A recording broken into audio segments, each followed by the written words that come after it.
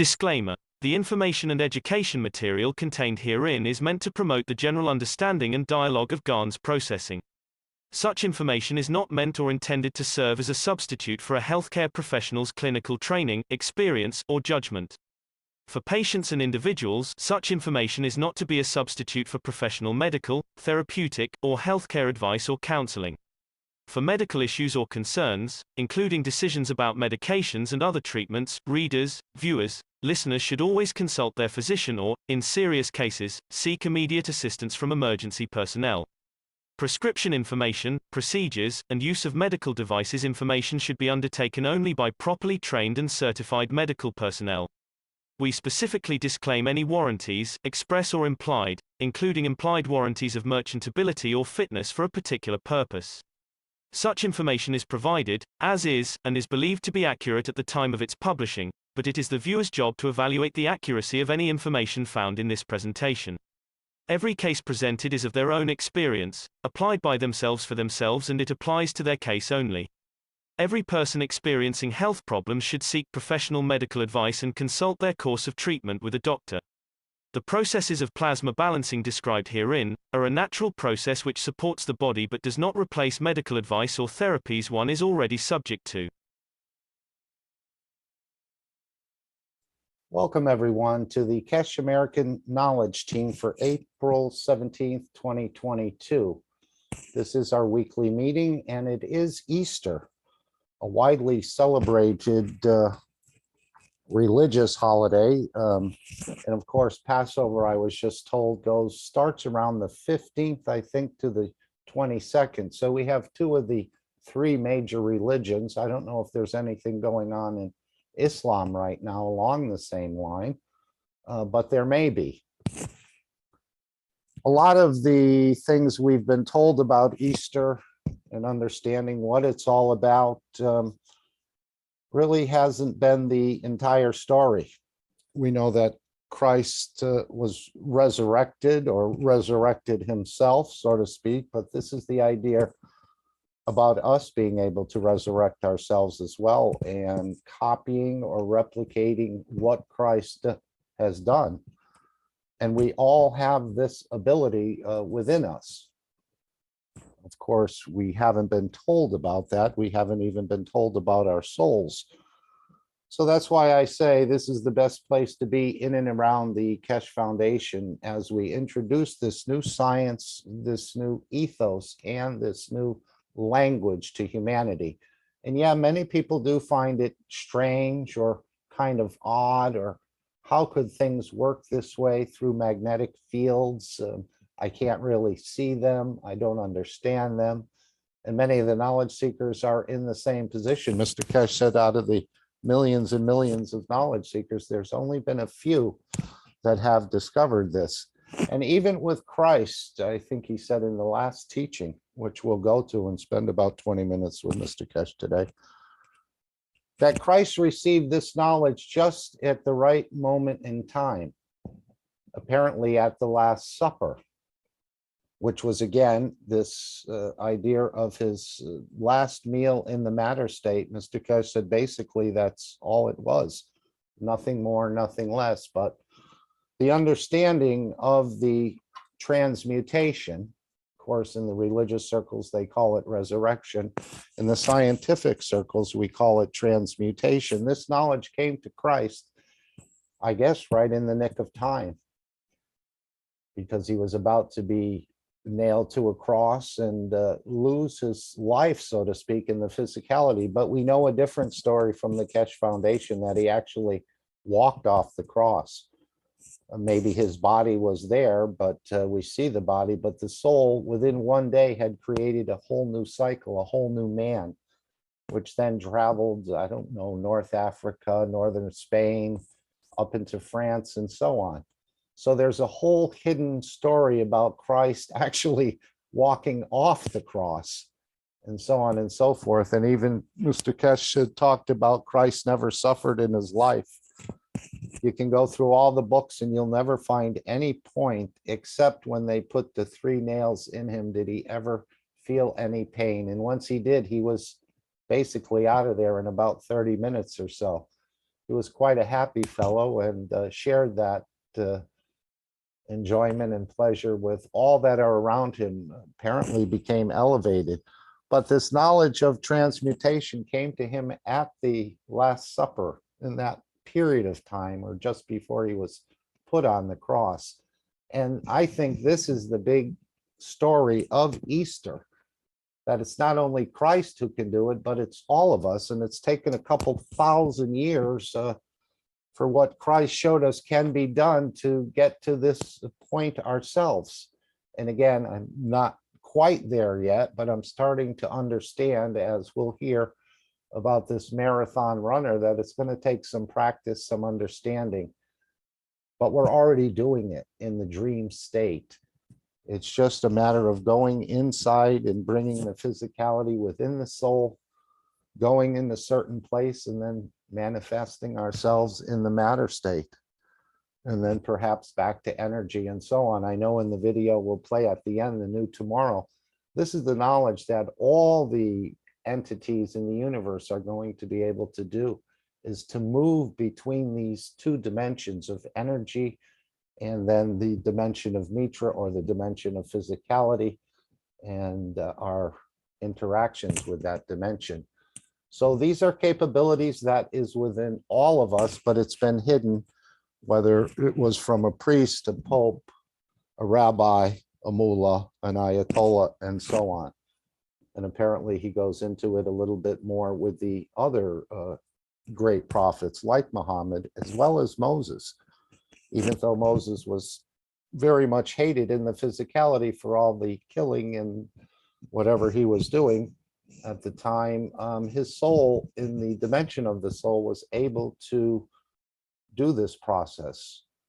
And again, it's hard for us to understand. We've been inculcated into an understanding that's not real, but it's there to cash out our pocket and our soul.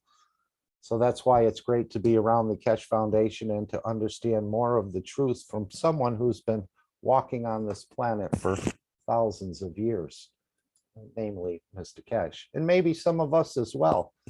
We don't quite remember, but we're starting to remember some of the processes that will bring us this eternal life, so to speak. Not so much in the physicality, but in the dimension of energy, where you can move, transmute back and forth between these two dimensions. And we know there's even more dimension than those two. There's probably 5 or more different dimensions. Mr. Keshe has mentioned this in the past. I don't know if anyone has anything they'd like to bring up today before we start, but feel free. Again, this is a round table meeting. Everyone has a microphone, and we're all equal in this meeting. So if anyone has anything to share at any time, please feel free to open up something you'd like to open up.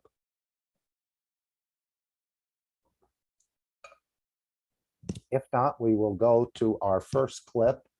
Again, we're going to spend about 20 minutes with Mr. Keshe as he went through this Easter celebration, and a little bit more of what it means and what knowledge has been kept from us. And probably because the priests and the others didn't really understand this capability that is in every person or every entity, I would think, whether it's a bug or a tree or a human being or a cow. They all have this ability to elevate and to transmute, as I understand it, and go up a level or 2 levels, or expand the soul, as we like to say. So we'll go to the first clip, and then we'll continue on into the teaching. And of course, the Dome of Peace will be included. That's part of our whole process and what we're here to do, to release the Gans waters and elevate the soul of this planet, as well as the physicality. And this is one of the ways you actually take over a planet in so many ways, to bring balance. And we do know we need a lot of balance on this planet. As we can see, the wars, the skirmishes and so on have continued, and hopefully they'll be ended shortly. And this will be a great entree for some of the Keshe technology that could be brought into replace some of the shortages that could come out of this entire situation, whether it be in food or energy or health. So thank you again for being here, and we thank your souls for being part of this entire process, which you've probably agreed to long ago, and maybe I did, but I don't remember signing that agreement or agreeing to that. But you can see by the appearance of the souls that they're on a mission in so many ways and supporting of the Keshe Foundation. So thank you all again.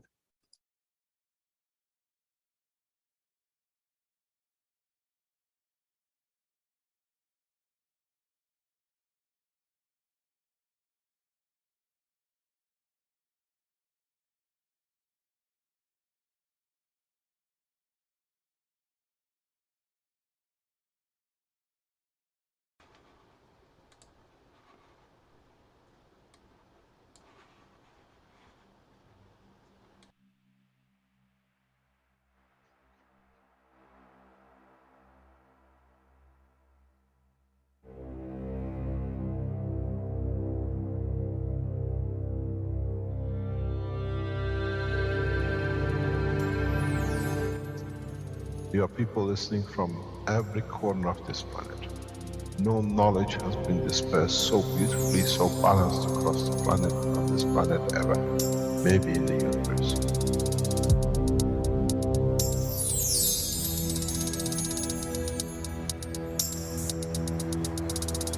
You have the full potential of achieving everything in the universe. There is no need and there is no reason for man not to achieve.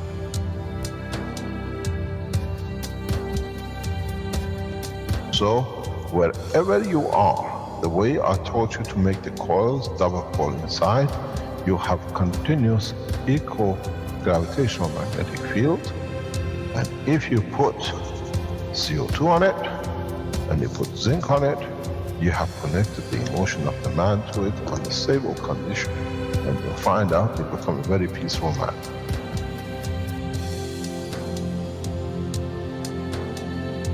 Here, instead of having galaxies and universes and creating connection magnetically, we have used the matter state gravitational magnetic field strength to dominate and dictate the shape of the plasma.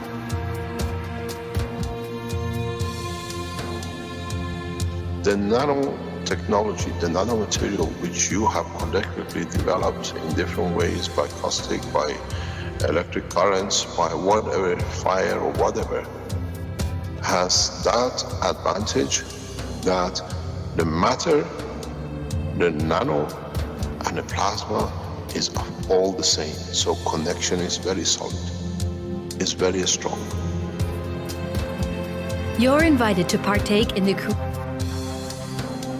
power of the plasma technology, the way we have thought, is beyond imagination of the mind.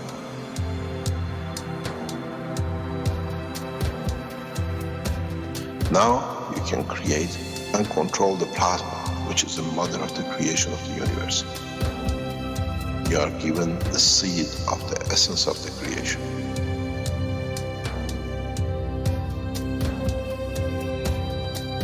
The foundation does not belong to no one and is not made of one anymore.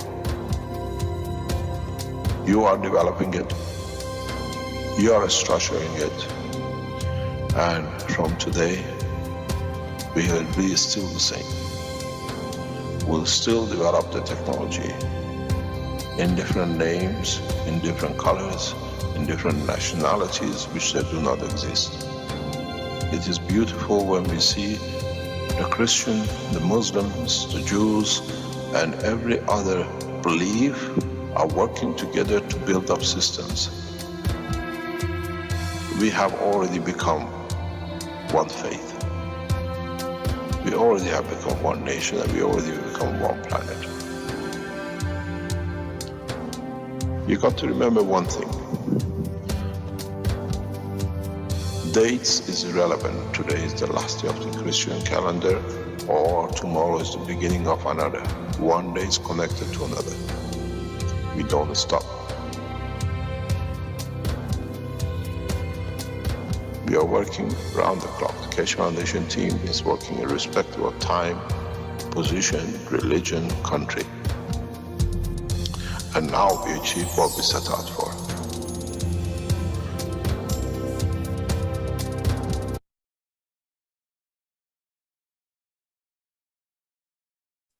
And of course, that's always been my wish, and probably yours as well, is to end these wars and to end this hunger and end the suffering that we see so much of on this planet.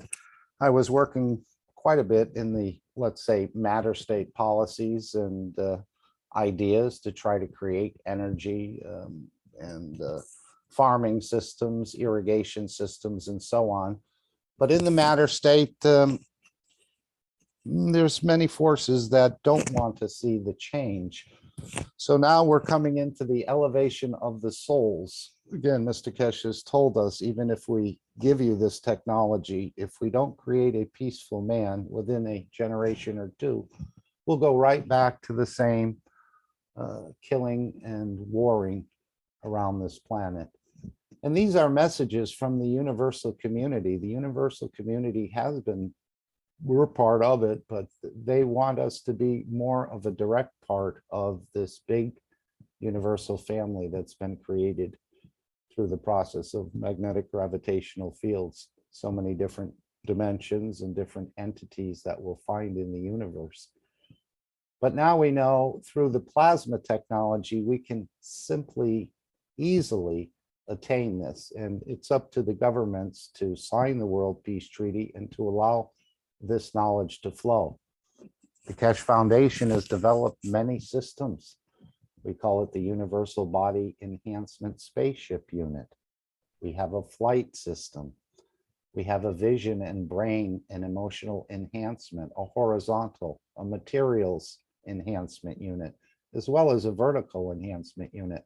All of these systems are sort of like training systems or systems to allow us to start to discover some of our capabilities. And again, it's been told to us, you don't need any of these systems. You can do it on your own. I don't think Christ had the universal body enhancement system, but he did have the soul. And we all have the soul of the creator, as well as the soul of physicality and our own individual souls, which is built on top of and above the soul of the creator. So this whole idea of soul, discovering your soul, the awareness of its capabilities has been hidden. They've shown us examples with Christ, but they said that was for Christ to do. He was the Son of God, and he had these capabilities, and he sacrificed himself for you. But now we're learning that we can be our own Messiah, that we can resurrect ourselves and create a new cycle. And that's what I always thought, even before the Keshe Foundation. Well, I didn't think that I could do it, but I thought I would ask the creator if I could create another cycle, that I would create a universe or a planet without war and without hunger, where no one goes to bed cold or too hot. And that was my goal. Of course, then I discovered years later the Keshe Foundation, but I was asking the universal community to help me to find a way to create this condition here on this planet. And now I know through the technology of the Keshe Foundation, it can be easily achieved once this knowledge is allowed to flow. Let's take a quick look at the Universal Body Enhancement Spaceship Unit, which Mr. Keshe has indicated is one of the most, or the most advanced system in the entire universe. Even those in the UFOs will look at us now as the new aliens, but we know we're going to be sharing this unit. And if they knew how to fly with their souls, they would not be in these little craft. It's almost like us being in a car in a way. They're traveling the universe, we're traveling the highways and the byways of this planet. And they call us four-wheelers, but basically we're in the same predicament. They're in the same predicament as we are, and we're in the same predicament as they are. And that is to learn to travel using the soul of the man, which we all do. And we call it a dream. But we're finding out that we can actually create this situation within us. But it will take some practice. as he gives the example, which we'll hear in the clip about the marathon runner. We see Christ being on the cross and then resurrecting and appearing later on, a few days later, and so on. But we don't see a lot of the training that has happened, and that was the example of the marathon runners. We watch the race, it's over in 3 hours, we cheer and so on, but we didn't see all the training that went into it. And that's the position these systems are going to put us in, to allow us to start to train and open up this body so that the soul can actually travel and then with the physicality and come back in at the same time. So you can bring the physicality with you. It's almost like the dream state. How many of us have said how real that was? And I think once we start experiencing these systems, again, we'll understand how real these magnetic gravitational field enhancement systems are. You may not see the universal enhancement unit fly, although that is a distinct possibility, and that may come, but you will see the soul move about in different places on this planet, as well as the universe. Every field has been, I guess, calculated so that wherever you wish to go, if it's safe, you can actually go there. So let's take 3 minutes on this clip.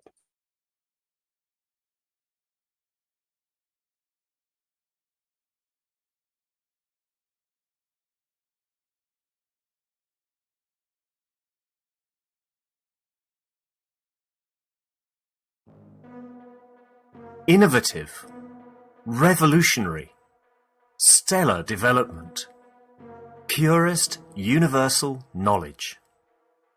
In a transformative, futuristic design. The Universal Body Enhancement Spaceship Unit.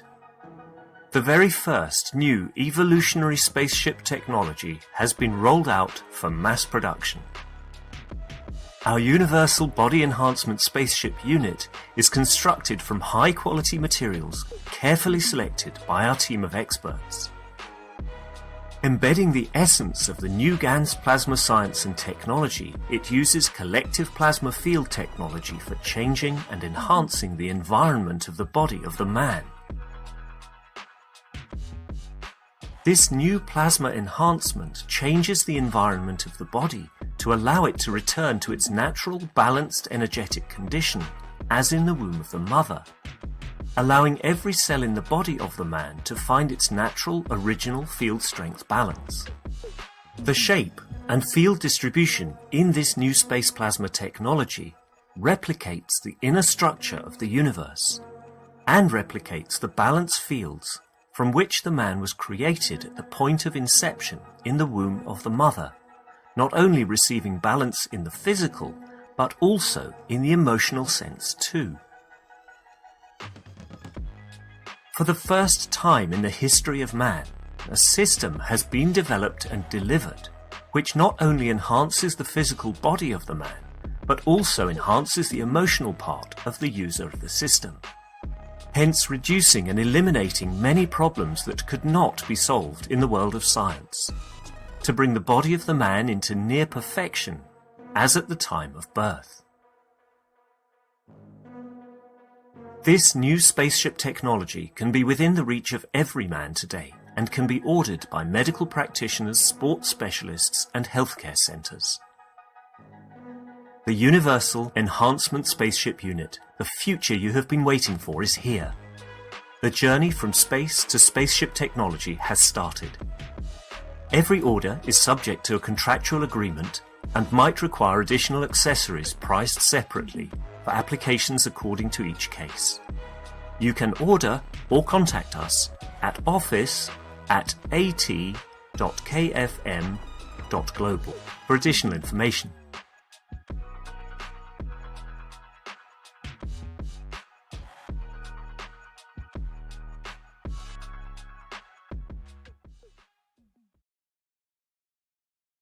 And of course, we heard that there's been some new seats. These units were supposed to actually arrive in somewhere around January 2020.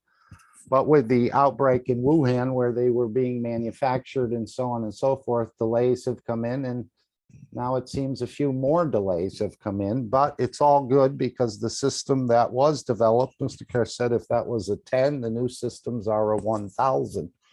And now he showed us some pictures of new seats that are being developed in Iran with no metal components at all. And I think he said they placed an order for about 400 of these chairs.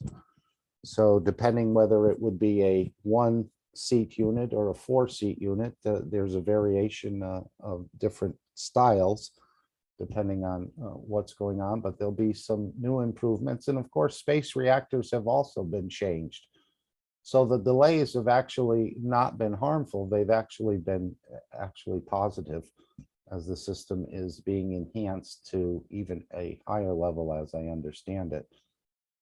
And back to Easter, let's go and hear Mr. Keshe's teaching on Easter and what some of this really means to us that's been hidden from us over these years and centuries, let's say. We're not the only ones who have been deceived, but many, and as I said, that's Christ was here about 2,000 years ago. And through this understanding of moving with the soul, you can interact with your mother, your father, your brother, maybe a pet that you've had, or even sit down and talk to Christ. I know it sounds beyond the understanding and belief of the man, but most of these technologies, as we will see, growing arms and legs or doing dialysis plasmatically through the air without needles and tubes, again, beyond the imagination, but it's been fully documented and so on. Agriculture is the same way. Huge increase in harvest, shortening time in growing seasons and so on. Increased protein content per gram. Many of these things, again, unachievable by man, but through this technology, we can end wars and we can end hunger on this planet permanently. So let's go to this teaching here on the 428th, and we're going to spend about 20 minutes with Mr. Keshe today on this. As he said, just give me 1 hour a day for a week and I'll change your nation. So whatever he's delivering through the soul has a very penetrating effect on the ears of those who hear him. And that's why I always like to play. And of course, he's a master at this technology and understanding this science, this new science.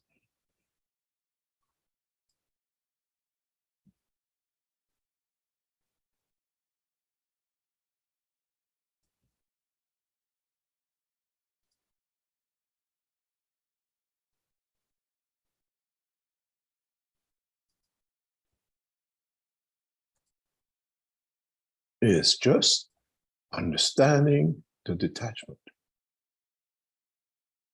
Understanding. Detachment is not that I'm going to live like a hermit, become detached. No, detachment, the way done before, going into exile and living on a stone for weeks and going through hunger is over. That was the way people could understand. You can live the most luxurious life. You can be the most educated man. You can be the professors. You can be the doorman. Understanding the work of the soul does not carry human paper certificate and job description. It's you who has to educate. And I always said, I never lived a poverty life. I don't live a poverty life. I live according to what suits for me to be in the society where we can influence. You cannot go to be the head of the Keshe Foundation with an old banger, with the jeans and torn trousers and try to tell the professors, they just laugh. They just become a lunatic enough. When you go dressed as they are, more educated than they are, this is when they listen to you. This is the fear of what I call educated, especially in the scientific world, because now they understand they have no education compared to what you carry as a knowledge in gases, in evolution of the science of the field, and how we can extend this, how we can bring this to what we call to the front. You let the others do what they want to, but if your part, if your what I call ambition and target is to achieve that point, that you can travel with the dimension of the aircrafts to carry the dimension of spaceship or the soul, it's you who makes that decision. And that decision made by you will frame you to the life of physicality in that position till you are aware of the work of the fields of the universe.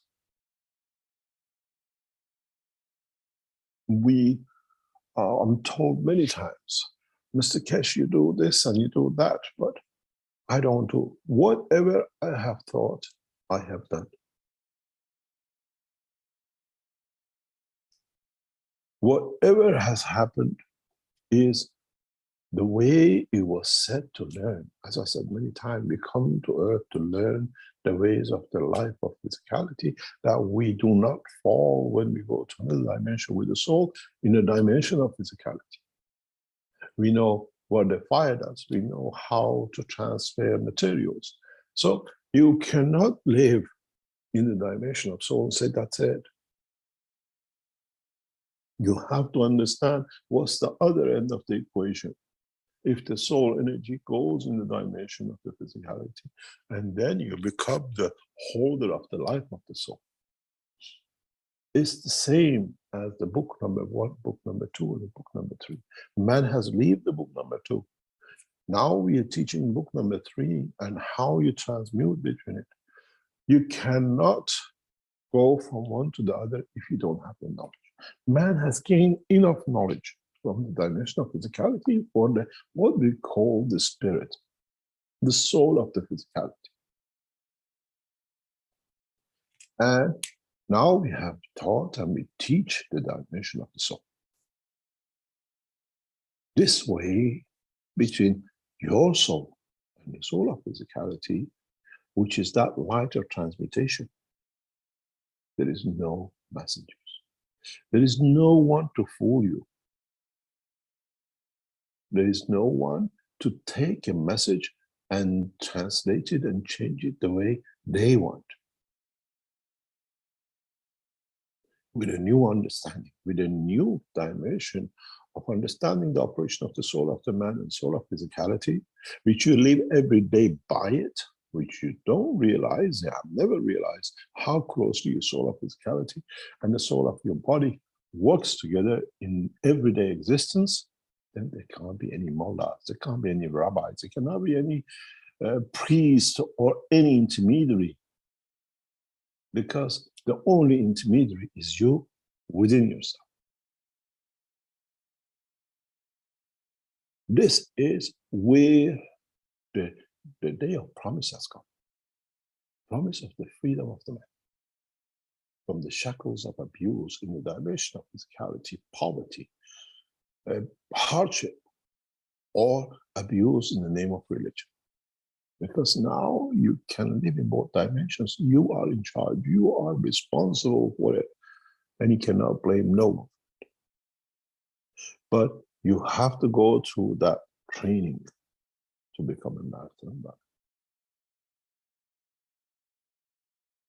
Once you get addicted to become a marathon runner, it's very hard to stop. And some people lose their lives in the training because they don't get it right. They push it too far. They somehow cut the lines, formation and reality and the fact of point. The beauty of it is, we watch the marathon runners, New York, London, wherever, and we watch for 2.5 hours, maybe 3 hours, seeing them struggling, seeing them enjoying, rejoicing to be the first to get to the end of the line, the second or whatever, or at least I managed to finish the London Marathon or New York Marathon or whatever. But what we don't see is the day before, the week before, the month before, the year before, what that marathon runner went through to get to this point. The training, the self-confidence, the things which are put in front of him, the injuries that he has to overcome, the failures that he has to, the things he has to sacrifice. Instead of going for a dinner party, tomorrow I have to run a marathon, forget about the dinner party that every family and everybody else is. This weekend, we remember the crucifixion of Christ as Easter in the Catholic Church and the following week in the Orthodox Church. What's the meaning of this process? That you just look at it, buy an egg, put a tree and some chickens and the chicks under the tree, and put some eggs in the garden for children to find, or in the Orthodox Christianity, boil some eggs and meet each other and see which one cracks under the head of another egg to win. But what is the real truth which is lost in this process of Christianity? The story of the crucifixion of Christ, the conversion of the physical to the dimension of the soul, and the turn of the soul back to physicality. Christ as a man went on the cross. He separated in that dimension on the cross to the dimension of the soul. Went from book 1 to book 3, using the transformation of life of the man. And then he transformed back to a man coming up the cross and walked away. Man has taken it literally by word, but in fact, it's a teaching what you have in book 1, 2, and 3. Which way do you want to go? He completed the cycle in one day. Then it wasn't there. Then his soul flew. Why wasn't he there? Because the soul of the man took the dimension of physicality and became a man and traveled across to North Africa into northern France and Spain. Sorry, northern Spain and France border. So up to now, you learn it through mysticism. Now you learn it through science and understanding and technology, that you can become that Christ. You can become the man who can move to the state of the soul to go for a dimension of physicality, and from the dimension of the soul, come to physicality. This is what we say, the man with the knowledge we have given has reached the status of the prophet of the past. Because you can do scientifically what was done as a magician and became in magic, and now we celebrate it and we do everything else. Tomorrow is a Good Friday. And what happens by Monday or by Sunday? Or where have our priests, popes, have lied to us because they never understood. They never understood the point of transmutation. The crucifixion of Christ, the resurrection, is exactly what you have in book 1, 2, and 3. Now you have the capability to do it scientifically. You have the enhancement units being built. You have the teaching of the use of the magraphs, energy, plasma direction. Everything is being given to the man.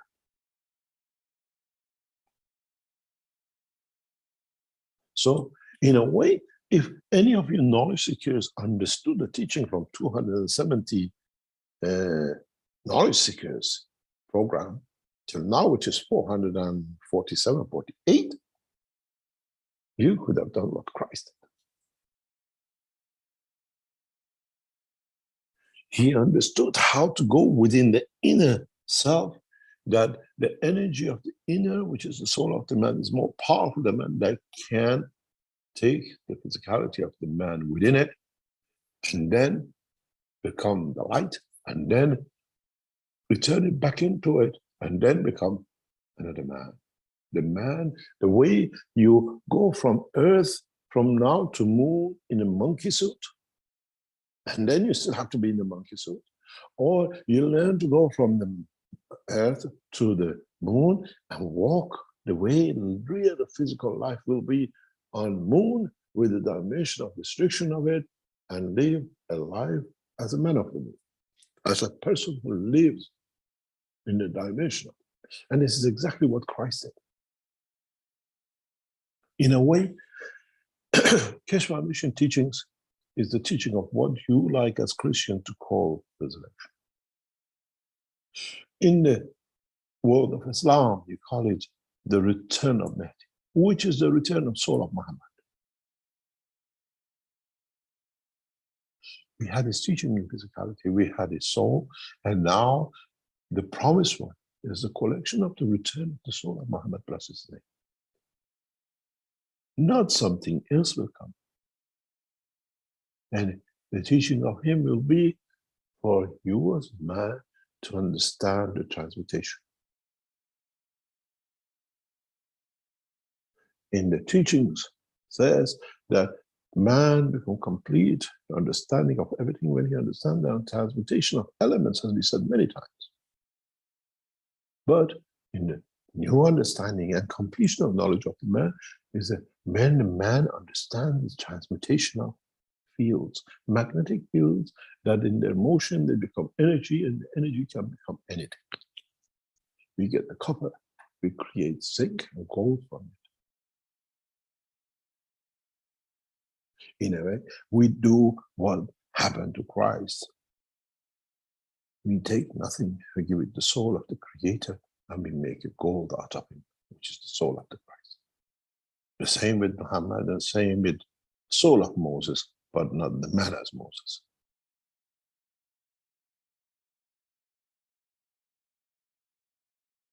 Then we come to understand that the totality of the teaching comes to one point. We all come from the same sun. We reflect like a mirror the beauty of that sun. But we do not become the sun because we are made of it, we are part of it. But we never become of it, become totality of it. The teaching of today, as is Easter, what we call weekend, is to understand the truth about resurrection. And finish with a dogma of lighting a candle in the church at a certain time in Jerusalem or somewhere in Nazareth, something else or whatever. We are not looking to be magicians. We are looking to understand the process of the creation, and that we become citizens of the universe. You transmute your physicality into the strength of the soul of the man, travel across the universe, and on planet Zeus, on Mars, or wherever, you return back to the dimension of physicality at the point and the place. You resurrect yourself. In a way, we are familiar with this, but we have denied it because we couldn't understand it. You call it a dream. In dream, you're in the presence of your mother, your presence of your friend, presence of somebody else you never met. You see accident, you see gathering, but how come?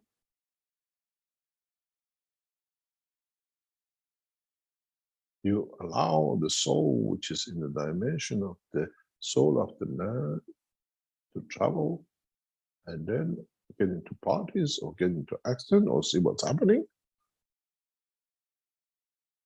And then you manifest yourself there in a dimension of physicality.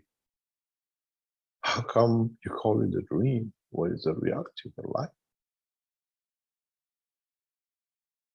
We do the transmutation. We understand the process, but we never accepted it. We have the capability of it, and we need to be that marathon runner to be. What can I do?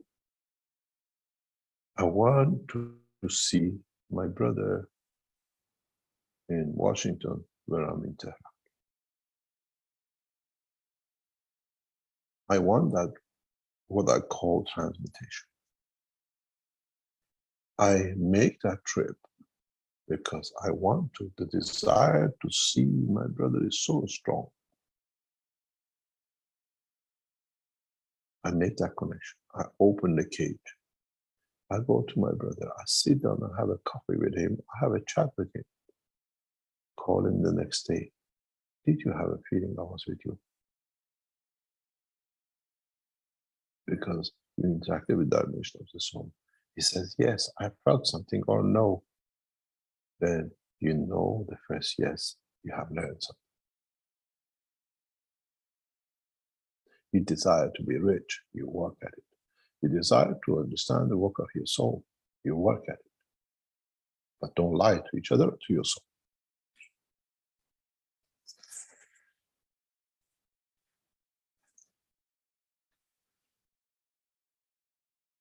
It's not making a map.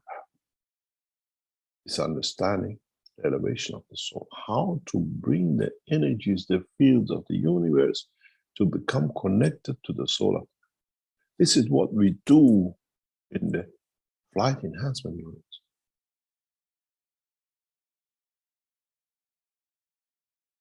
In some cases, many of you will go into the enhancement unit, you travel where you want to be, but the enhancement unit never moves from the ground.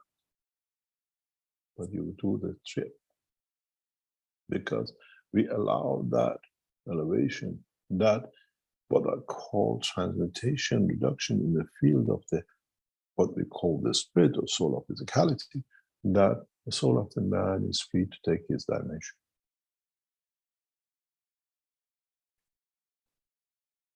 In a way, if you look at the, what I call the teachings of a few weeks ago, when I explained to you in the Lens Exhibition Center, we'll send one person from this side of an object from this side of the bridge to the other side. We are not doing anything else but what we are teaching.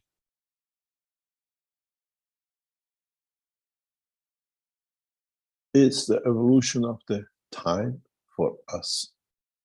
And some of us would like to be, but we cannot understand it. But we become the tool for the others to achieve what we have not managed to understand. That one day from them, one time from their experience, we receive the elevation to understand.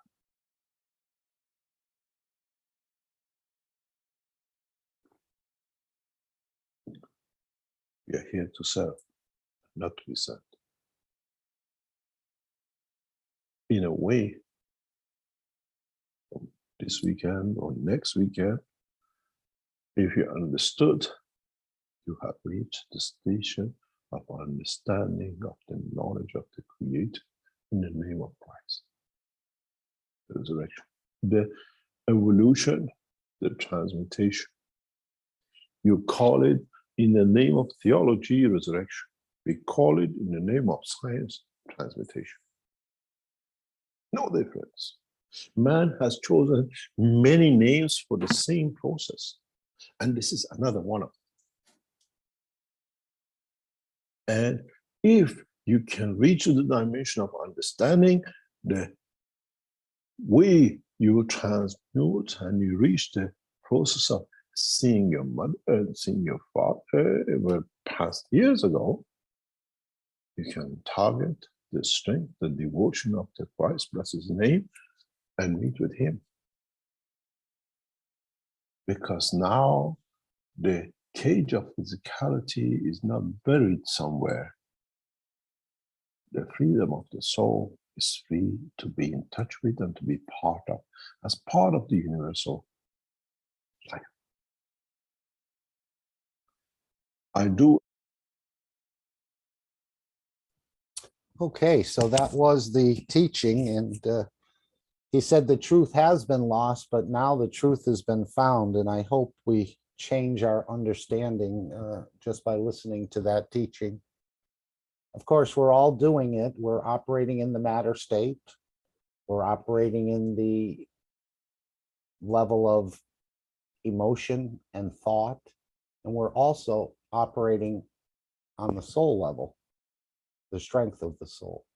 So we're already doing all of this. It's just us, he said, who's been the denier of it, because we want to confirm our existence in the physicality. So we already have these capabilities. He said, you call it a dream. So now we want to move to this position where the dream becomes, when we're conscious, we can actually do it. That was a beautiful story about having a desire to see your brother and then going there, having coffee with him on the soul level, talking with him on the soul level, and then calling the next day to say, gee, did you feel I was with you yesterday? And he said, when you get a yes, then you know you're onto something. So you can become that man, Christ. You already are. Again, it's just us who have denied this understanding of who we are and our capabilities. And of course, the religions have totally blocked it because they probably didn't understand it themselves. And they're, again, perpetuating this false understanding of what Christ was actually trying to show us and what he did and became a new man. And I know the story was told about in the resurrection when Mary came to the cave. Apparently she didn't recognize Christ. And I understand you were not reincarnating, we're transmuting. And when you transmute, you may be look a little bit different. Same soul of physicality, but the appearance of the physicality may be different. And so Christ had to tell Mary a few stories about places they went or things that happened to them. And then she believed. Then she said, yes, you are the Christ. So many things to learn. But as he said, these systems that have been developed, not that you need them, but apparently many of us will start to use these to find out some of our capabilities, because they're going to be produced in the thousands and probably millions over time. I know he talked about one being on every corner at a certain point in time. If anyone would like to add to the knowledge or make a comment on your capabilities, you're already operating in these levels. It's just us who have denied it, but we need more training. There's no question about it. But this is the life everlasting. No matter what happens, you can create a new cycle through the science and understanding of the ability of the soul. Christ did it in one day, Mr. Keshe said. I don't know how long it could take. Maybe different ones transmute at different strengths or different times. All depends. But this is life everlasting as I see it. And it's not that God is giving it to you. It's already within you. You're carrying the Creator within you. It's just we haven't learned how to use it or how to appropriate it, let's say. So hopefully this teaching has added to your knowledge, your capabilities, your beauty as a soul, as an eternal soul, as life without end. And maybe we could continue to come back here, but I think after a while you may find this place a little bit boring in a way and want to see new dimensions and new understandings and meet with others around the universe and share their knowledge and their understanding as you share your knowledge and understanding with them. One of the things we do in the physicality, and Mr. Keshe has asked us, is to spray in place this dome of peace. And this has been a call for quite a while now from Mr. Keshe. And every Sunday at 12 noon or at 6 p.m. CEST time, every Sunday at the same time. Let's hear from Mr. Keshe if we can.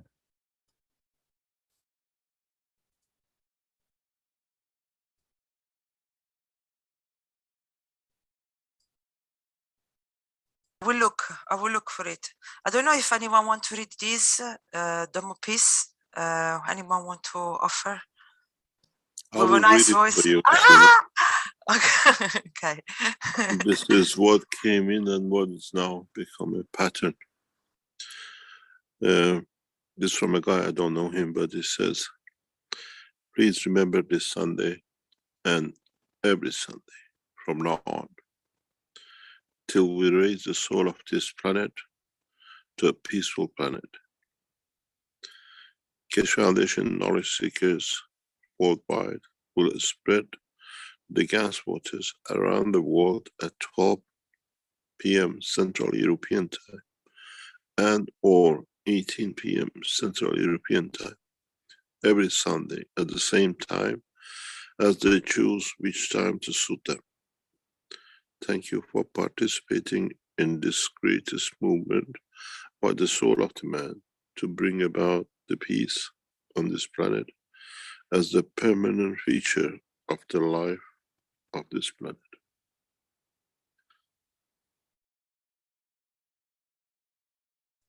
Yes, Hassan, he did say that he was given that knowledge right at the last moment, I guess around the Last Supper time.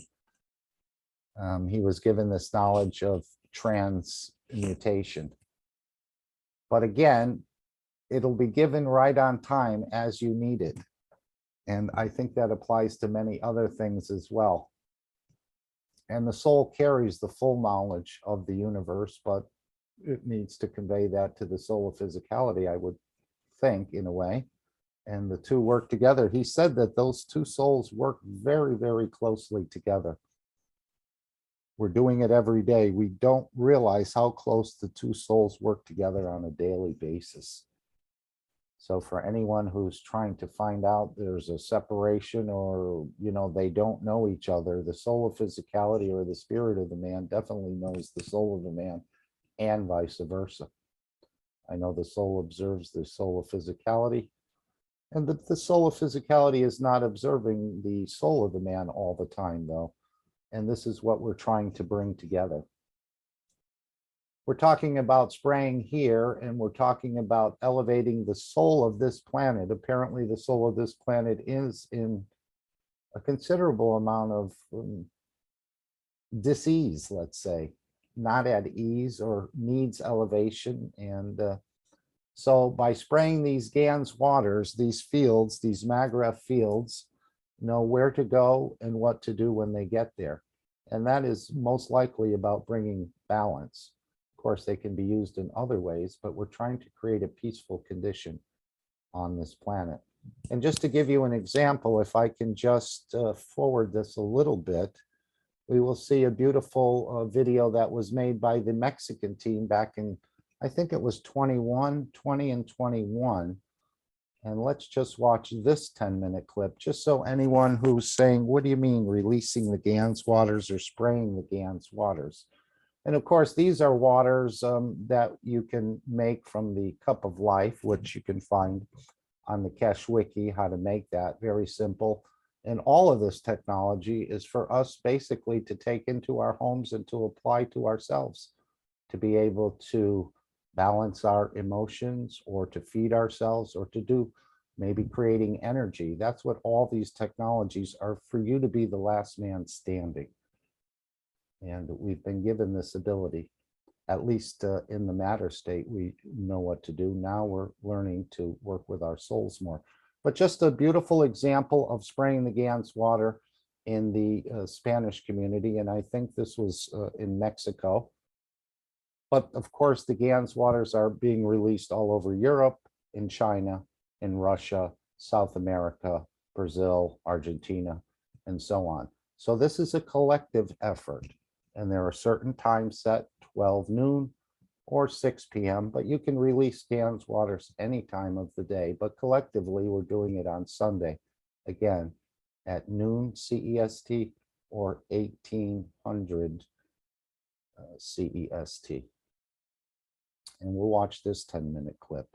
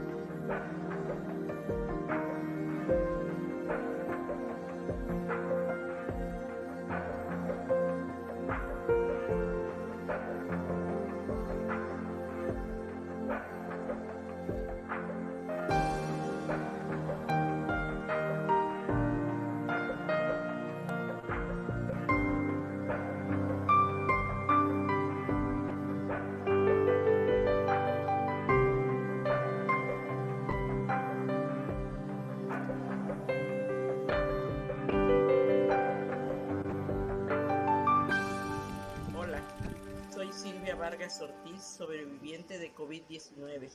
Quiero compartir mi testimonio referente a estas aguas que estuve tomando cuando me encontraba muy delicada de salud. Quiero que sepan que no solo la tomaba, también me la aplicaban como un atomizador para que mi cuerpo la absorbiera y yo la respirara. Sé que hubo momentos muy críticos, pero gracias a estas aguas siento que me fortalecía.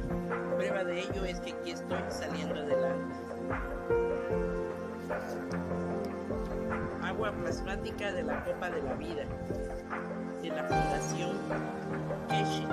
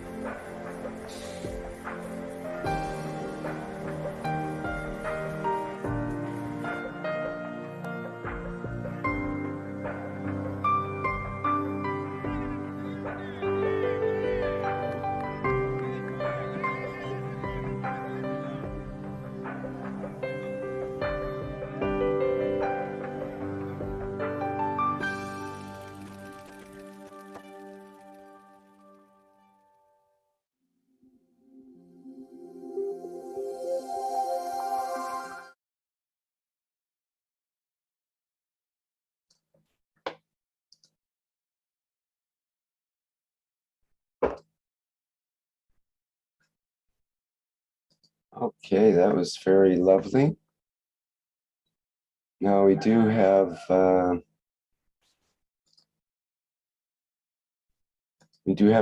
video from Salamia that I could put in as well. It's about 3 minutes, so it's about the Dome of Peace.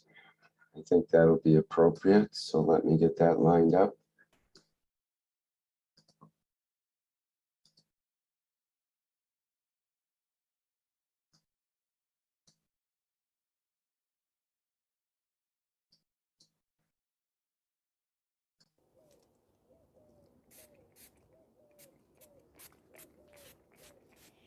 I am praying for peace, for the dome of peace. I am praying for harmony between all nations, for equality of all human beings at the soul level and in the physicality the same, like at the soul level.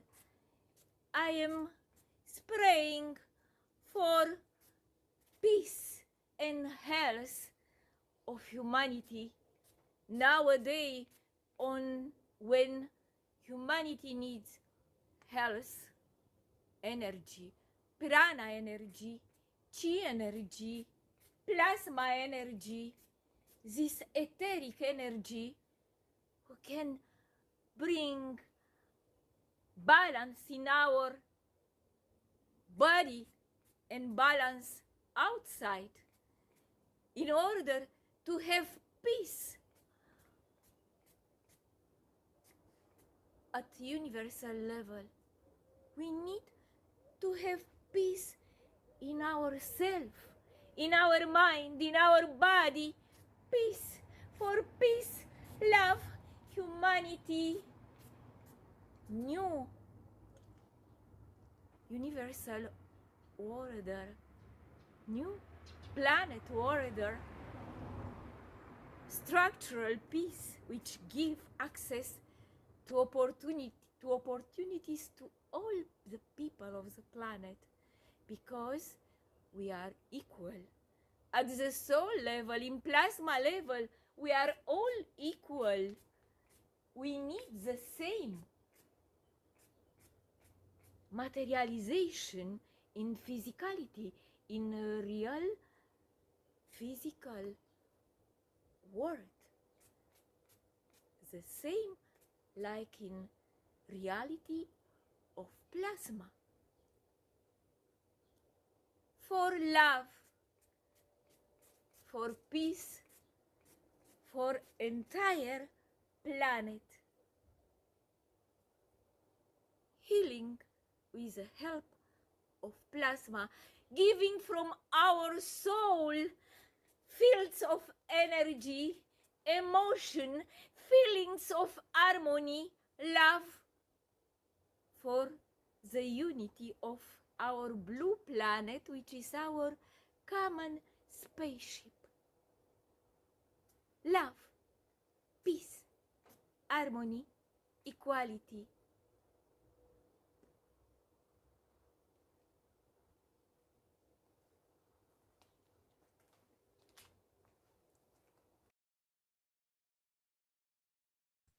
Well, if anyone didn't understand what we're doing on Sunday, I think we've seen a beautiful example from our Keshe Spanish Knowledge Team, as well as Salamia as well. We want to thank both of them. Now, of course, the spraying, I think Mr. Keshe said, was for the physicality. Now we're going to up it a little bit here. Please remember every Sunday from now on, until we raise the soul of this planet to a peaceful planet, Keshe Foundation knowledge seekers worldwide will spread the GANS waters around the world at 12 p.m. CEST and or 18 p.m. CEST every Sunday at the same time as they choose which time to suit them. Thank you for participating in this greatest movement by the soul of the man to bring about the peace on this planet as a permanent feature of the life of this planet. Mr. Keshe suggests we add the next step to create the dome of peace with the power of our soul. We asked you to spread the GANS waters each Sunday. Now we give you a new path. Now try to unite each other's souls to elevate the soul of humanity through your own soul to a level that no one can touch, the embodiment of the human race. Choose a time where all of you come together on the soul level in a state of inner calmness. At that time, don't spread the water of GANS, but spread your soul. Unite, and in time, we will make a new race out of the soul of the man. And then, instead of doing it once a week, do it all the time. MT Keshe. Let us take 5 minutes of silence to elevate the souls and give through our own souls. This is all on field level. The soul of the 5+1 peace negotiators, the soul of the International Atomic Energy Agency, all souls working for peace in Vienna, the soul of humanity, the soul of world leaders and religious leaders of planet Earth. So if we can, let's just take 5 minutes now and use our souls to do exactly what you saw with the spraying of the GANS waters, but now release the energies plasmatically from your soul. We will take 5 minutes and I'll come back in when that's over. Thank you.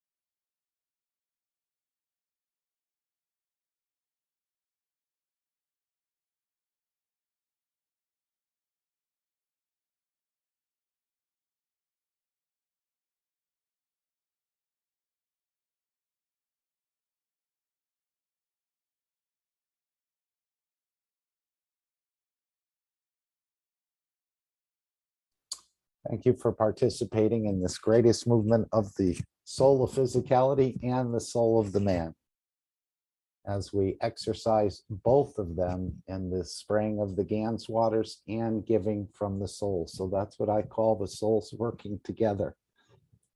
And it's very beautiful, and it gives us some acknowledgement of both souls being there and both want to participate in this movement for peace.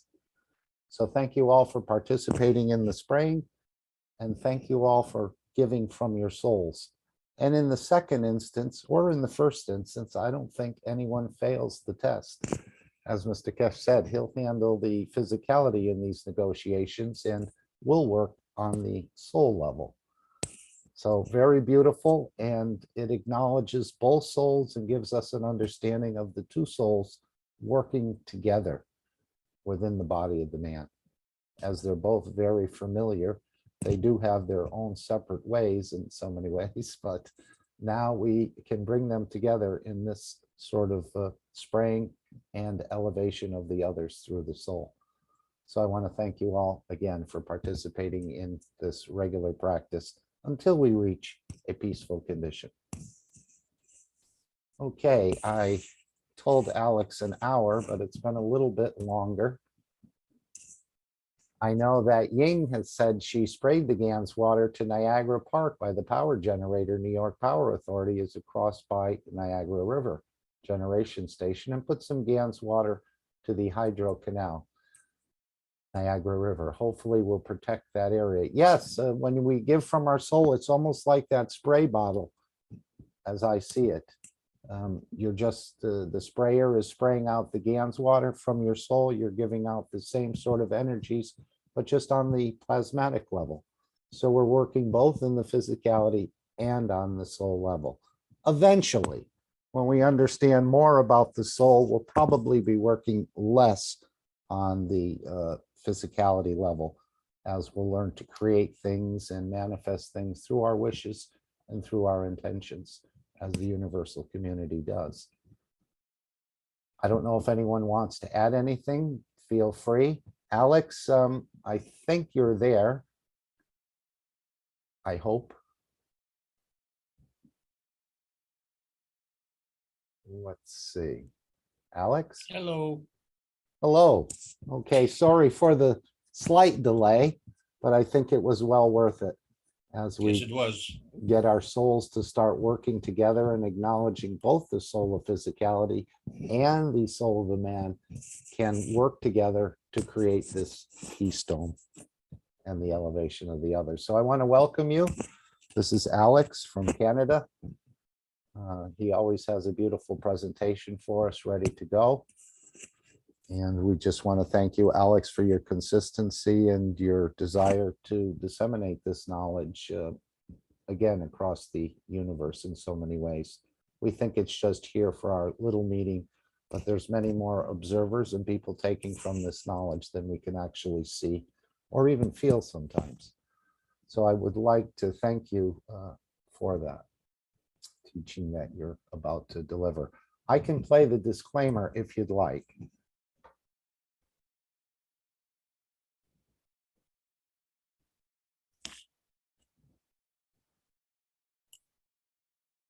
Let me play the disclaimer. Would that be okay? Yes, please. Okay, here we go.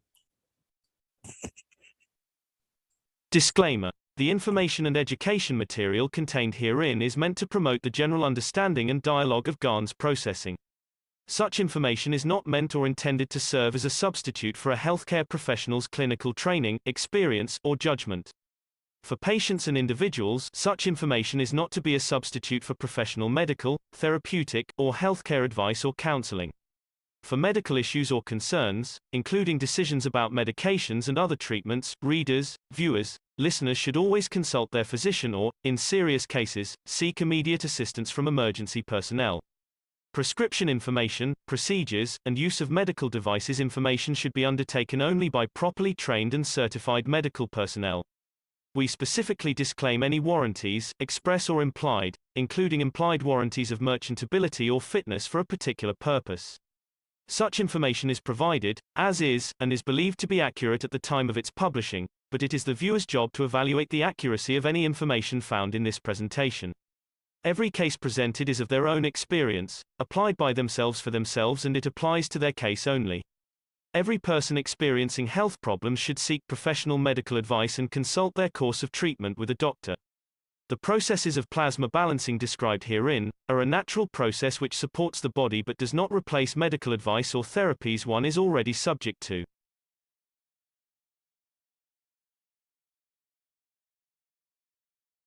And again, thank you very much, Alex, for coming in, giving your time, sharing your soul and your knowledge.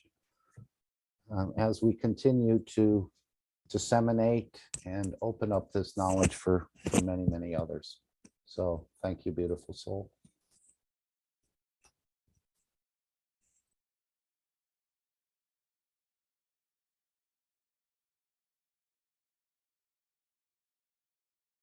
If you're ready, Alex, you can take the screen now. Just getting the last buttons pushed. No problem. We're very patient.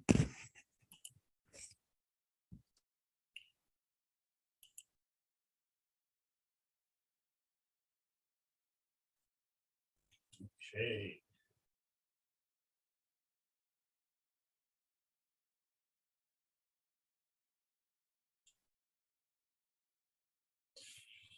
Audio, video good? Everything is clear so far. Have you taken the screen? If you have, it's come up in back of mine. Yes, now I see your screen. Thank you, Alex. Thank you very much, Mark, for that wonderful introduction today. Thank you for being here and organizing and shepherding us. Yes, it's all of us, actually. We're just carrying a small piece of this very large carpet, or another way is we're just one of the pieces in a much larger jigsaw. And of course, it's a little bit stressful for some people. It's an inconvenience to come to this meeting today. So fortunately, it will be recorded and available to those who wish to have that. So I do wish to thank all those in attendance today and in the future. Yes, indeed, because this is where science meets the soul of man for peace. That is the purpose of this meeting. And as you can see by the medallions here, the spread of the organization, and this is not actually very accurate in terms of how much we have grown, because this is the North American teaching, and I want to welcome all the North Americans here. But we are represented on every continent, and we have an extremely strong European contingent, and so we have a significant time differential all around the world. But that doesn't matter what time it is, because wherever you are, that's where you are. And so we are all here, and on behalf of the Keshe Foundation Spaceship Institute, this is a teaching in plasma science. We are at the intermediate insight level. The subject today is sunshine. My name is Alexander, and I am from Canada, and it is April 17th, 2022. This is the Keshe Foundation North America Plasma Education Series. As I mentioned, we are talking about an intermediate insight, and as such, we've tried to organize the classes because in our archives, we have thousands of hours of teaching and going back, well, more than a decade. And so it becomes quite a mountain to climb if someone is a new knowledge seeker. So we try to organize things in basic, intermediate, and advanced classes, starting with basic teaching, And we went to intermediate teaching, and then intermediate understanding, intermediate knowing, and we are now at the intermediate insight level. And the reason for that is because it allows us to progress. So it gives a path for the new students to see exactly where they are on the map of the road to knowledge, and for the mature students, how to navigate this road of knowledge, and also for giving a pattern and a path for new teachers. So as you can see, we're near this end of this session here. Last week we talked about moonshine, and we know that moonshine is a very important part of our lives. But we are trying to go into uncharted skies. And what we need to do is to understand that there are leaders and there are followers. And so the followers need to be very, very careful with respect to who they follow. We don't always have the right guides, and we don't always have the right answers. But there are answers, and those answers rest within our moral leadership. And in order to be moral, we need to be sober. And so, why do we not want to be sober? And it has to do with morality. Why do we get drunk? Why do we get stoned? And why do we get high? To try and forget. And so we have very important days, and as this is an important day in the calendar, we all become students. And we have things that we can hear, and we have things that we can see, but they don't reflect necessarily the right choices, because we all make a default choice. And that default choice is manifest in the fact that we were born. And when you look at when you were born and can we get elevated, we need to sort things out. And frankly, there's a very rough road ahead, and it's going to get rougher. So we need to really adjust our compass, because we have to tune into the universe and turn on to the energy transactions that come as a result of that. And in order to be able to benefit from that, we have to drop out of our physical limitations. And so we've come to a real pressure point. And this pressure point is the opportunity for us to leave our nest. And as we try and get our bearings, and we see that we have problems, and last week we had some fuel problems. We have corrected them. We have improved the quality of our fuel system. But we are launching to the moon on June the 6th or sooner. And so there's a lot of pressure because it's T-minus 49 days and counting. And in simple math, it's less than 7 weeks. So the pressure is absolutely mounting.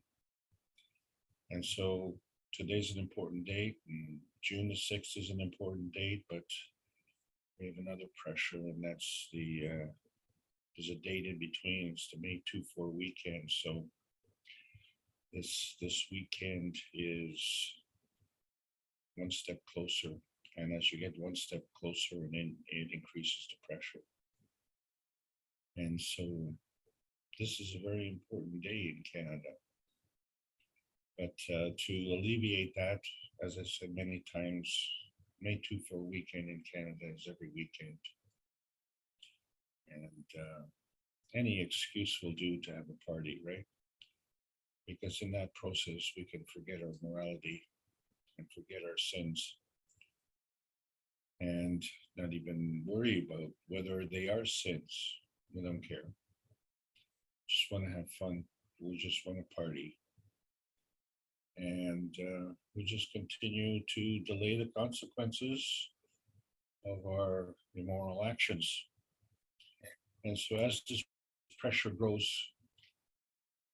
it doesn't go away really, it just adds to the pressure. And so we were playing musical chairs a while back, and one of the things about that is that we reduced the number of players, and as we reduced the number of chairs.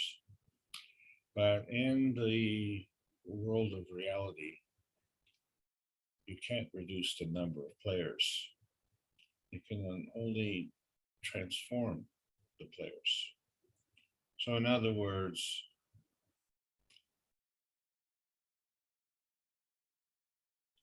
the players remain, always. They just work in different fields. And so if we change the game of musical chairs, so we don't reduce the number of players, we reduce the number of chairs, so we reduce the field strength. But we bring more players. And so we increase the pressure. And so to alleviate that pressure, we have to go down gravitationally. And as more players come, we have less chairs. So to compensate, we have to go deeper, more in. And then we come to a point where there's nowhere to go. So as it keeps coming, the pressure increases and you get to the point of overcrowding. And so something has to give. You can't drown your sorrows in things that give you an artificial reality, because your perception of that reality may change.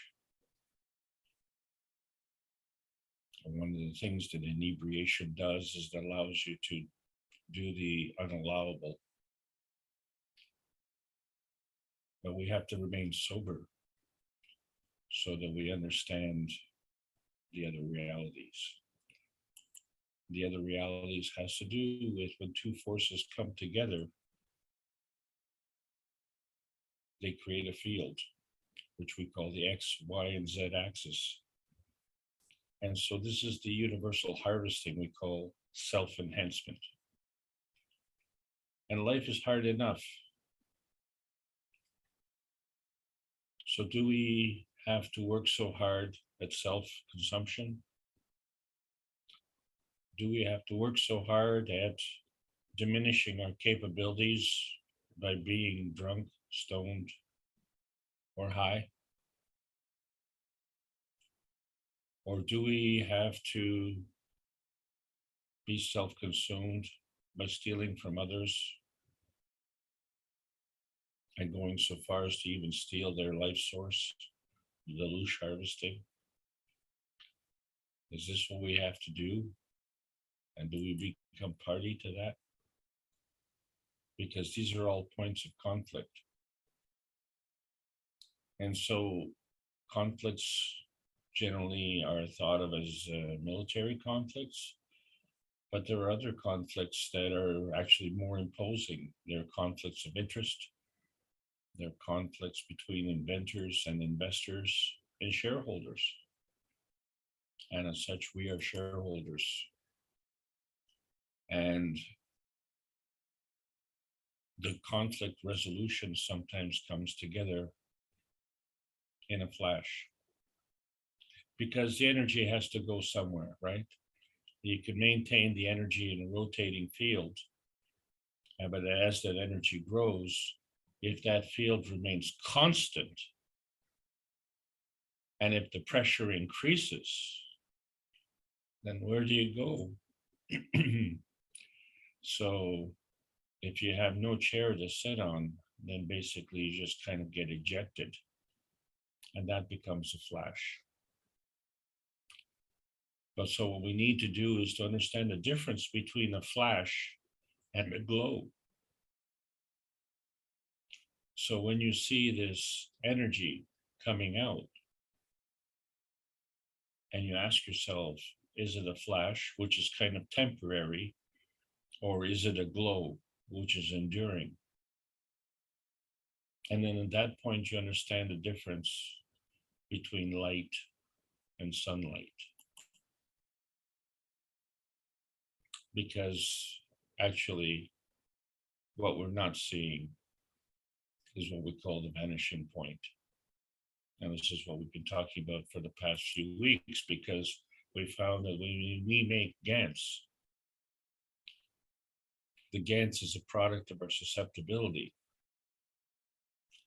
The GANs is a physical product of our existence. But within that existence, we develop the whole. And there's nothing in that whole. So the GANs has vanished.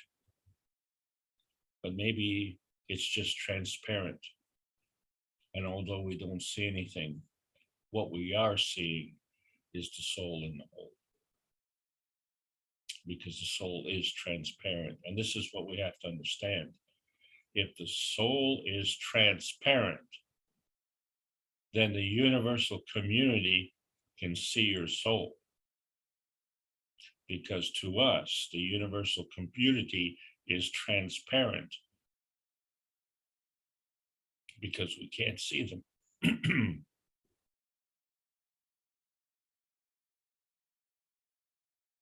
So in some ways, this puts us to a disadvantage, because we can't lie, cheat, and steal and be devious and, be dominating.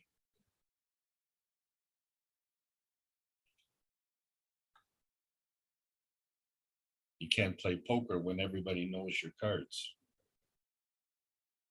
And so it's astounding when you continue to play poker and everybody knows what you're holding. It's just incredible. So we've come to the point of understanding what this vanishing point is. It is a convergence of the verification point, which is coming to, and is what we transmit. And it's a validation point of where we've come from, which is part of our transition. And so where these 2 points meet, this is our point of existence. So we say this point of existence is the point of transmutation.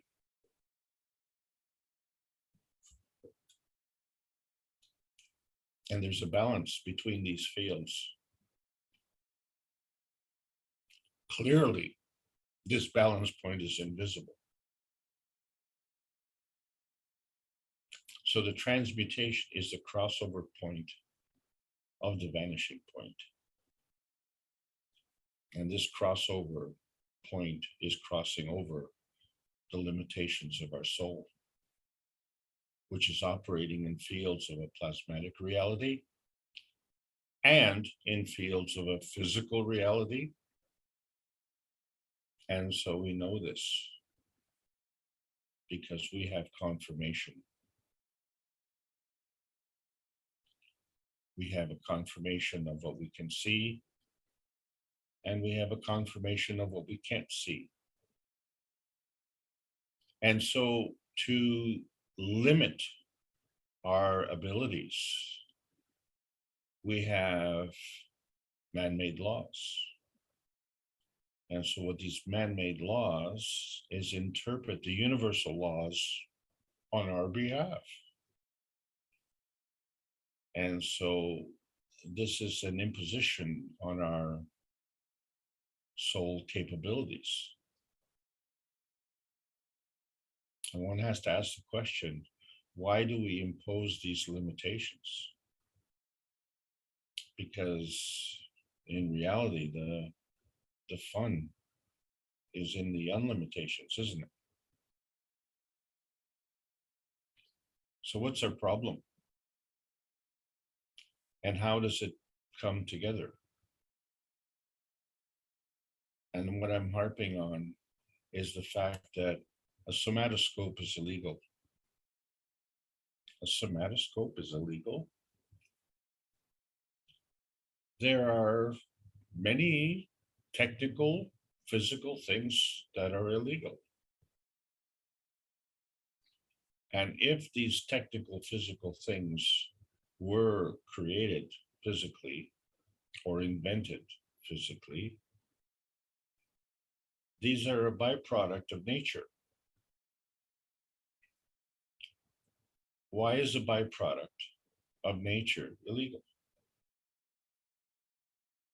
So if you answer that question, you understand what's wrong with this earth, with life on this earth. And it's because of that, you understand why the universal community is reluctant to participate. Because really, who wants to participate with hooligans? Actually, even hooligans don't want to participate with hooligans. So, that creates a real dilemma. But Gaston Nasons introduced a somatoscope, which is able to see tiny bodies. So on the screen here, you have big bodies, large circles, and you have tiny dots. And what I want you to notice is the size relationship between the tiny dots and the large circles. So the large circles is the blood, and the small circles are the somatids. And somatids are tiny bodies. And these are about the tiniest bodies that we know of, or that we've been able to see physically. And so this microscope has a capability, and because we're more advanced in our learning, we understand what a nanometer is. It's 10 to the minus 9th of a meter. That's 9 orders of magnitude smaller than a meter. And of course, an angstrom, 10 angstroms equals 1 nanometer. So an angstrom is 8 orders of magnitude smaller than a meter. And this magnification is at 150 angstroms.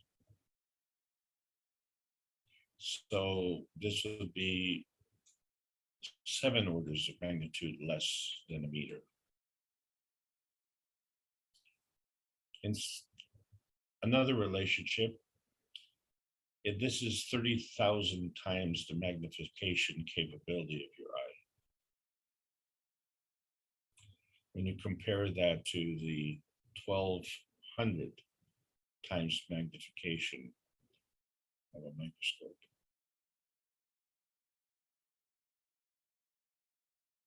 Why is this thing illegal? And what are we looking at? So this is what we want to discuss, what we're looking at. So fundamentally, when we see a relationship between an electron and a proton, we know that an electron is 1,849 times smaller than a proton. 1,849 times. Not 30,000 times. Only 1,849 times. So the electron-proton relationship is very, very similar to that of a blood molecule and that of a somatid. And so when we look at the fundamental principle of the twinity, to maintain this, there has to be a rotating field. And so the speed of the rotation of the plasma of the electron is dictated by the amount of the magnetic fields which are transferred from the large twin plasma of the proton. to the plasma of the smaller twin plasma of the electron. If we substitute the proton for the blood, and we substitute the electron for somatid, I think we'll explain what exactly is going on. Because you see, in order to maintain the fields, we said we had to start with a transmission along the x-axis, which is rotation, and you marry that with the transition through the y-axis, which we call polarity. And as the two come together, you create a crossover point. These are perpendicular crossover points, which we call the perpendicular vanishing point. But you see, there's always a bit left over when we go into different dimensions, and we've introduced pi as the factor there, because roughly 3 times the diameter is equal to the perimeter of the circle. And so you say, okay, well, but there's a little bit that's left over. So somehow, some way, we need to practice our target shooting, because beyond our physicality, we have emotions. And so today we're going to talk about co-creation. And then we have soul dimensions, which is a different geometry of the same geometry. The same geometry that the emotions go through. And the same geometry that our physicality goes through, you see, because when we go from 2 dimensions to 3 dimensions, we change this relationship. In 2 dimensions, we have a perimeter to area relationship. In 3 dimensions, we have a surface of the sphere relationship to the volume of the sphere. And pi is involved in all of these things, and we don't know exactly what that number is, so we have to fudge things. And since we're none of these 3 dimensions, being the observer, you can't be an observer and be part of that dimension. So we are in a different dimension. We are the observer in the 4th dimension. So in order for it to fit our tiny perfect world, we have to fudge things, which makes us the observer fudger. And so we want to understand how energy flows, and we see that we can change the gradient charge, or we can change the charge gradient. And in this process, we create a field strength, which we call the z-axis. It's representative of the transmutation of this energy. And so we find that at the core of this field is the plasma. And this core wants to position itself versus other plasmas. We didn't say how many other plasmas. And we're not saying where these plasmas are. What we're saying is that the core plasma position can interact with other core plasma positions. And in that process, create a dynamism, which is a dynamic plasma of interaction. And all of this, of course, is based on the susceptibility of the relationship references. And we find that because energy is always in motion, that we can develop a synergy as a result of understanding this. And this synergy has different energy levels, and we can transcend these various levels. And the thing is that we can transcend these levels within the ranges just here on Earth, between our Earth and our magnetosphere. Just within that range, we can see that there are things that we can see, and we can see that there are things that we cannot see. But now what we can see is that there are things that we are not allowed to see. Well, who wrote that law? Is that universal law or is that man-made law? So when we look at the law of the universe, the higher strength feeds the weaker strength. That's the rule. So if that's the case, then how does the stronger get fed? Because the stronger seems to have this insatiable desire to control everything. Or is the so-called stronger only stronger in the physicality and is basically just exercising the feeling of inferiority? In which case that feeling is stronger. How ironic. So we can go through life never understanding how the universe is created. And it's really unfortunate that there's so many men in the military, and how they get into the military is because they're very young. And so they don't know how the universe is created, and they don't question how the universe is created.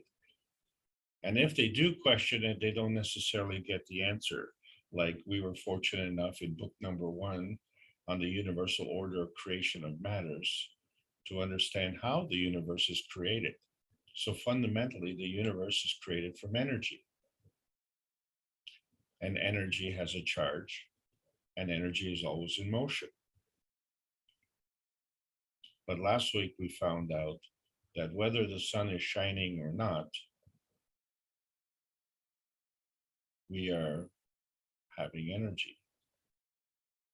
And this week, it's a given, isn't it?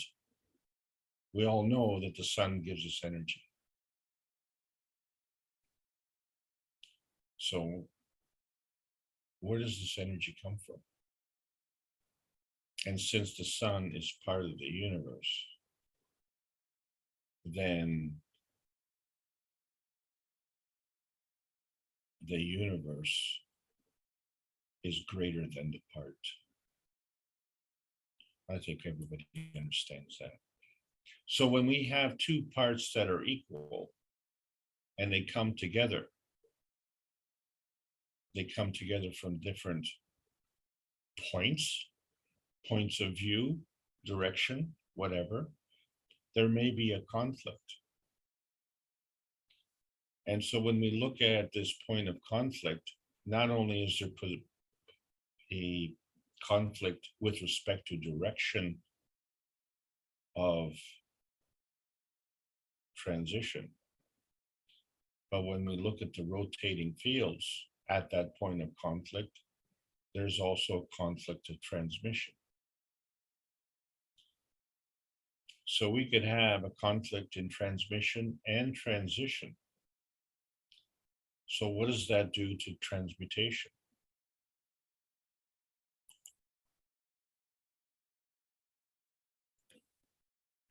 Let's go back to these somatids, these tiny bodies. How observant are you? Can you see what you can't see? That's a stupid question.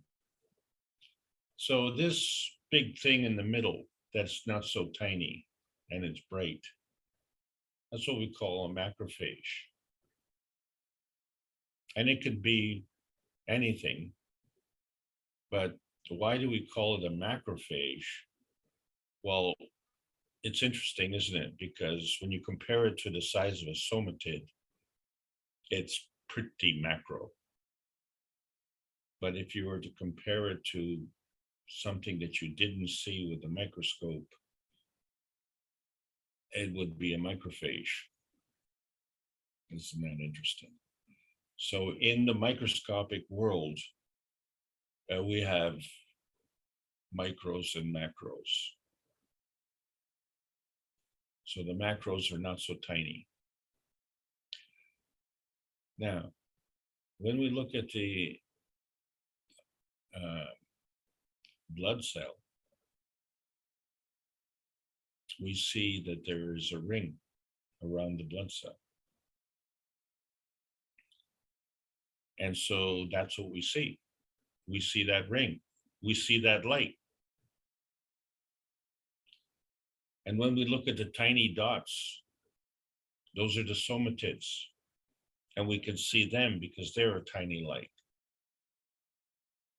So anyone who's followed the story of Gaston Nasons knows that he has filmed the emergence of the tiny light from the large light.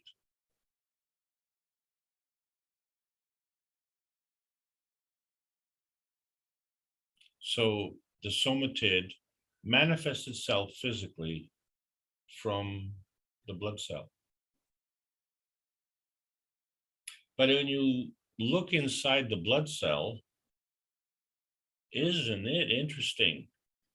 There's nothing there. I don't see anything there. And not only that, but where we have one blood cell overlapping another blood cell, I can see right through it. I can see the other cell. So not only is there nothing there, but it's transparent. But we know that nothing is nothing. Something is always something. Because that ring of light formed around what we see as nothing. So that ring of light formed around something.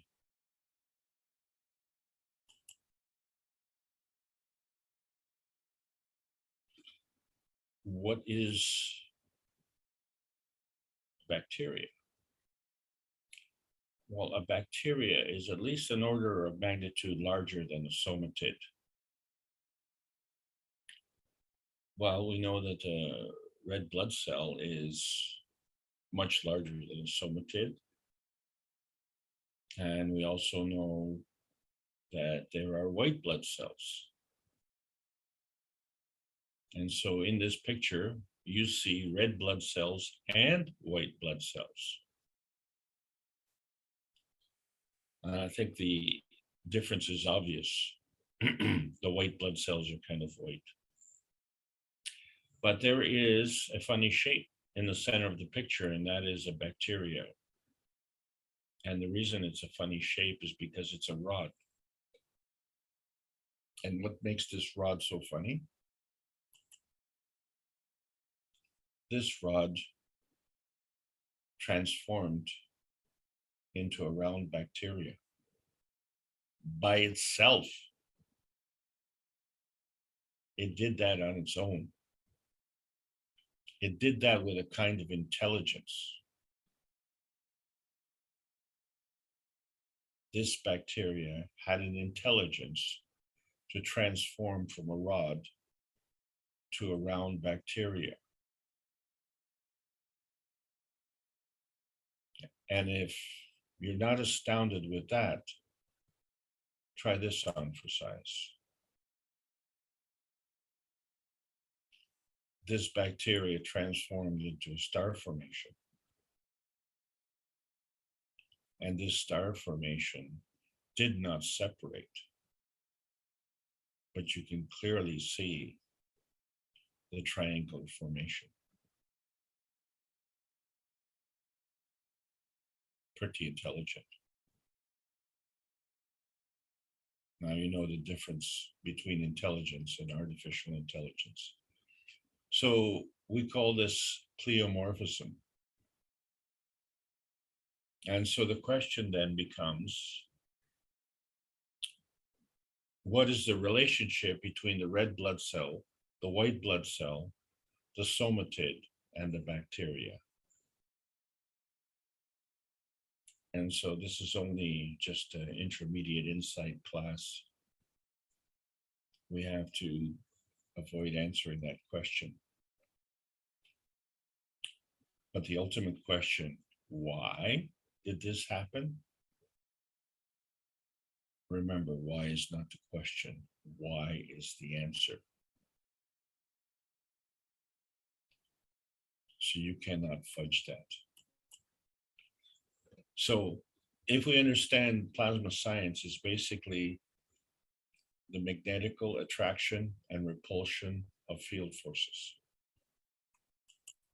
And you can explain this, that it's part of natural decay and natural creation.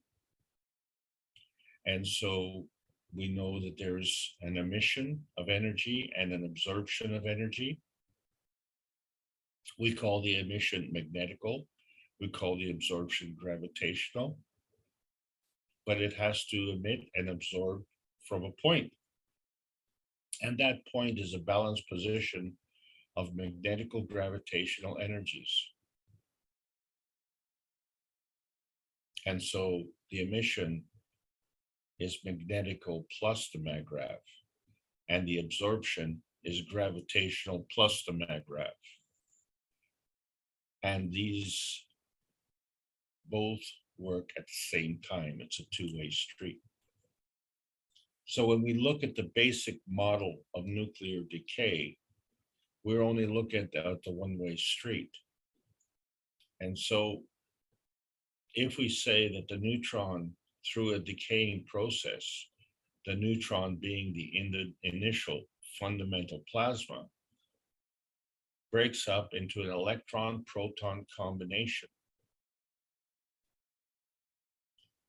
plus the release of energy, which is we call a PM tick. And so maybe, as we say, if we see the initial fundamental plasma being a red blood cell and the electron being a somatid,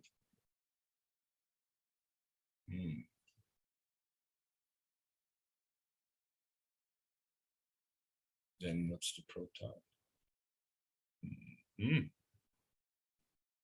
And then if we see the relationship between the electron and the proton,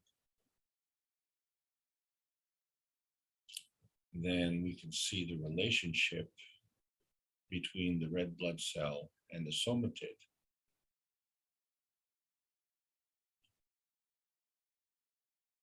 And we know that there is red blood, which flows through the arteries. And we know that there's a darker colored blood that flows through the veins.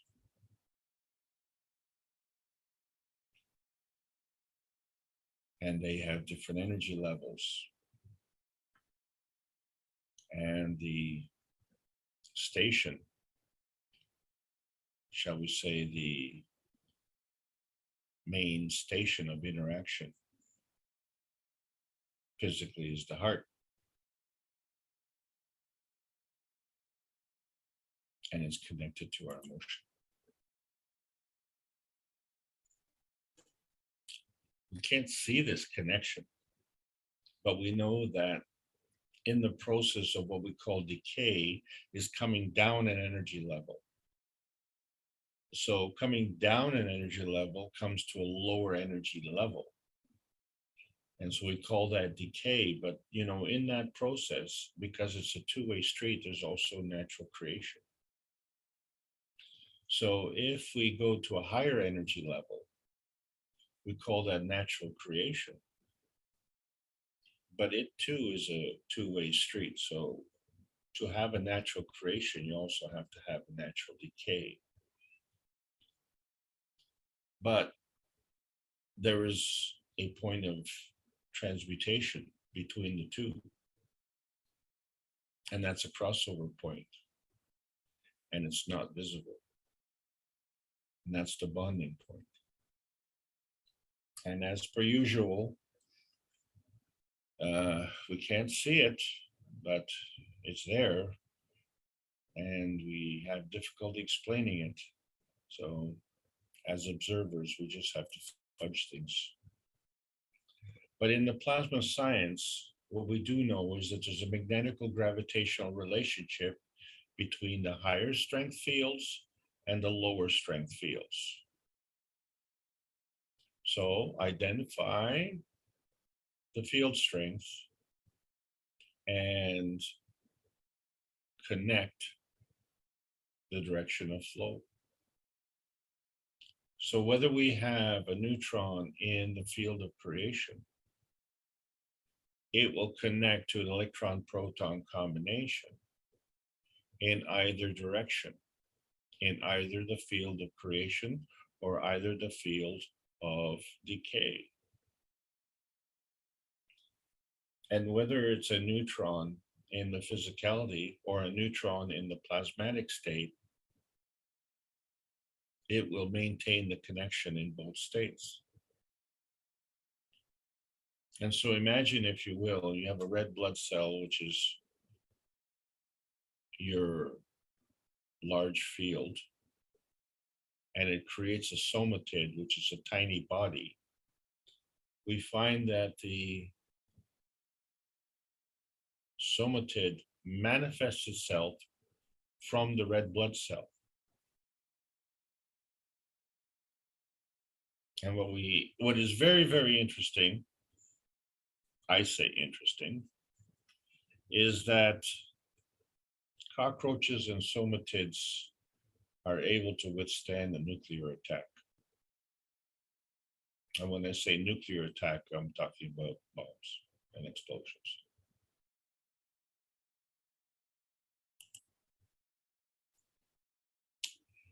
So when we look at direction of flow and strength of flow, what we see is that a flow comes in and a flow goes out.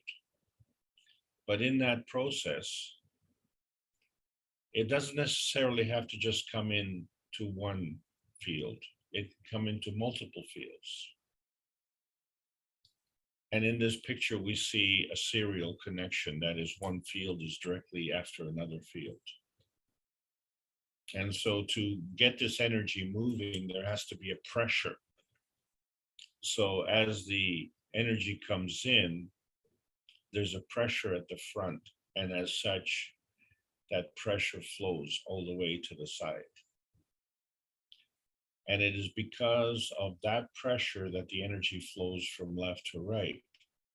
But in order for the energy to flow out, there has to be a back pressure. And that back pressure is actually increasing, isn't it? As you're going to the right, until the point where it kind of has to get released. So it's kind of like our musical chairs. We've come to the exit point, which is in the center of our target, and it has to go out. Where? Where does it go?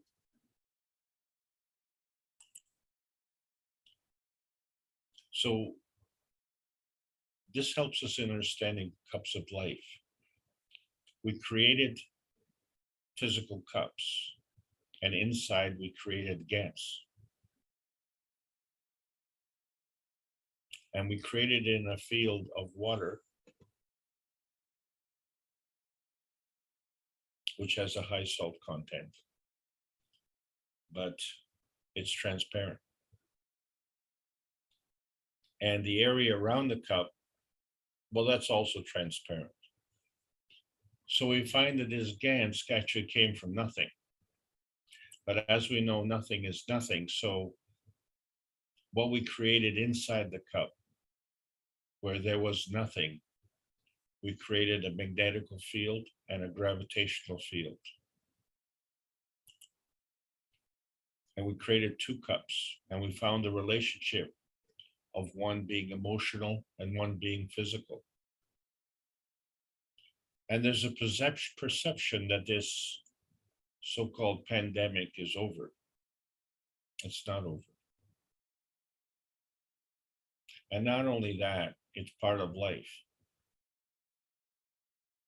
So if we have a specific requirement for emotional or physical, keep these batches apart. Because you'll find that inside, we create the GANs of copper, GANs of zinc, the GANs of carbon dioxide, calcium, amino acid, and water. A lot going on inside the cups of life. And when we bring all these cups of life together, each of them has a unique purpose. And together, they all work together. And they create a magnetical field and a gravitational field. And then they manifest a soul field.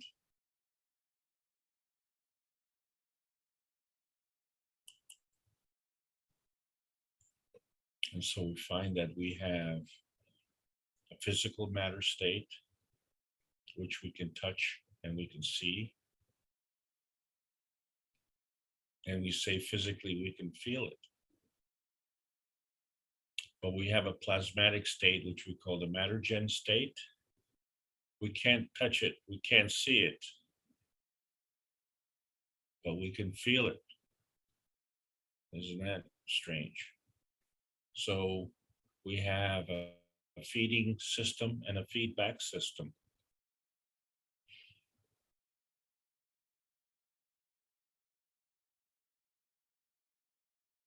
And this is the common denominator in all of us. And then the question becomes, which is the dominant denominator? In which state do you matter? Do you even matter? In which state are you feeding? And in which state are you giving the feedback? Or which state is feeding you? And which state is feeding back to you?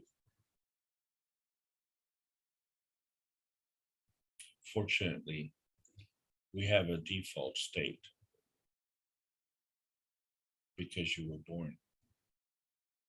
That's your confirmation. And so you came through an energy pack. And in that energy pack, you had a kind of aminogen. And it's unique because we have over 7 billion people on this planet at this time. And they're all different. They're all unique. And so this creates a spice of life. This variety. And this variety comes from a dilution of composite plasma charges. So an energy pack is we could say that an energy pack is an energy pack is an energy pack, but that would be false. Because each energy pack has its own composition, its own flavor, and its own strength. And so that strength gets manifest through the spirit and the soul. So your default energy is your soul pack. And your interacting field forces is your spirit pack. And the interaction of those manifests into the physicality.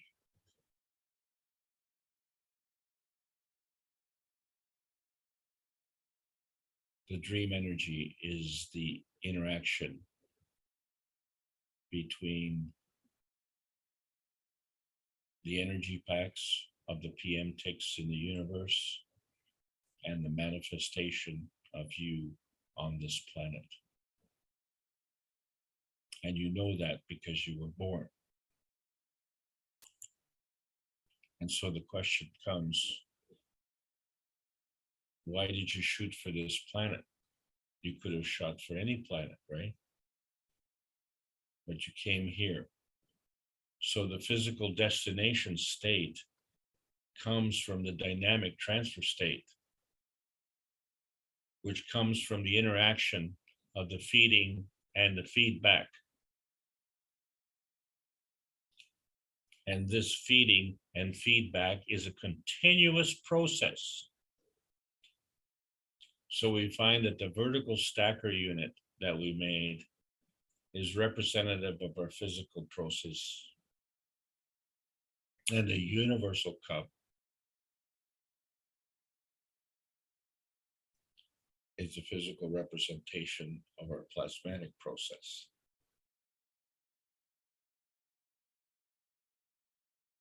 the interaction between these two is not visible. The crossover point is the vanishing point. And this vanishing point is also the point of transparency, because the universe can see it. They can see everything. You can see right through the physicality. Why are we having this problem? Or is it that we don't understand how this feeding process works? So when we look at a maggrav is a conversion unit which allows energy to come in and more energy to come in. So this process starts with attraction and manifests into absorption. And all of this is representational of gravitational field forces. But before the energy can come in, it has to go out. And more energy can go out. So this goes through the process of repulsion. And in that process of repulsion, which we call emission, it's done through magnetical field forces. So these field forces of magnetical and gravitational operate with respect to this Earth and with respect to us between the crust of the Earth and the magnetosphere. But there's a plasma core, and this plasma core dictates the susceptibility. And when we say susceptibility, we also have to say susceptibility of what? So we're going to talk about more of that next week when we harvest this energy. But in the meantime, what we want to talk about is how this energy radiates. So last week we talked about the moon and its shine. And we found that there's a shiny part of the moon and there's a not shiny part of the moon. And so when we identify the moon, we identify it by what we see. We don't identify it by what we don't see. And an interesting thing is that the rotation of the moon itself is constant with respect to Earth. So there is a bright side of the moon and a dark side of the moon. And we never get to see the dark side of the moon. So when we talk about the moon rotation, that's the moon rotation rotating with respect to the Earth and its relationship with the sun. Because what we're seeing from the moon, because it's illuminated, is the sun light reflecting off of the moon. And so what we're not seeing is the irradiation of the moon in the moon night time. Just like on Earth, we don't see in the dark. So that's the difference between radiation and irradiation. If you look in Wikipedia, you will find different meanings of it. But the original meaning, the difference between radiation, which is the presence of the sun, the presence of the sunshine, and irradiation is the absence of the sunshine. So the irradiation is energy in motion. And it is affected by the moonshine. And it is affected by the earthshine. And as a result, it is also affected by the soulshine. And we've discussed that. But today, we want to talk more about the sunshine. And the most important thing about the sunshine, besides the fact that it makes us happier, is that plants grow in the sunshine. So the longer the sun shines during the day, the more the plants grow. So we find in the summertime, we have longer hours of sunlight. And in the wintertime, we have shorter hours of sunlight. So as a result, we find that in the summer, the plants are growing above the ground. And they're growing above the ground from a root. So the root is in the ground. So how can the root grow if it doesn't see the sunlight? So we say that the root will grow from the energy that it gets from the plant above the ground. So the energy from the sun is transferred to the plant, and from the plant, it's transferred to the root. So you say that's how the root grows. But the truth is the root growth is done at night. The plant growth above the ground is done during the daylight. So the truth is that the root growth is growth from the energy derived from the irradiation of the earth. And the plant growth above the ground grows from the radiation from the sun.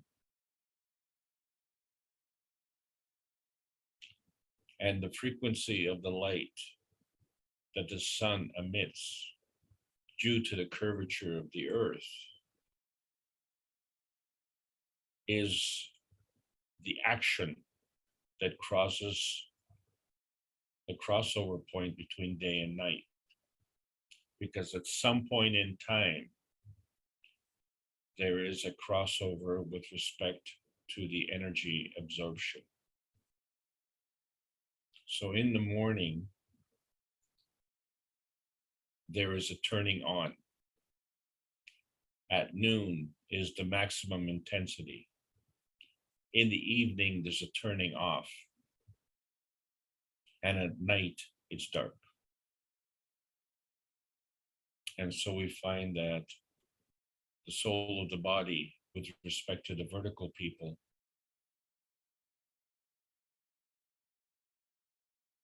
is in the root.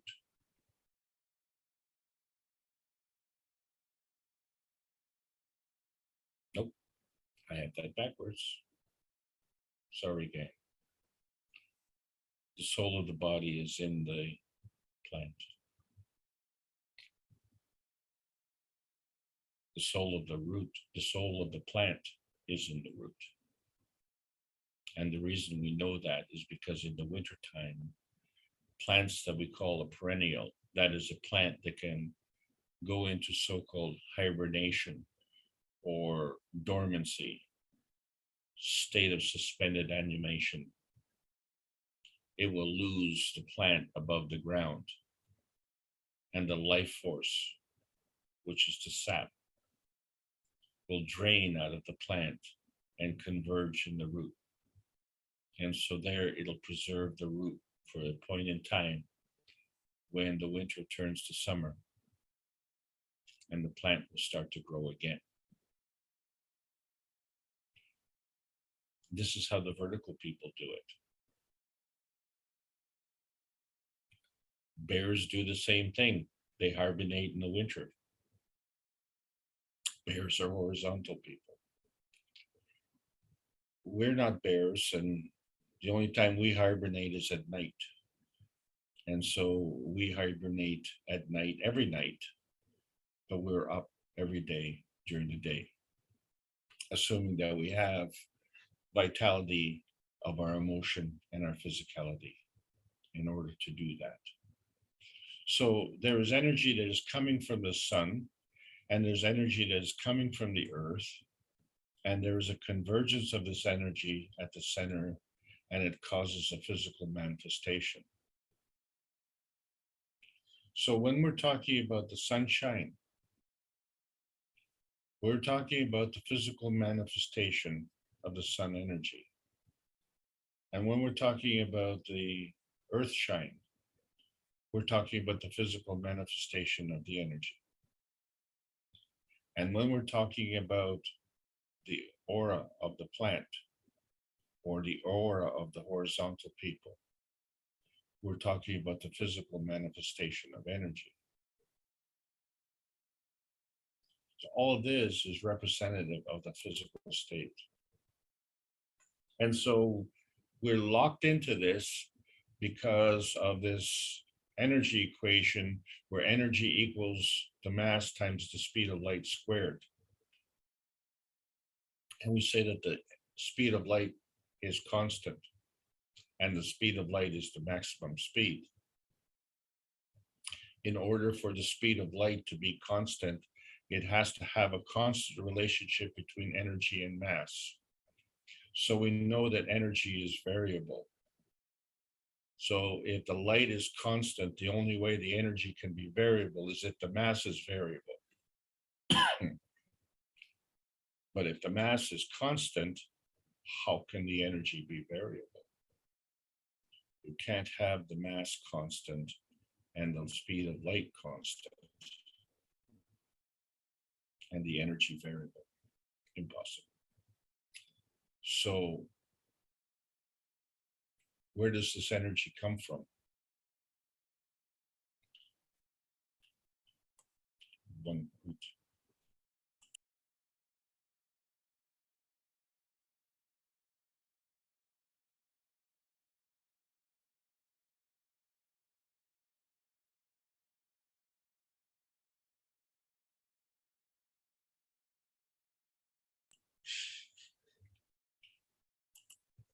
A sip of tea gives you a moment to contemplate that question. Why do we want the speed of light constant? What is beyond the speed of light? We can't see. It's not there. It's invisible. And so we find that it's a different set of rules, a set of rules that the universal community understands. The reason the universal community understands that is they're operating in an invisible environment, invisible to us. Our environment is transparent to them. So they understand the morality as a field energy and the compassion and the courage. These are all part and parcel of creation, fields of creation. And so they follow universal laws of ethics. So if we wish to follow the universal laws, then we have to pattern man-made laws accordingly. Because really the only modification of man-made laws has to do with the difference between the physical reality and the plasma reality. So as we discussed about the inverse square law, this is not a man-made law, it's a man-made interpretation of a universal law.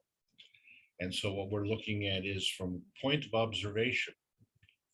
And we say that if we half the distance, then double the intensity. Or if we double the distance, then we half the intensity.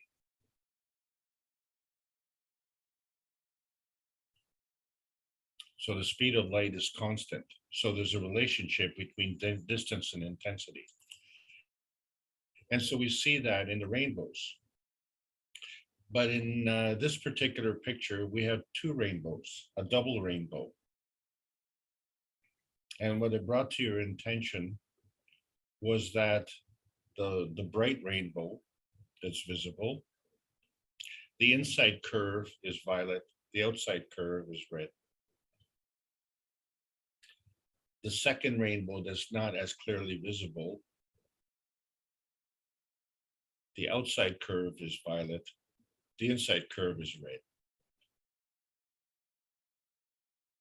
What I'd also like to draw your attention to the fact is that inside the first rainbow, the sky is kind of gray. And since we usually see rainbows after a rainstorm, when it's raining, it's, kind of dark, even though it's in the middle of the afternoon. So the rainbow really shows itself when there is rain still in the air, water droplets are still in the air, and the sun is shining. So the sun is kind of reflecting off of these raindrops and creates a rainbow. And you always find that the rainbow is curving around the earth.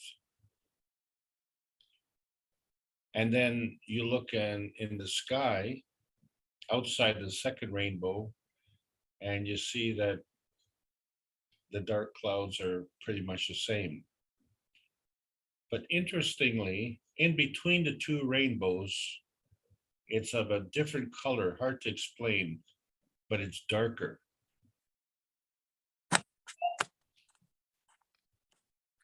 So what is not visible in terms of color of the rainbow is actually a darker area than the rest. And as this is all transparent, the background is really the dark clouds. So this is a unique thing. But when we look at light, and we talked about distance and intensity, and we find that it's the inverse square law, we find that the wavelength of the light is within a range for each color, and the frequency is increasing or decreasing inversely to the wavelength. So in other words, the shorter the wavelength, the higher the frequency. The longer the wavelength, the less the frequency. And so this identifies each color that we can see. And then when you look at the highest energy level, the highest frequency, you find it has the shortest wavelength, 380 nanometers.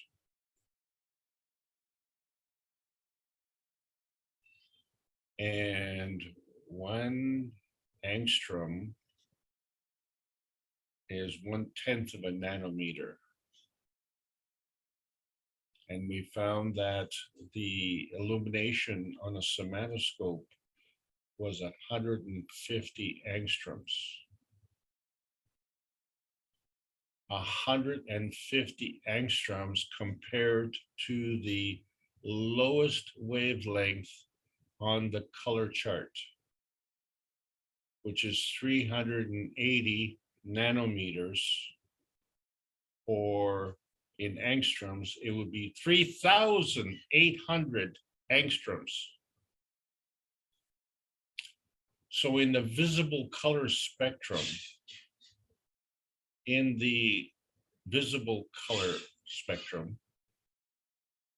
is 3,800 angstroms. In the cinematoscope spectrum, it's 150. Wow, what a difference. And beyond the violet is ultraviolet. And beyond the red, well, guess what? It's infrared. And so these are not visible to the naked eye, but we have equipment that can see that. So we know which direction this energy is going. And so we've determined that because the two rainbows are going in the same arc, that this is the Earth view. So we have a feeding system from somewhere, and what we're seeing is the rainbow, which is a feedback system. So the physicality is the feedback system. And so within the first rainbow is a feedback system. And outside of the second rainbow is the same feedback system. But in between this dark area is the feeding system. And we find in this dark area here is the infrared. So the infrared is the lower energy. The lower energy being of a lower energy state. How low can you go? We know that we can't go to nothing, because if we go to nothing, something happens. So we found that when we see this point in between the two rainbows, we find that based on the color, we can see the color. So the color has the same frequency and wavelength when both rainbows. But you have a different distance.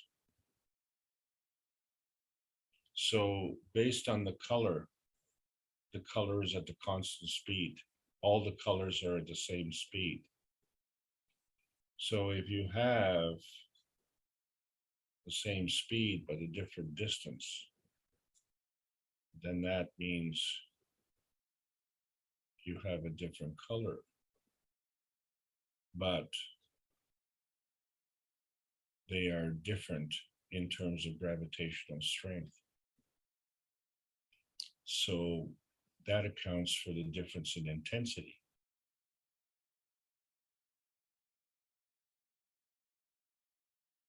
The outside rainbow doesn't have the same intensity as the inside rainbow.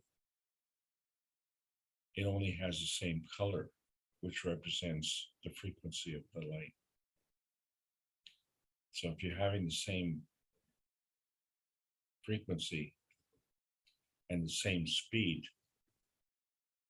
and you have a different distance, then at some point there's a crossover. And that's a crossover, how we said, takes you into a different dimension. So that makes sense, doesn't it? Your feedback is in the 3 dimension, and your feeding system is in the 4th dimension. And we as observer participants are in the 4th dimension because we're observing the 3 dimensions of physicality. And that's our point of view. And likewise, that's the Earth's point of view, because we are on the Earth, in the physicality of the Earth. And our body has manifested into that physicality. That's the matter plasma of the Earth view. And so the crossover of the 2 rainbows is not a reflection, it's an inversion. So that inversion is gone through beyond the point, this in between here, which the 2 rainbows have vanished in the middle there. And so we find that this is the point of transmission between the 2 rainbows. There is a field of containment between the 2 rainbows. And we know that this field of containment, therefore, because it follows a rotating path, is transmission. And so we find that the peace dome that we're creating, which is a field of containment around the world, is a form of transmission. So the direction of flow and the compass that you need means that you need a different way of navigating with respect to this peace dome. And as such, you can go from one dimension to another dimension, and what we call at the point of death, the crossing of the bardeau. But now with the new plasma science, we can cross the bardeau without having to die. in the physicality. Now, why am I bringing this up? Because we talked about it last week, is because if these rainbows were a reflection, and so here we have a rainbow, just happened a few days ago, and if we look at the bottom picture, and you see that the inside of the rainbow is ultraviolet, and the sky is brighter than outside of the red part of the rainbow.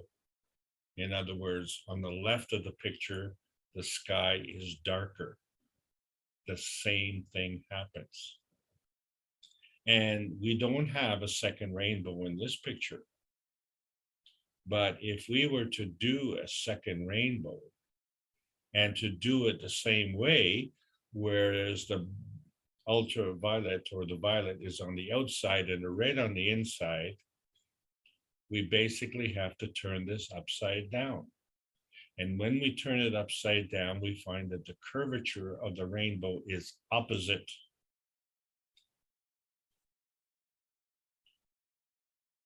So it is not an earth rainbow. That would be a sun rainbow. So when we see two rainbows and they are reflecting each other, they are both earth rainbows and they are inverted because the color sequence is opposite.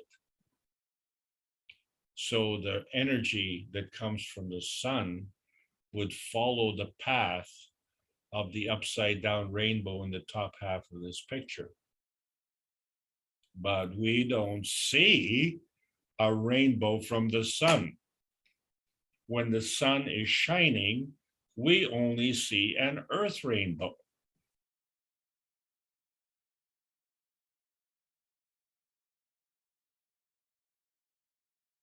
And when we look at the sky, when we don't have a rainbow, and when the sun is shining, we see a blue sky.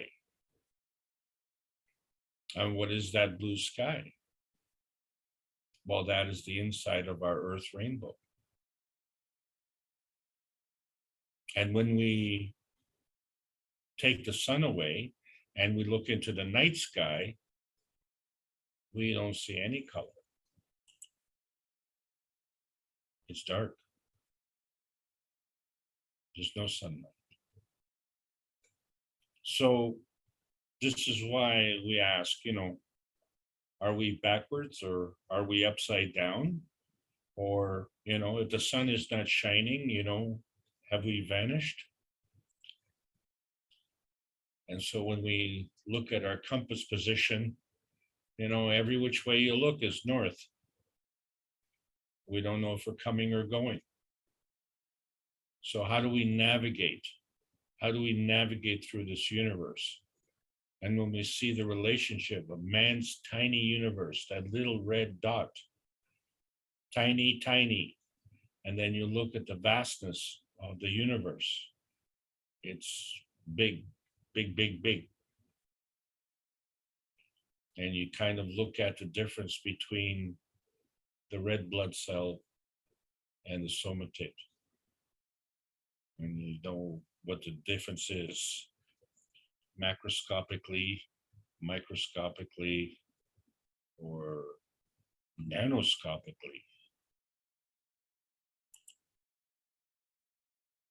So our point of view, which is your default point of view, because you were born with that, is your point of view is the dynamic plasma state of your soul.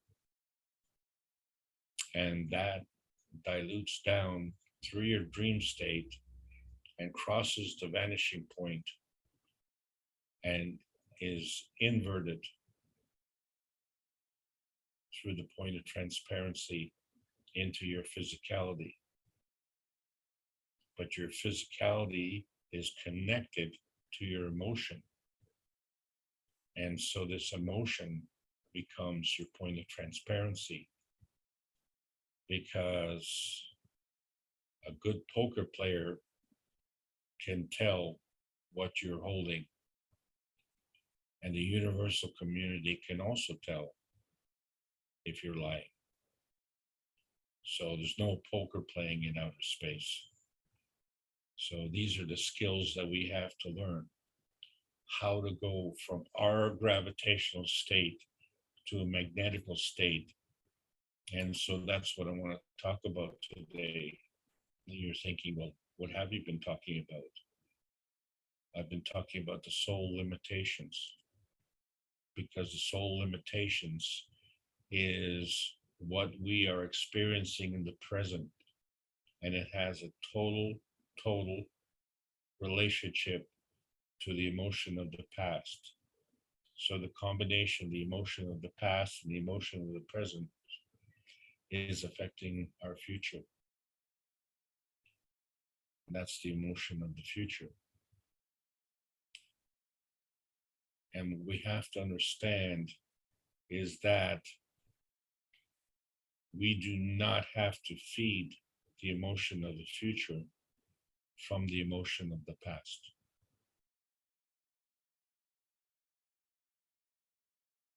We can transcend that. We can elevate our emotion to understand that the universe, the way the universe is feeding, and the feedback that we give it, is something that we have a control over, because we are the independent variable. But we depend on other independent variables. And we all depend on this feedback, because this feedback affects the feeding. And so we get a chance to decide. And when we forget where we came from, and we forget that the interaction of the soul of the man and the soul of the body has a connection to the physicality, and that the connection is through the emotion. And when we try and manipulate that and forget that when we were born, we succeeded on trust. But trust of what? We trusted the feeding, not the feedback. So why are we only trusting the feedback? This is part of the skills we have to learn. And so we find that we are in a tug of war between our feeding system and our feedback system. And we are anchored and mired in this mud, if you will.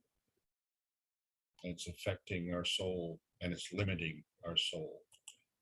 And so we find that the creation of plasma matter, the principal matter of the plasma matter, comes from this feeding and this feedback. So the feeding comes from the PM ticks through the universe, and the feedback comes from the interaction of the fields of the soul of the earth and the soul of the sun. And these interactions we call inertia. And every time they manifest themselves, there is a conclusion. There is a conflict resolution. That conflict resolution is always a plasma gene conversion.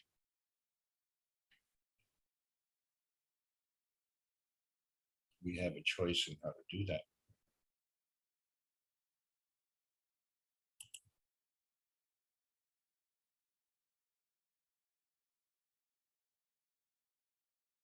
So what we're feeding our planet is what we have.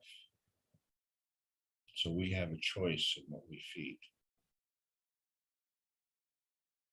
And since the planet rotates, this feeding field also rotates. And as you can see, the feedback is always coming from the planet and from us. So life is for learning. And when you make a mistake, it teaches you what you did wrong. And then if you make a mistake again, that means you're doing it the same way wrong.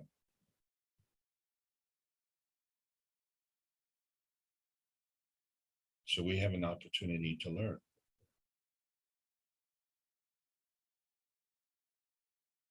And the better we learn, the less the consequences of our mistakes. So we all are on a different level, except for one small little detail. We all come from the Creator. And if we disconnect from the Creator, then we operate by man-made rules.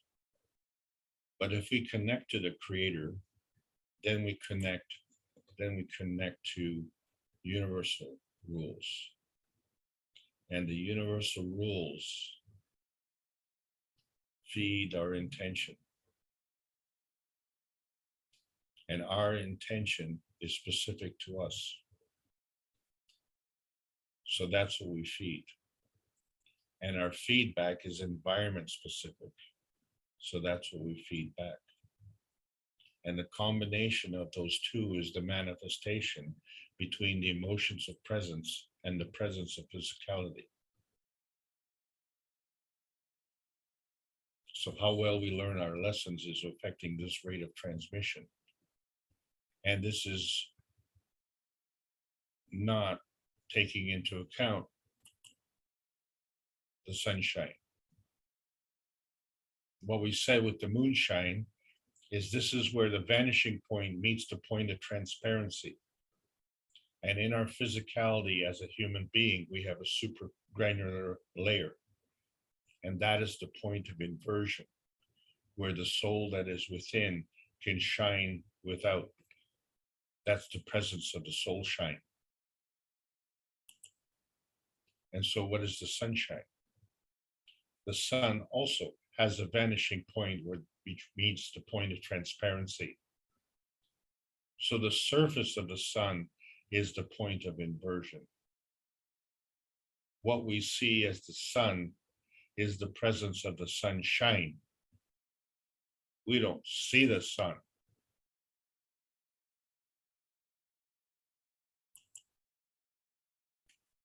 Just like we don't see the auras. The auras in our body, it's not a reflection of us.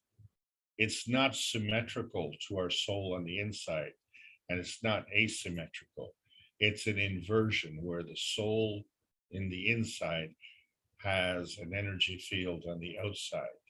This irradiance that comes out, just like the somatid comes out of the blood cell.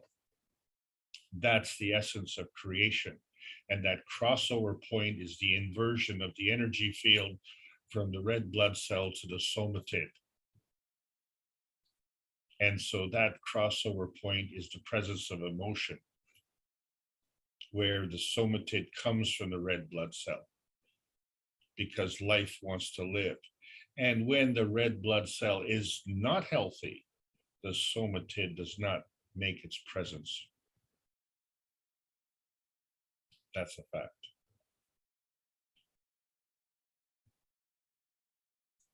So the irradiance, the presence of the earth shine,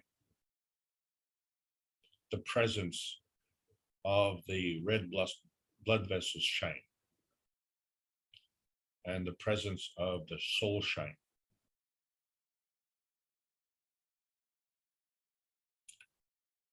We say when someone comes into a room, oh, how you light up the room. You have a radiant glow. Yes, but you can't see it, right? It's not visible. You can only feel it. So that radiance is a reaction of the irradiance. That's what you're feeling. But the radiance is not what you're seeing. What you're seeing in the terms of the aura is the plasma field around. And so your aura reflects what you are feeding. So where you in the center are reflecting through what we call a decay process, the electron-proton combination. And in the process, you're creating these PM ticks. And so these PM ticks are transitioned out of the North Pole and they come into the South Pole. So they are magnetically feeding from the North Pole and gravitationally feeding back at the South Pole. So the question becomes, how can the PM tick be released? And then how can the PM tick be fed back? So now you're assuming it's the same PM tick. So first of all, the irradiance is following a path. And there are many paths. But you can give a part of yourself, because as a person walks into the room and you say they're beaming, so they're conveying energy to everybody else, and say they light up a room, they're giving energy, they're giving off energy. Are they becoming consumed?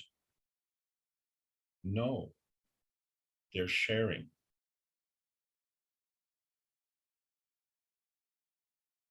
They're giving off, and it's indiscriminate. They have to give off in every direction. So in other words, the sun shines on us in the daytime, but in the nighttime, we don't see the sun, but the sun is still shining on us because it's shining from the backside. And we know that because we see the sun reflecting off of the moon. So the sun doesn't turn off. The sun continually glows. And so that's what we do. We glow the same way. But what is the intensity? So there's a limitation to how far we go. So what is the difference? So if you look at a radiant flash, that is a temporary feeding, right? And when you look at the core and you see how bright it is, you see that on the outside, it's not as bright. And in fact, in between the inside and the outside, you can see different layers, kind of like a rainbow, except they're all the same color, but of different intensity.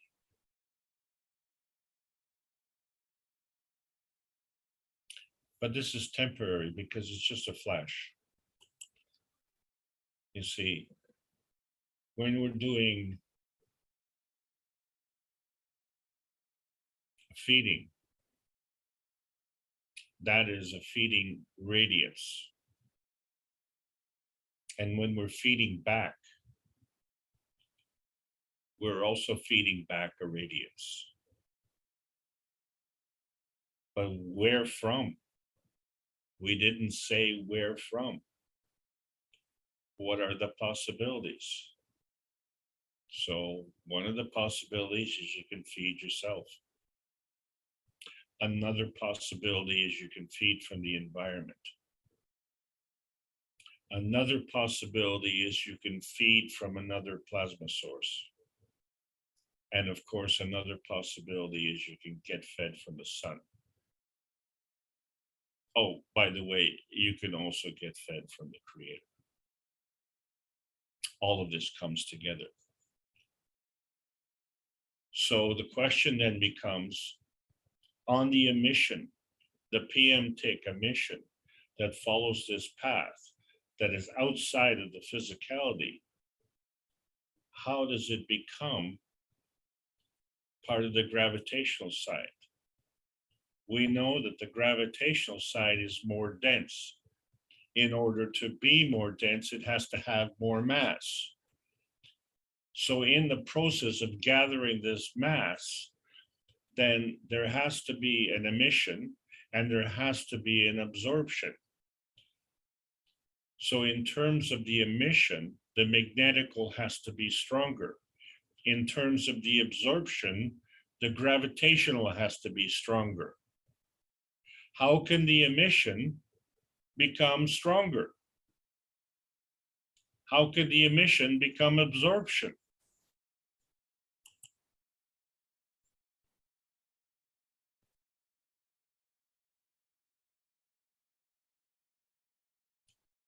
The difference between one position and the next position is the gravitational energy, the absorption of energy. So you have a PM tick on the path, and you have PM ticks from the creator. And when two forces come together, they form another. And you have to give before you receive, because you have to make room to be able to receive. So if you emit, and if your position is constant, then the only thing that you can absorb is also constant. But if you want to move, to change your position, you still have to emit, but you have to absorb more in order to move, because you're going from the transition of the North Pole to the South Pole. So in other words, you're going from the emission pole to the absorption pole. And in order to be absorbed, you have to be more gravitational. However, as you emit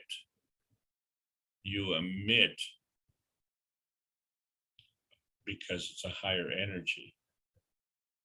So in order to absorb, you have to absorb a lower energy. So now you have a conundrum. To move on this path, you have to have a higher energy.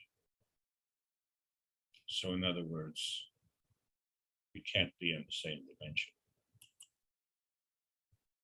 So when we look at the universal principle, universal line maps, magnetic fields, and when we flatten the fields, we create a shimmering. The same thing as you drive a long straight road on a hot summer day, far in the distance, the opaque asphalt turns into a shiny surface. And so your vision goes out and your feedback of the vision comes back.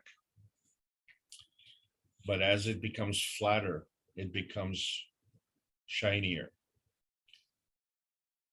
And the turn from the going out to the coming back becomes more and more like a hairpin,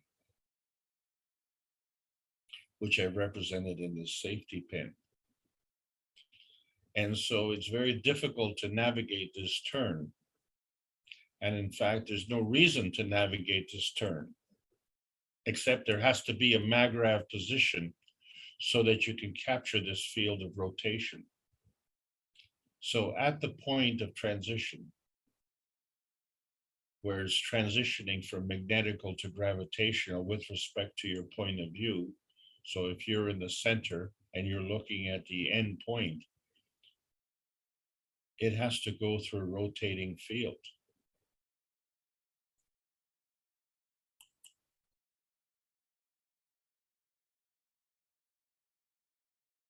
So that rotating field is when these 2 points are coming together, that creates a maggrav condition.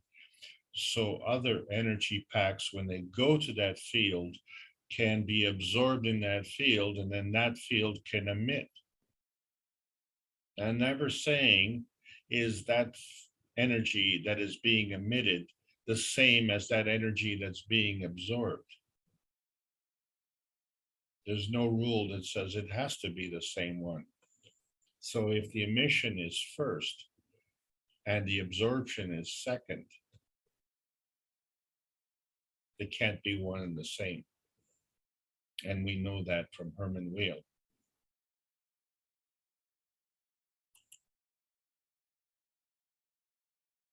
So if this energy is combining with another energy, where is that energy coming from? So when you have two fields come together, then they create another. So they cannot be in the same dimension.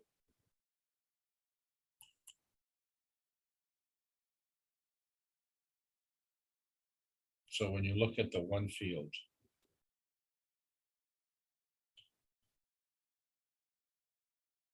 it's missing something. That part that you cannot see. And so the point is that that rotating field, when it's on the inside, is rotating around the core. And that field on the outside, which is an inversion field, isn't it? It's an inversion. It too is rotating around the core. In both cases, that core is not visible. And in the picture, the colored fields are also not visible. Well, as a matter of fact, the safety pin is not visible. Nothing is visible here. What you have is two fields coming together, creating a rotating field, and then the energy is being transmitted because there's a certain pressure. So it has to go somewhere. And so on the physical dimension, it goes around the physical construct. On a plasmatic dimension, it goes between the rotating field of the safety pin and the rotating field of the colored ribbons. So inside the core, there's an emission and there's an absorption. And of course, it goes both ways, doesn't it? So when you have a negative charge as emit, and you know the two negatives repel. So this is where you have a field that goes to the right and one field goes to the left. And depending on the field's strength, you have different fields, different paths to follow. And so there's a relationship between each of these fields, which is why you would have different field strengths.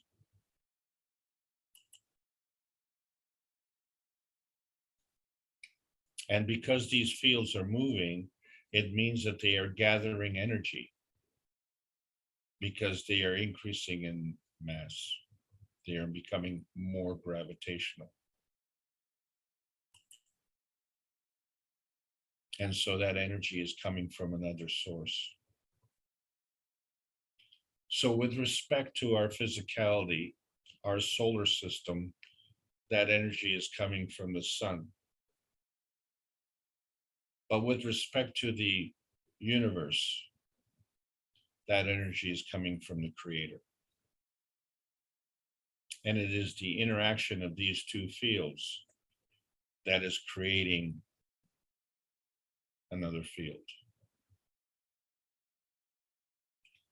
So if the energy is coming from the creator and the energy is coming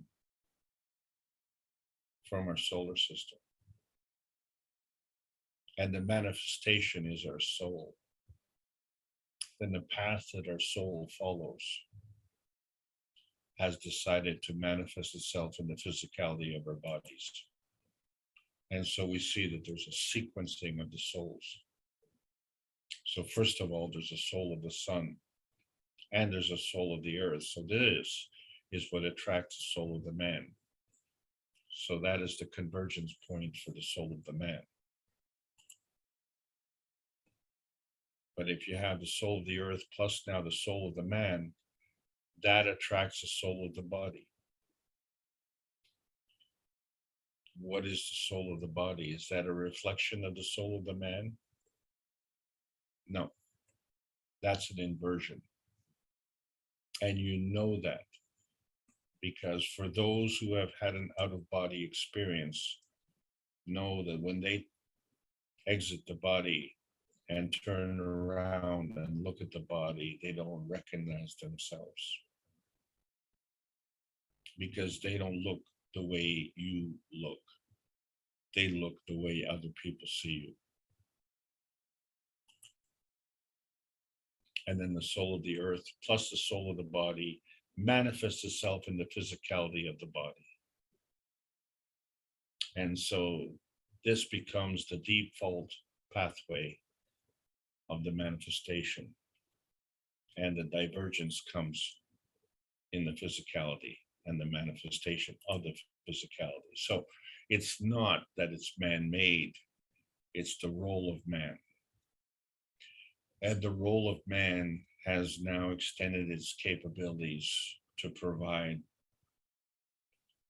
vertical enhancement units and horizontal enhancement units, which are able to facilitate our presence in the physicality.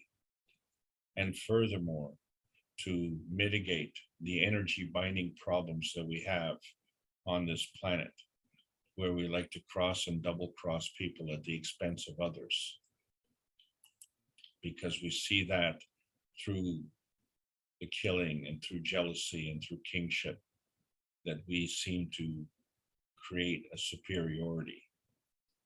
And so this default pathway disappears through those activities. But when you realize that you're limiting not only the soul, but because the soul manifests the physicality, then you're also limiting the physicality. And so if you're looking at domination, the physical domination is the weakest point. And why do you want to strengthen that weakest point? Because the limitation has already been put in place. The only way that you can strengthen that is to elevate the man to a higher level. And what's wrong with that? The universal community has already done that, and they're waiting. They're waiting for us because the universal community is waiting for us with an unconditional feeding. We continue to gravitate to this conditional feeding. So this is the difference between the physical reality and the plasma reality. So if you understand the essentials for life, physically are air, water, food, and shelter. And we know who the feeders are, and we know who the terrorists are, because we understand which is which. But when we examine the default position, these are not necessarily essentials for life. These become essentials for lying, because then we become hooligans. So now we're coming to a point where we have questions of what we can harvest. So when we harvest our vitality, that is our soul essence. That's the plasma reality. And when we harvest our physicality, that becomes the material enhancement. And so this connection this emotion of presence becomes the connection from the source to the earth. And there's only one way to maintain that connection, and that is through peace. But we have to go through the state of ignorance. So through the various teachings that we have through the community, ignorance is only when you're unaware. And as you learn, you become aware, so you don't become ignorant. But what if you're aware and unwilling? You're not only ignorant, but you end up to be corrupt. And that's not an insult, because you can't insult the ignorant. So we understand the maladies on this planet. And now we have an opportunity to cross over these bridges and connect these bridges. The most rock solid bridge that you have is the bridge of knowing. And the reason for that is because that puts you on the road to transparency. The transparency not only of your source of creation, but also the source of motivation of the other souls on this planet. And we all know that we came here for a purpose. And as we learn, we identify what that purpose is. And if we can't put our finger on it, we know by connection through our dream state that we know that these possibilities are there. We can connect with our mind, we can connect with the soul of the body, and we can connect with the soul of the man, and connect to the universe. So the difference between the earth space, which we're accustomed to, and the outer space, which we claim to conquer, we can't see it. There's an intermediate state, and this is the plasmagen state. This is the point of transmutation. It's how we got here, and it's how we can become soul travelers. And so the first thing that we wish to do is to help all those young men who have joined the military and, shall we say, become witnesses to a certain kind of pain. And so the Vision Enhancement Unit is part of the gift to the US military for PTSD recovery. And this PTSD recovery will be done through the plasmagen, the interaction between the physicality and the soul. So now we understand that when someone asks you, what is plasma? Tell them it's a kind of energy state, and there are different kinds of energy states. And you know that because when you go to sleep, you have a dream. And you know that your dream state transcends the limitations of science.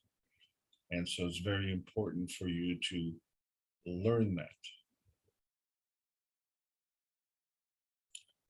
We've come to an existential crisis where if we don't learn it and we don't see it as important, then we could just basically say that nothing is important. This is the most important thing, is to understand the relationship between the scientific community and the spiritual community. This is where the plasma science adds to the knowledge. We have a relationship between the magnetical and gravitational fields. It creates a balance, and it wants to move. And so in order to move, it has to change. And so the question is, at what rate of change? And so now we better understand these relationships, or we understand these relationships better. There's an outer space. It's like the plasma fields, the photon, the energy packs, representative of the soul of the sun. We can't see it. Then there's the inner space, the particles, the waves, the soul of the man. Then there's the earth space. This is where we have the non-visible emotion and the visible physical, which is represented by the soul of the body.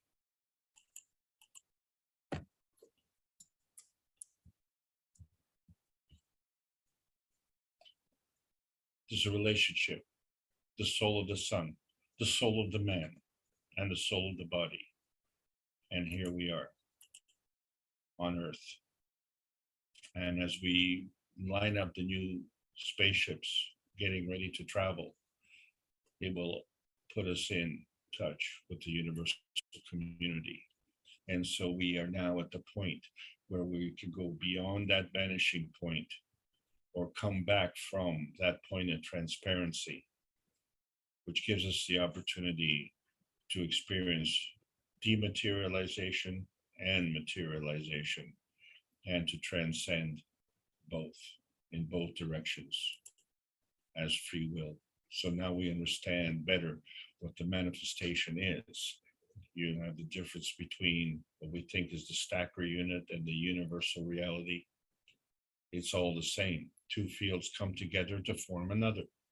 The formation of any field is a manifestation. But why are some fields glowing and some fields a flash? So it all depends on the source. And if it's the plasma feeding, which is what leads to this manifestation. And so the difference between whether it's tangible or visible or plasmatic has to do with our emotion of presence. Because our emotion of presence is a form artifact of this energy in motion. And so in both cases, whether it's a physical reality or a plasmatic reality, that manifestation is a touchy-feely form artifact. So we can feel the emotion of presence, can't we? And so this is the difference as we navigate between Earth space and outer space. The Universal Council is endeavoring to help man elevate to the position via the Universal Council to integrate with the universal community. It's not just what we as Earth beings want, it's what the universal community wants. And why is that so hard? Well, it's because some people don't want to understand this connection, that the universe is connected, not directly, contiguously. And it's done this connection by the feeding and the feedback. So the feedback comes from the environment, and we are that environment. But the feeding comes from the universe. And in turn, we have that capability to feed our environment as well. So we have this duality of being able to be the feeder and be the feedback provider. And because of this free will, we can decide what we want to feed and what we wish to feed back. And in order for us to understand the difference between this inner space and outer space, all we have to do is trust in the default position, because that is what connects us to the Creator. And so when we talk about, let's say, radar love, what does that mean? That means there's a connection and our cells know it. And when we understand the love, the cells work properly. Why do the cells work properly? Because this connection affects us emotionally. And what is the result? The result is the production of somatids. When we function properly, the somatids manifest, and they come from the red blood cells. And we can see that if we would have microscopes be used for what they should be used for and become legal.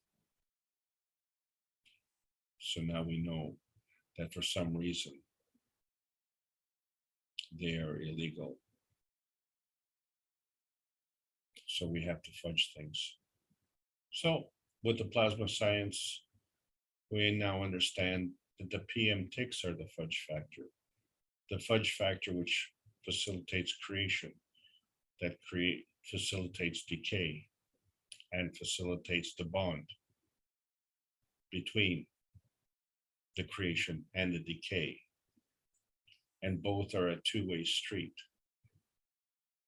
The magnetical gravitational connection, the essence of the motion from the magnetical to the gravitational and the gravitational to the magnetical via the PM ticks fudge factor. And so now we know how the peace dome is created. We can create that peace dome. And the reason for that is because by feeding the peace dome, we are only half the equation. The peace dome is also fed by the universal community, and they need the peace dome as well. So plasma is a barrier of fields, or plasma is also an observer of fields. And so this is done emotionally through the emotional transformation that goes from the dream state to the awake state, what we call the aminogen state to the post-amino acid state.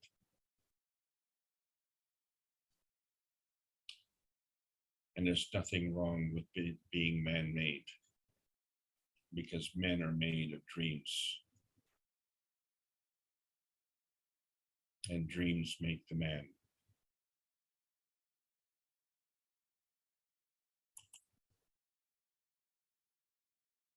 So when we're looking for this greater oneness, we have to understand that the greater oneness is not the selfishness, but it's the common good. And so if you have this glow where you're feeding the radiance and you feed back the radiance, then you can achieve this greater oneness more effectively. So you can do more, be more effective. And this is what we want to do. We want to get back to normal, where the majority seek freedom and emancipation. This is normal in the universe. And the earth is part of this universe. So the earth also seeks freedom and emancipation. That is their purpose. So from this gravitational point, which is the convergence of the attraction and repulsion forces, we become the magnetical residue, the independent variable, each one, so that we can work in this interdependent universe and reach one. So all we have to do is just reach one and create an emotional transformation and teach one. They'll understand the benefits of one nation, one planet, one universe in a multipolar world, in a diverse world. We're all investors in this club we call Earth. And as such, as being part of the universe, we are all investors in the other club, which we call the universe. That's why the Keshe Foundation Spaceship Institute is presenting this plasma science and calling all Earth shareholders who are near and far. We need a peace treaty. Sign it with a pen and sign it with the heart. Sign it with your emotion and sign it with your soul. That's how we can get this physical and emotional transfer rate to change, because it depends on the source and balance of the feeding and the feedback systems. So the universal language of freedom is to listen to and understand the default position. The default position is that the plasma science needs to be delivered in exchange for peace on Earth. So welcome to the outer space age. That's the end of the lesson. Thank you so much for listening. Over to you, Mark. Thank you, Alex. I don't know if I absorbed everything from it, but very interesting, and you've covered a lot of topics there. But today we're talking about getting in touch with our soul, this transmutation. And I'm trying to connect what you just shared with this whole idea of transmutation and going into your, bringing your physicality into the soul in so many ways. And how that is done. I mean, when you go into the universal unit, it seems to could happen immediately. But I guess we just have to work on it more ourselves and get to that point where we can, I was thinking about keeping the cage, this bird cage, open and trusting the soul more or less. But there's must be some techniques. I know he said it's like the marathon. We do need some practice in doing this. The systems are there to help or guide us, show us how, but also I would like to be able to do it on demand, so to speak, without a system there. I know Mr. Keshe talked about some of the equipment he had in his lab was not allowed to be in the public, but apparently certain governments had given him certain equipment that he could test with or play with, and therefore it's not illegal, I guess, if the government shares it with you. I just want to share for a minute, and then you can take the screen back.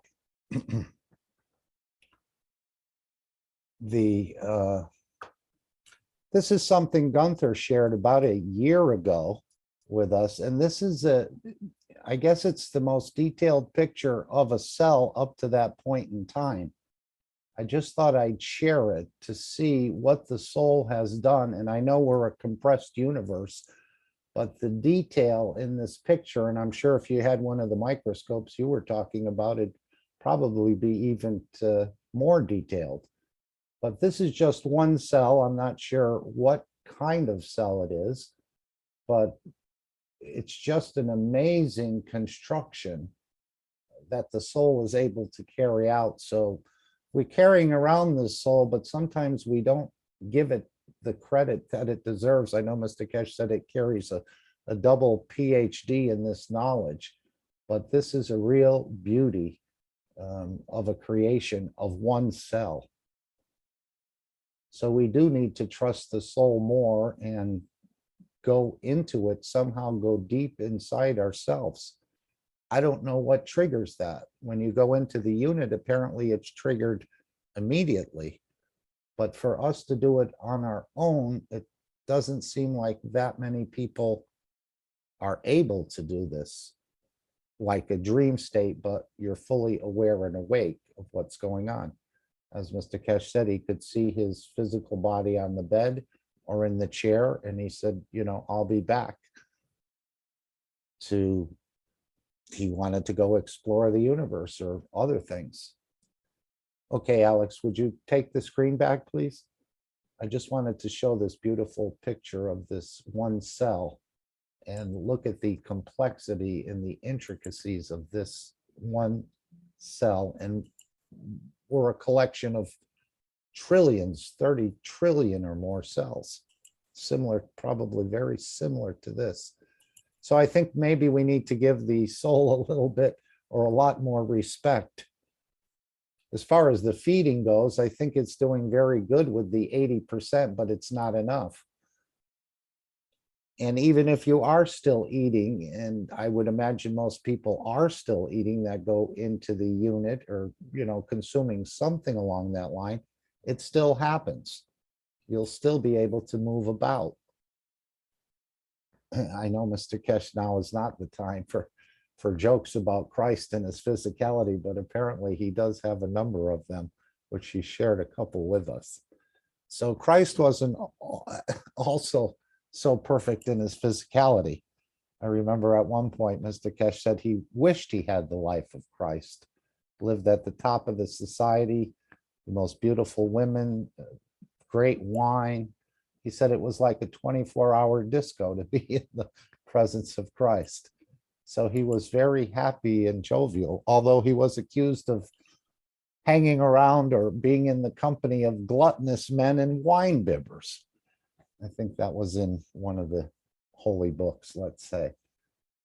But it's just amazing what the soul that we're carrying around, that we've never really been aware of it. And now I think it's time for us to become more in touch with it, because it is quite a master of this creation and of the universe, apparently.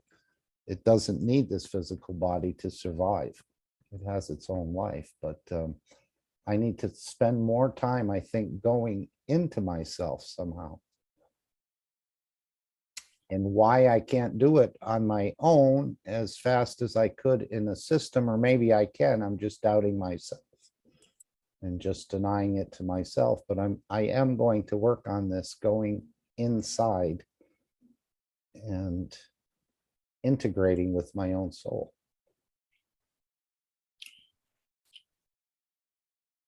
Well, Mark, one of the prime motivators for conflict is having life essentials. And so one of the things that I became aware of many years ago was how we can eliminate the dependence on life essentials. And when I say the dependence, that dependence has to do with a lack of availability. So there's two ways to have a lack of availability, obviously, is one, to not be able to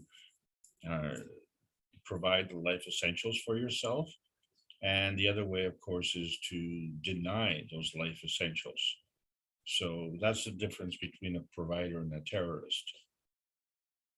But what the plasma science has done has gone beyond that. And not only has it negated the need for terrorist activity, but it has eliminated the life essentials the way we interpret it. So in other words, the whole purpose of the life essentials, and let's take the first three: air, food, and water. The common denominator for those three is oxygen, and the common connector is carbon. So, when you look at the need of an essential, of those three, the food is the last. You can live without food for an extended period. You can live without water, but for a very short period. And you can live without air. Well, I think the world record for holding your breath is around 6 or 7 minutes. And I don't think anybody in this panel could come anywhere near close to that. So the urgency dictates the need. And so, of course, providers know this, and terrorists know this.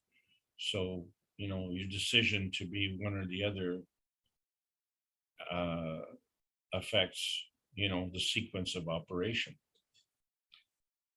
But with the plasma science, we have transcended that need.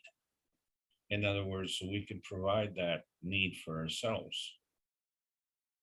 But like you say, we are only at the point of awareness, and I'm talking about the majority of us. We're at the point of awareness, but that doesn't mean there aren't those who can transcend these energy levels and do that more efficiently. So I'm with you on that particular point. I can't do that. However, necessity is the mother of invention, and we're coming to an existential crisis on this planet. And one of the reasons we're coming to that is because the need for terrorism is now being eliminated. And if we hope to eliminate the need for terrorism, we cannot do this through terrorist activity. We have to do this through plasma science. And the reason for that is because the terrorist activity, through its physicality, does affect our emotional system. But the plasma science transcends that and goes to the soul level. And so when the higher energy feeds the lower energy, then we need to shift from the emotional feeding, which feeds our physicality, to the soul feeding, which feeds our emotional and our physical combined. And it's this graduation that is going to bring peace on this planet. So you can't bring peace through war. You can only bring peace through peace and harmony. And peace and harmony comes when you have the essentials of life freely available, because then you don't need to steal. But that need for stealing violates universal laws. And so why is that a universal law? Because the essence of creation is to create life. So if you are not allowing life to have the essentials of life, you're violating the universal laws of creation. And why would you do that? So that means that you are not interested in going into outer space.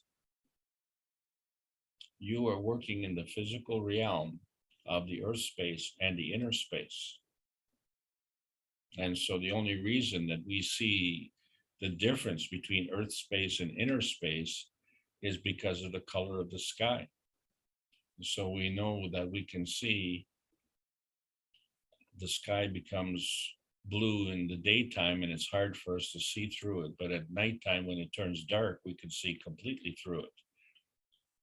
But you see, everything that we can see is physical. What we don't see is the plasmatic reality, which is the substructure behind that. And so it is that plasmatic reality, which is the real reality, because the only way that it works through is through the truth, justice, and love. It fails to function when the love is not there. And the love is not there via hate. Hate doesn't exist. There is only love or not love. You can only give or not give. Those are the only two options. And so when we decide to take, we are actually disrupting that system. And it's creating a small scheme, and it's keeping our tiny little planet tiny. Go ahead, Mark. No, I was saying the dream state is what we call the dream state is actually more of the reality. I think our soul is probably more than willing to take the physicality around with it, but we never have asked. I mean, some people that live a full life never discovered their soul. They never had a chance to basically go deeper into the soul level. So I think the soul is very willing to do that, but we have to have that strong emotion to want to get into that position somehow. And I don't know if it depends on, you're not eating or you're still killing and eating, or it would still do it regardless of that. That's what it sounds like to me. Yeah, that's correct. It is regardless of that, because although today's subject was sunshine, I didn't talk much about sunshine, except for the fact is that the sunshine has a glow. right? Whereas the moonshine is a reflection. And the moonshine is temporary. The sunshine is continuous. So if you are radiant, but you look at someone who is radiant, they may put a glow on the room. And when they leave, you can say, well, the glow is gone. But they are not radiant the way the sun is radiant. They are irradiant. You can feel the presence. You can feel the energy. You can feel the vitality, the physical and emotional vitality. But there is no tangible glow like you see the tangible glow Right. from the sun. What you see is the soul behind it. So when you say, oh, you know, you are so radiant, or she's so radiant, or, you know, you glow and light up the room, it's a figure of speech, but it's very apropos because it's a extension of your soul. So your soul is having that impact. So that soul that is within you is having an impact that's outside of you. And this is the point that the sun can do, except that the difference between the sun is that it has a radiant glow, and we as humans have an irradiant glow. And the difference is enormous in terms of energy creation. So our existence is virtually totally dependent on the energy from the sun, whether it's daytime or nighttime. That is the point. But we also have an energy source. So the difference is the intensity of the soul of the sun versus the intensity of the soul of the earth, or versus the intensity of the soul of the man, right? So Yeah. the intensity of the soul of the sun is so bright, and it is so pure. And this is at a higher elevation of energy field strength than we are. And so when we're talking about elevating the soul, many of us can do out of body transmission. Many of us, or a transition, many of us can do soul travel. Many of us can do, you know, how should we say it, walk into a different environment. Okay, but when we say many, you know, it's still a very, very small percentage. So, but they are still not, you know, shining like the sun. So they are on the path farther down the road. But it doesn't mean that we can't catch up, and it doesn't mean that they can't fall back. And that's the point. We all have this capability. We need to make this decision each and every day. So we are constantly being tested, and we are tested by the feeding that we get from the universe and the feedback that we get from the environment. And we are strong enough here to make that difference. Now, when we become awake to our capabilities, then we start to practice the right capabilities. So, you know, whatever you give your time and attention to, that is what you're going to create. So that's a fact. So this is why, as we give our time and attention to the plasma science, give our time and attention to the peace stone, you know in your heart, you know in your soul that these things are real. You've seen manifestations of this reality in different forms. Now you understand how to interpret them. This is what gives you the insight. Once you have that basic knowledge, then you have the insight, so that, you know, you don't need a lab to figure it out. Is that physical? Is that plasmatic? you have the basic criteria to differentiate, and how can you affect that? So, we have matured in many ways, but it's only a small energy field, and that energy field is going to be amplified radically. And right now, the rate of change is far more rapid than it was even 10 years ago. So we're dealing not only with a different technology, but we're also dealing with a different change, a rate of change. And this is where the pressure comes in. And so we're seeing the events unfold. And so as we see the events unfold, you say there is a logical sequence. And then you see, for some reason, there's an illogical sequence. And so you ask yourself the question, why is one sequence illogical and why is one sequence logical? So that's the difference between the providers and the terrorists. Well, I know self-evident. our two souls are working closer together on a daily basis than we probably realize. So the jump or bridging that gap may not be as far as we think it is just because we've never done it before.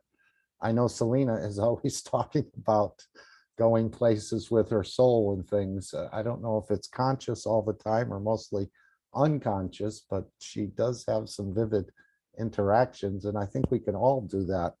I know we can. And as far as the light, I know he said that the Universal Council would have this sort of light, but it wouldn't be like a light bulb light where they're all lit up in a way, but it would be sensed by the other souls that they're there to give and to serve. So it wouldn't be such a physical light or a glow. Maybe it would be, but it's more of a sense that the souls around them understand, I think, that they're there to serve and give. But Mark, we're all in that same boat, you see. Yeah. So many of us are suggesting, I don't have the capabilities, so you pass that responsibility. And, we all have certain capabilities better than other capabilities. So we're all looking for our, I guess our specialty. What is becoming, not becoming, it is a fact that the plasma science transcends a lot of these knowledge bases, these fields of interest. It affects agriculture, it affects communication, right? It affects health, it affects space travel. So why is that? And the reason for it is because these are the universal forces that are affecting each and every one of these things. Each and every one of these fields is a byproduct of the universal field forces and how they converge. So what does that mean? The sun is shining all around the earth, but you have different types of climate, right? You have the Arctic, you have the tropic, and you have the temperate. And you have the tropical plants, you have the temperate plants, and you have, plants in the tundra. That's just the living vegetation. How about the minerals? You have, copper in Chile, oil in the Mideast, and gold in the Far East. Why is that? It's the same sun and it's the same earth. You could argue that there's no justification for that, but that would be ignorant because you know that it exists. So you know it's there. So just because you can't explain it, that's not good enough. So what is the explanation? So the explanation is the inertia that is coming from the interaction of the fields that are becoming absorbed and the fields that are being emitted. And so the byproduct becomes the field of manifestation, whatever that is.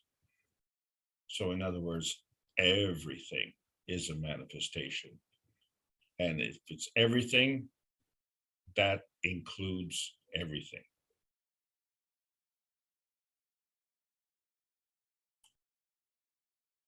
Okay, let's see if we can open it up for others to make some comments or ask some questions, please. It'll be great to get to the point where no one can fool you anymore, especially if you're able to do these sort of go into the soul and travel with the soul.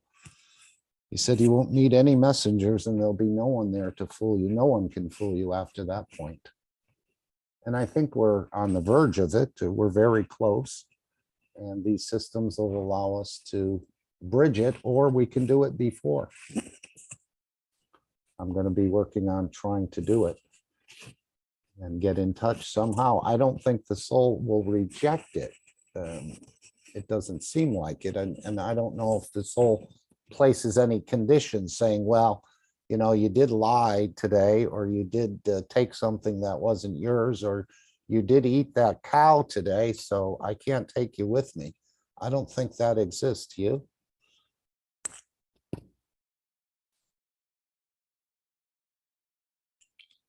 It's an acquired condition. So, you know, we have to practice. And there's ways and means to practice. So, you know, I think old habits are hard to break, but they can be broken. There's no question about it.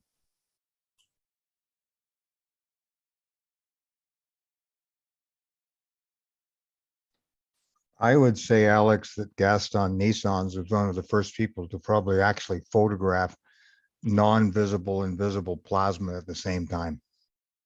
Would you agree? Absolutely. You know, the problem that he had is he didn't have the knowledge of Mr. Keshe. So, you know, I always, Mr. Keshe was very lucky. You know, he was exposed to an environment in a hospital environment with the head x-rays. And so the simple question is when an x-ray is passing through the body, it can see the bones, but it cannot see anything else.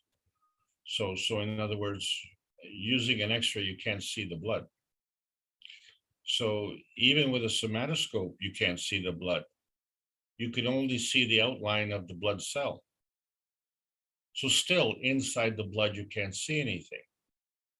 So the question then becomes, if the x-ray is looking through the body and it can only see the skeleton, which is a physical manifestation, so everything else that it cannot see is literally a plasmatic manifestation, because the x-rays are beyond the range of the visible light. So if we look at the somatoscope and how the somatoscope works beyond the visible light, is it took two light sources, right? And brought them together, and they created an image based on whatever they were reflecting from. So that's how the somatoscope could see. And that technology was deemed illegal because the regular telescopes and the regular microscopes were a single vision. So the somatoscope was a double vision. So, you know, that concept is so totally ridiculous. It's unbelievable. I mean, you have two eyes. So, you know, hello, you know, why do you have two eyes? You know, so the somatoscope had two eyes, so it could see. Well, you know, these people were from Missouri and were seeing is believing, and what they saw, they didn't believe. So, you know what? They weren't from Missouri. They were from some lunatic house, okay? Because The fact of the matter is that that blood cell was there. And so instead of paying attention to the technology and trying to figure out what works and doesn't work, what Nason's found out is that by altering the pH of the blood, he could determine how many somatids they could provide.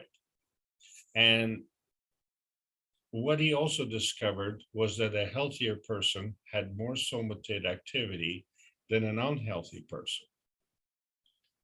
Now, the one thing that I didn't mention was that this was a live blood analysis. So when you look at the lab analysis, they don't look at the live blood.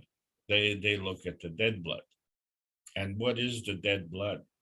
So the dead blood is actually taken out. The dead blood is taken out of the body.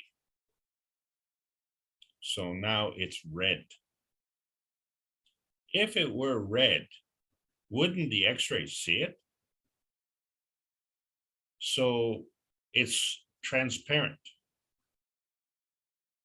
And since the somatoscope is not looking at the physicality, but is looking at the emanating life force, then it can only see the image the same way that the X-ray sees. So here's what I'm saying. The X-ray can see the skeleton, cannot see the rest of the body. So therefore, the rest of the body, as Mr. Keshe says, is GANS.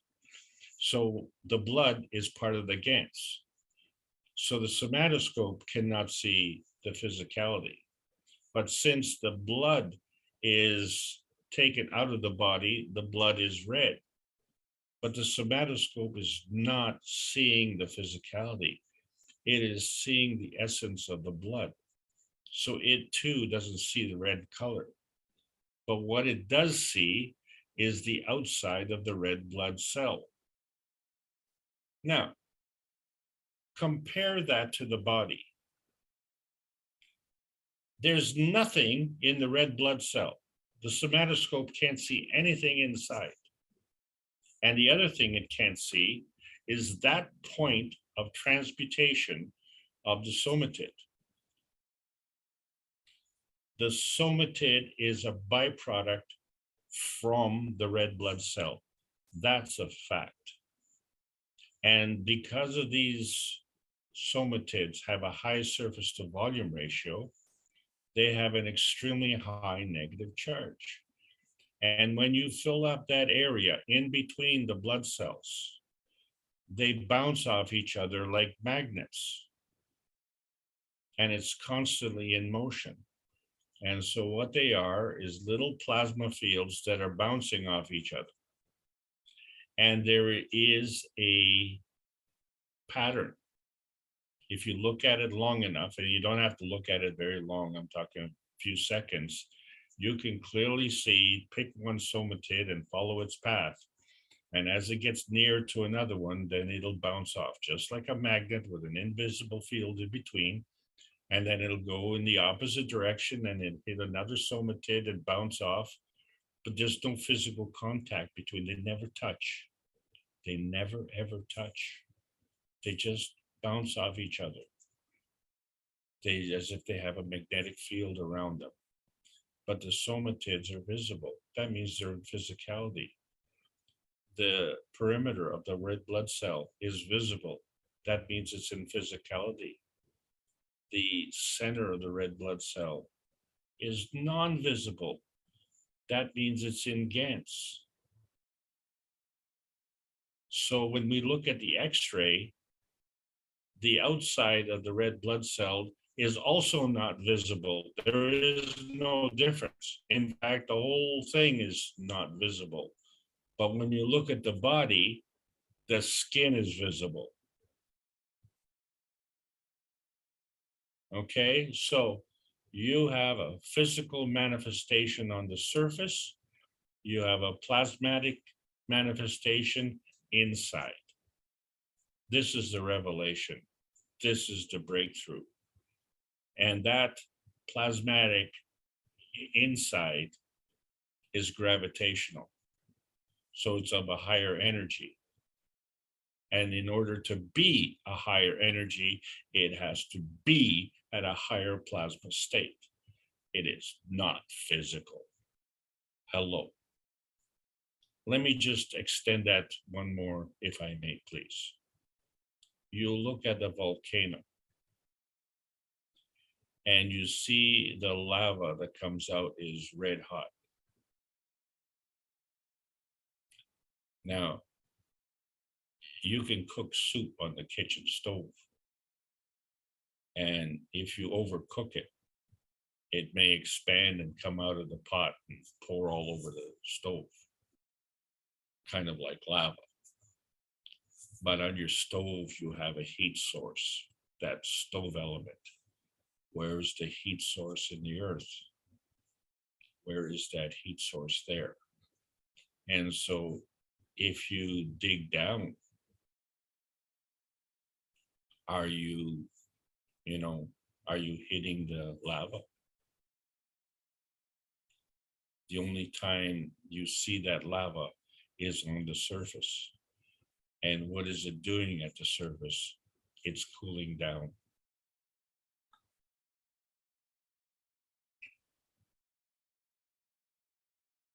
So the surface of the planet is a crust, but inside the planet is a plasma.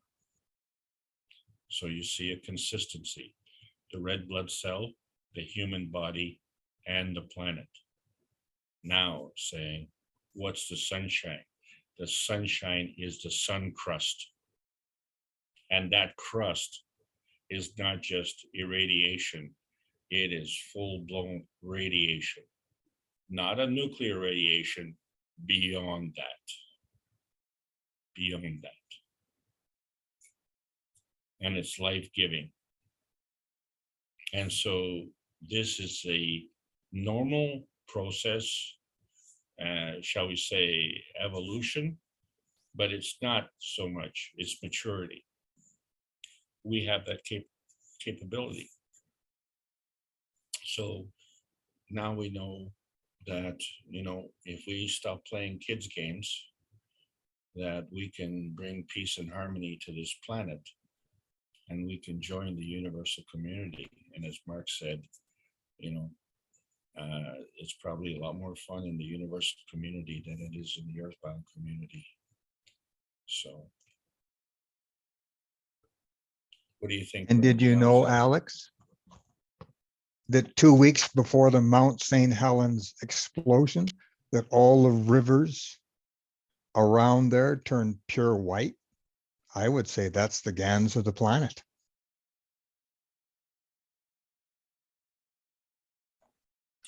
I didn't know that. Yes, I went down there not long after that happened. I was out talking to the people there. One of the old gentlemen said, I don't know what's strange, but all the rivers that were on my land coming from that mountain, he said about 2-3 weeks before, they all turned pure white. He said, but it was after that, he said 2 years later, the best crop he ever had. So I would say that's the planet giving up the GANs before the lava comes out to do what? To cleanse the planet. We have to look at the earth a totally different way now when we understand the plasma science. Same as us, same as our blood. They take the blood out of they put it in that vial, but the moment that it's in that vial, it's dead. It's dead. Yeah. It's not alive. I've done a lot of live and dry blood testing, and we even to the point where we took drops of blood and then took a sequence of a liquid herb and put that into that and tried to recreate the electricity of the body into the slide to see if it would help the blood. 99% of them didn't do anything. But again, how good was the scope? We were only seeing in the physical state. We weren't seeing like Gaston was seeing in the plasma state. Well, exactly. And these people who are doing live blood analysis, they're doing 8,000 magnification.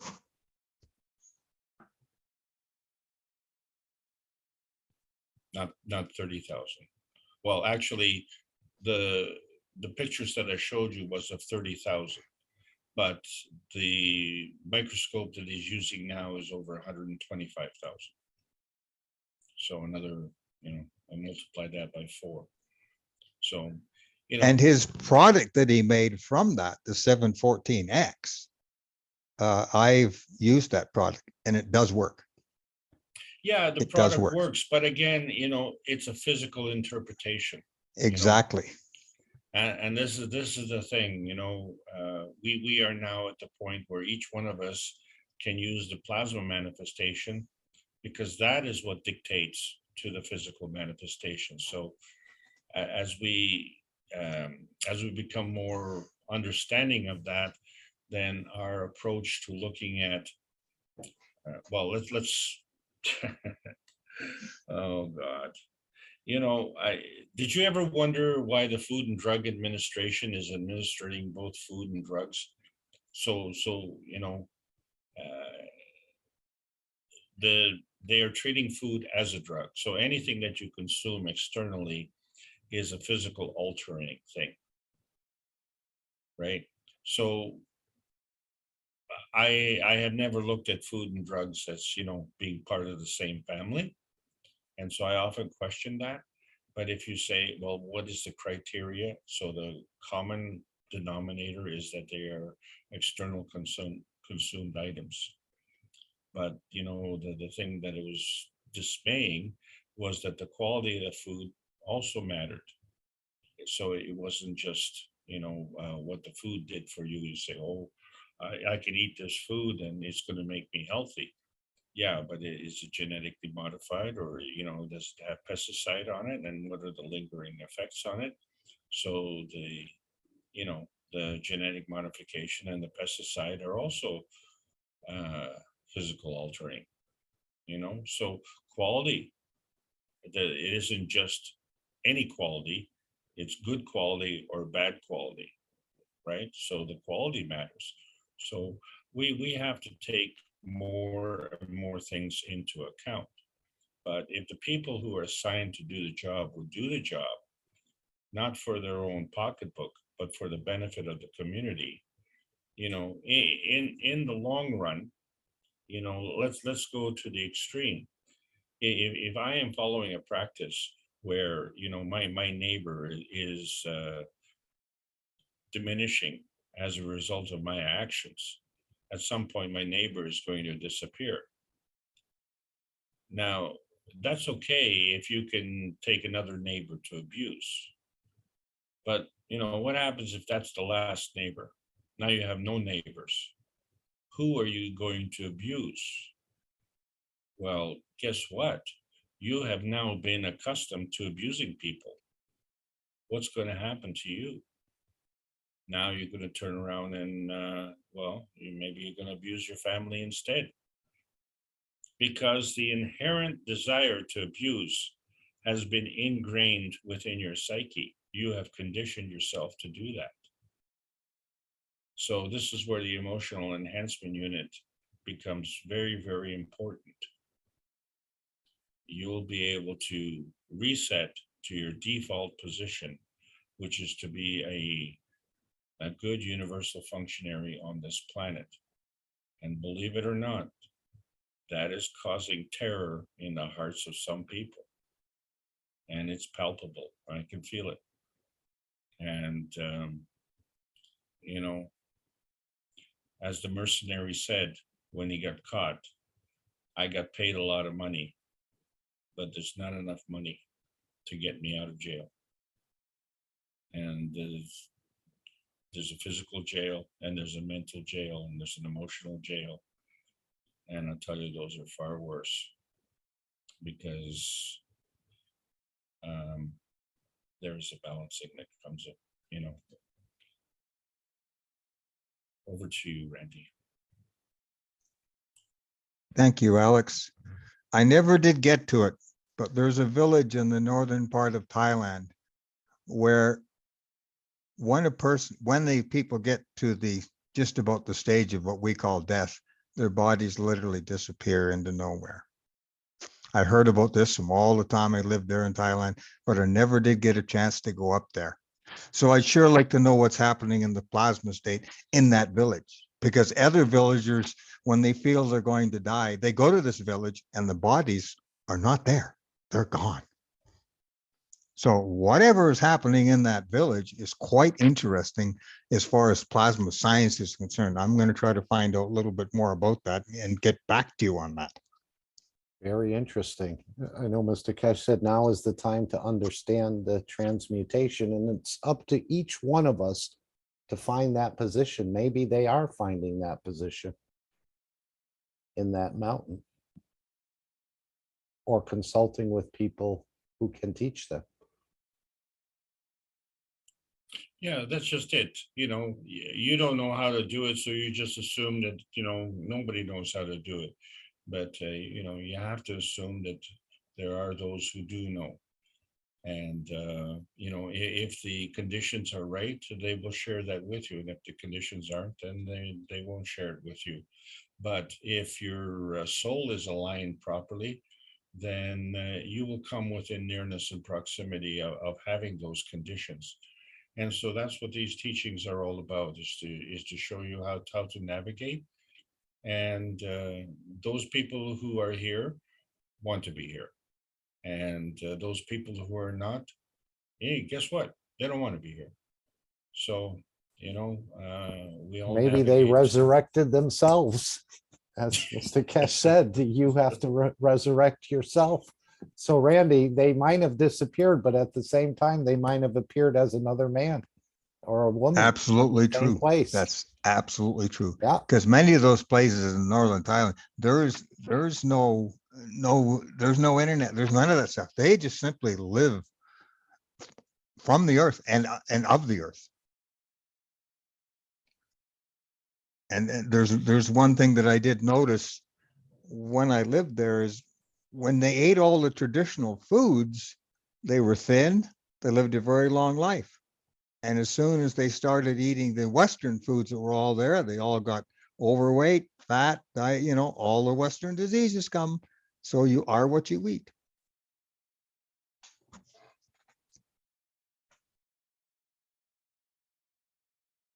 Okay, is there someone else who'd like to bring up something else about this teaching today, or? I would like to suggest something. Oh, This is please. Misty. Yes, Misty. I'm hearing a lot of the word grounding, jail, you know, hatred, and things like that. It builds up. And we're electrical beings, and we don't put our feet on the ground, the earth enough, and hands in the dirt. And I feel as though that helps to balance something before you try to say go within. You know, I feel as though you have to ground yourself. And if people did that more, I feel that they would be more balanced and there would be a lot less turmoil. But we keep rubber between ourself and the earth, and our souls are kind of separated, I feel. And so we're always looking for something, but we never really find it. And I found that when I was younger, I did a lot of gardening, and I'd had my son, and I was nursing him. And at one point, I just was nothing, I felt nothing but love. I was extremely happy and young enough to feel that. And at one point, I could, let's say, use my two eyes, but eventually my third eye, I would say my soul eye, could start seeing the energies around the trees, the energy give. And I started seeing energies around people, not physically, but plasmatically in my third eye. And so I imagine these teachings will be, and what we will be learning will head towards that, where we will be able to see and feel the intentions and beyond our physical eyes. But just wanted to add that. Interesting you say earth ground. We were talking about that in one of the Magarev studies there about an off-grid generator. And what it needed for sure was an earth ground, meaning you'd put a pole or stick a wire down into the ground and get that earth ground. And I know Mr. Keshe has often talked about walking on the beach barefooted and connecting with the fields of the planet. And like you said, we keep ourselves insulated from that in so many ways. Yeah, I've heard about that, like on the grounding, when walking around bare feet. Like there's the, I can't remember where it was, maybe South America, where they run and they're bare feet and they can run really fast. It's the momentum and the energy, you're more connected. Okay, I'm done. Thank you, Diane. Thank you, Misty, too.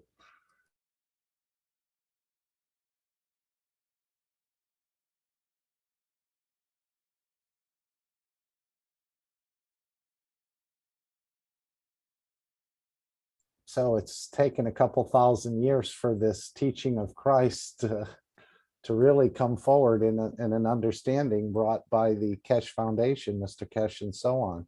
Even though some have understood it, and maybe some have understood it and hid it, but for the most part, I don't think they have understood it.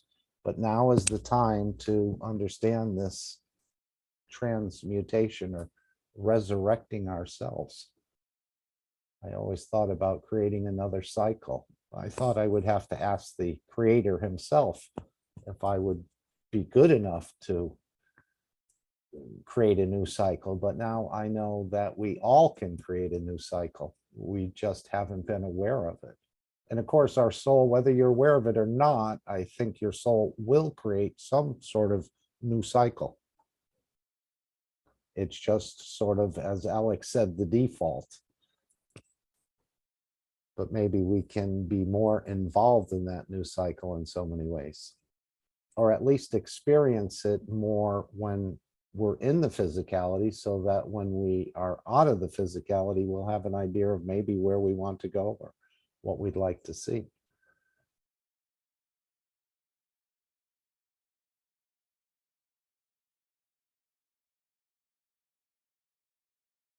So it's a dimension beyond the known dimensions in so many ways. Although we're doing it all the time, this is the other part of this teaching, that it's us who have denied it, but we're doing it. So let's stop denying it and get more in touch with it, and we can achieve to be able to resurrect yourself. And then what worries do you have if you choose to create another cycle here in the physicality or another cycle somewhere else? And most people go through their entire life never even realizing that that's a possibility, or possible to do it while you are alive here. So we're very fortunate to be touched by this knowledge of the Keshe Foundation. And we have that field strength, I think, to see a little bit of it where the others are just turned away from it at the point in time, although their soul understands it as well. The physicality is just too strong to want to try to accommodate it. Anyone else like to come in here? It's free for all.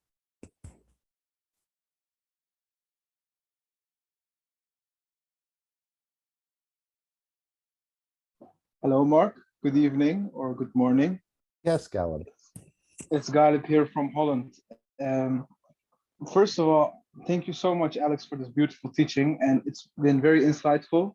I hope I can listen to it again because I missed a part. So I cannot really ask a question that's directly related, but I recently discovered something and I wanted to present it to you if you can maybe give me more insight about it. It's about, I added carbonated water to my CO2 system and I got a lot of aminos, or something that looks like amino acids. Maybe I can show it to you.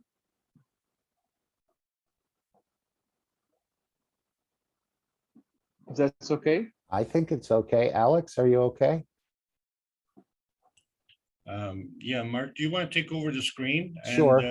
Because I'm going to have to stop sharing, otherwise I'm going to be thrown off here. So Okay, Let me know. let me just move that over here. And Galeb, did you want to share the screen? I can send it to you. Okay. I will send it on Zoom. Or Telegram might be easier for me. I haven't taken too many things off of the Zoom. I understand. I know Alex in the Spanish teaching talked about it was fine to use the mineral water. And there was some questions about amino acids and ganses. But I think he said that there was no problem in using the mineral water. Yes, because Carbonated what I water. had, normally it takes a long time for a good amount of aminos to appear. And now I had like more than I ever had in one day.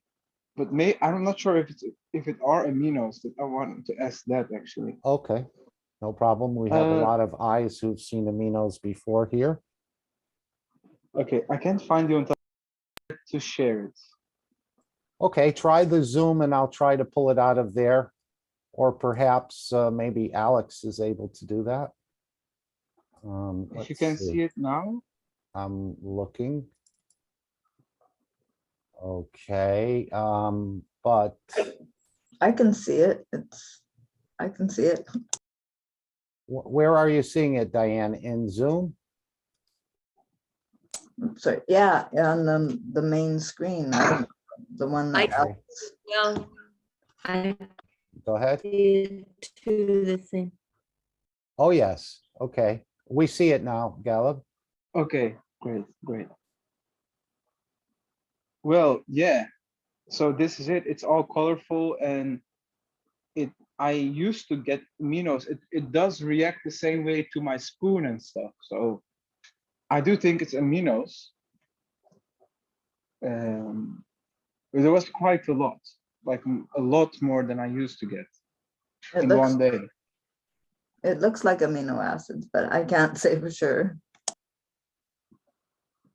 Right, and Mr. Keshe said we do need a good supply of amino acid on hand. He was referring to Ukraine and so on, that they have a lot of amino acids, or when he was talking about decontamination. So the more amino acids, probably the better, collecting them. What sort of salt did you use? What percentage? This is 5% or 4%.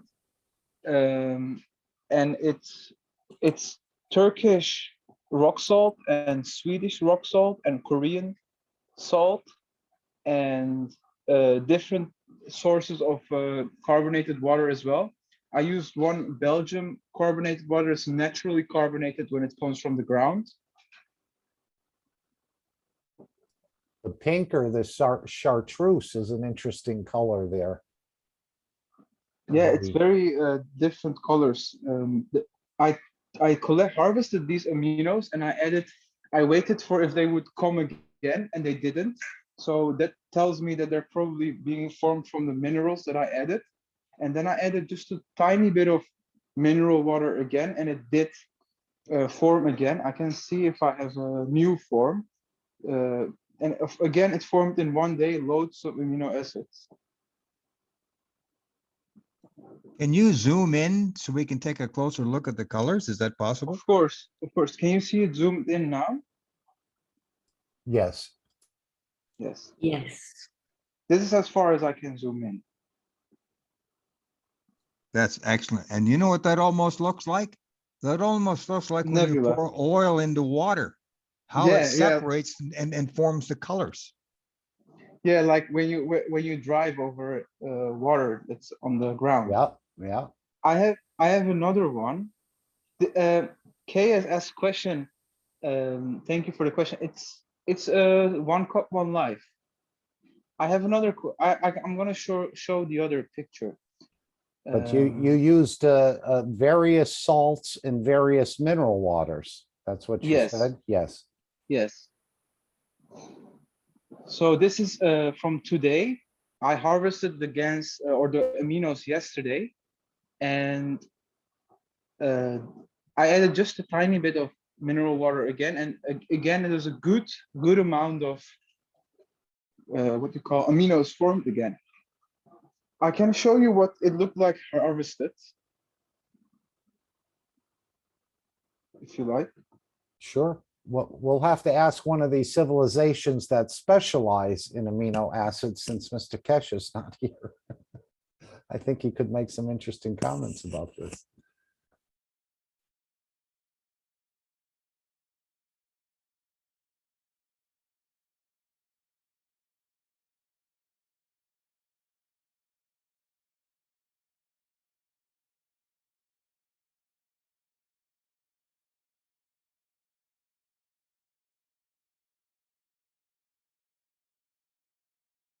Open my camera now. Let's see.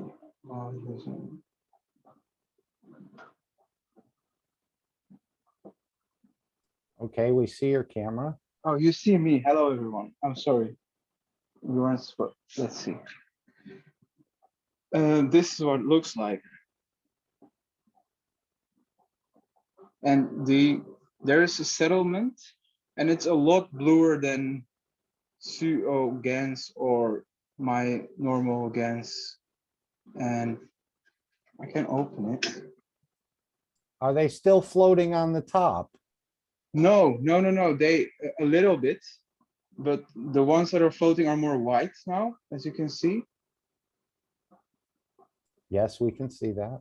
And when you collect them and you push them together, they become like this. They become blue. I noticed when I was taking it with my spoon. So the colorful aminos, when you push them together while grabbing it or harvesting it, they become blue like this. And when I shake it, when I try to shake it, they are not, they shine. They shine light, or like they reflect light, I should say. Maybe I can open my flashlight. No. You mean like little diamonds? Yes. They don't look like GANs. But it's hard to. I cannot open my flashlight to show, but yeah, that's what I noticed. But yeah, I just wanted to provide this. Maybe someone already knows about this because it would be quite useful if we have this method to create a lot of aminos. Or maybe it's a bit weaker aminos, I don't know, but if it's viable, then it's useful, I guess. I think Dean is here. Maybe he could show these pictures to Herbert perhaps and get back to you on some comments from Herbert. I don't really know for sure how to comment on these. They do look authentic. Mark, I just wanted to ask about, the metal around that jar that's closing the jar off. Does that have any effect? Because I remember we were told to take off those metal clasps and use the, the gasket that's present.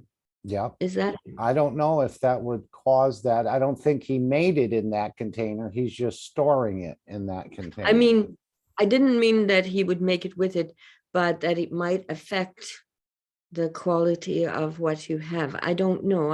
I'm just curious if anybody knows. Would any experts like to come in here? Please. But I know in the universal unit, they're using a lot of amino acids and things, and there's no metal. I know the new chairs he was showing us, there's no metal at all. And I know if one of the ways, if you had a mason jar and you were using the metal cap on it, someone had said to put some plastic in between the cap and the jar. But I don't think that would, but again, I don't know enough to make a proper comment here.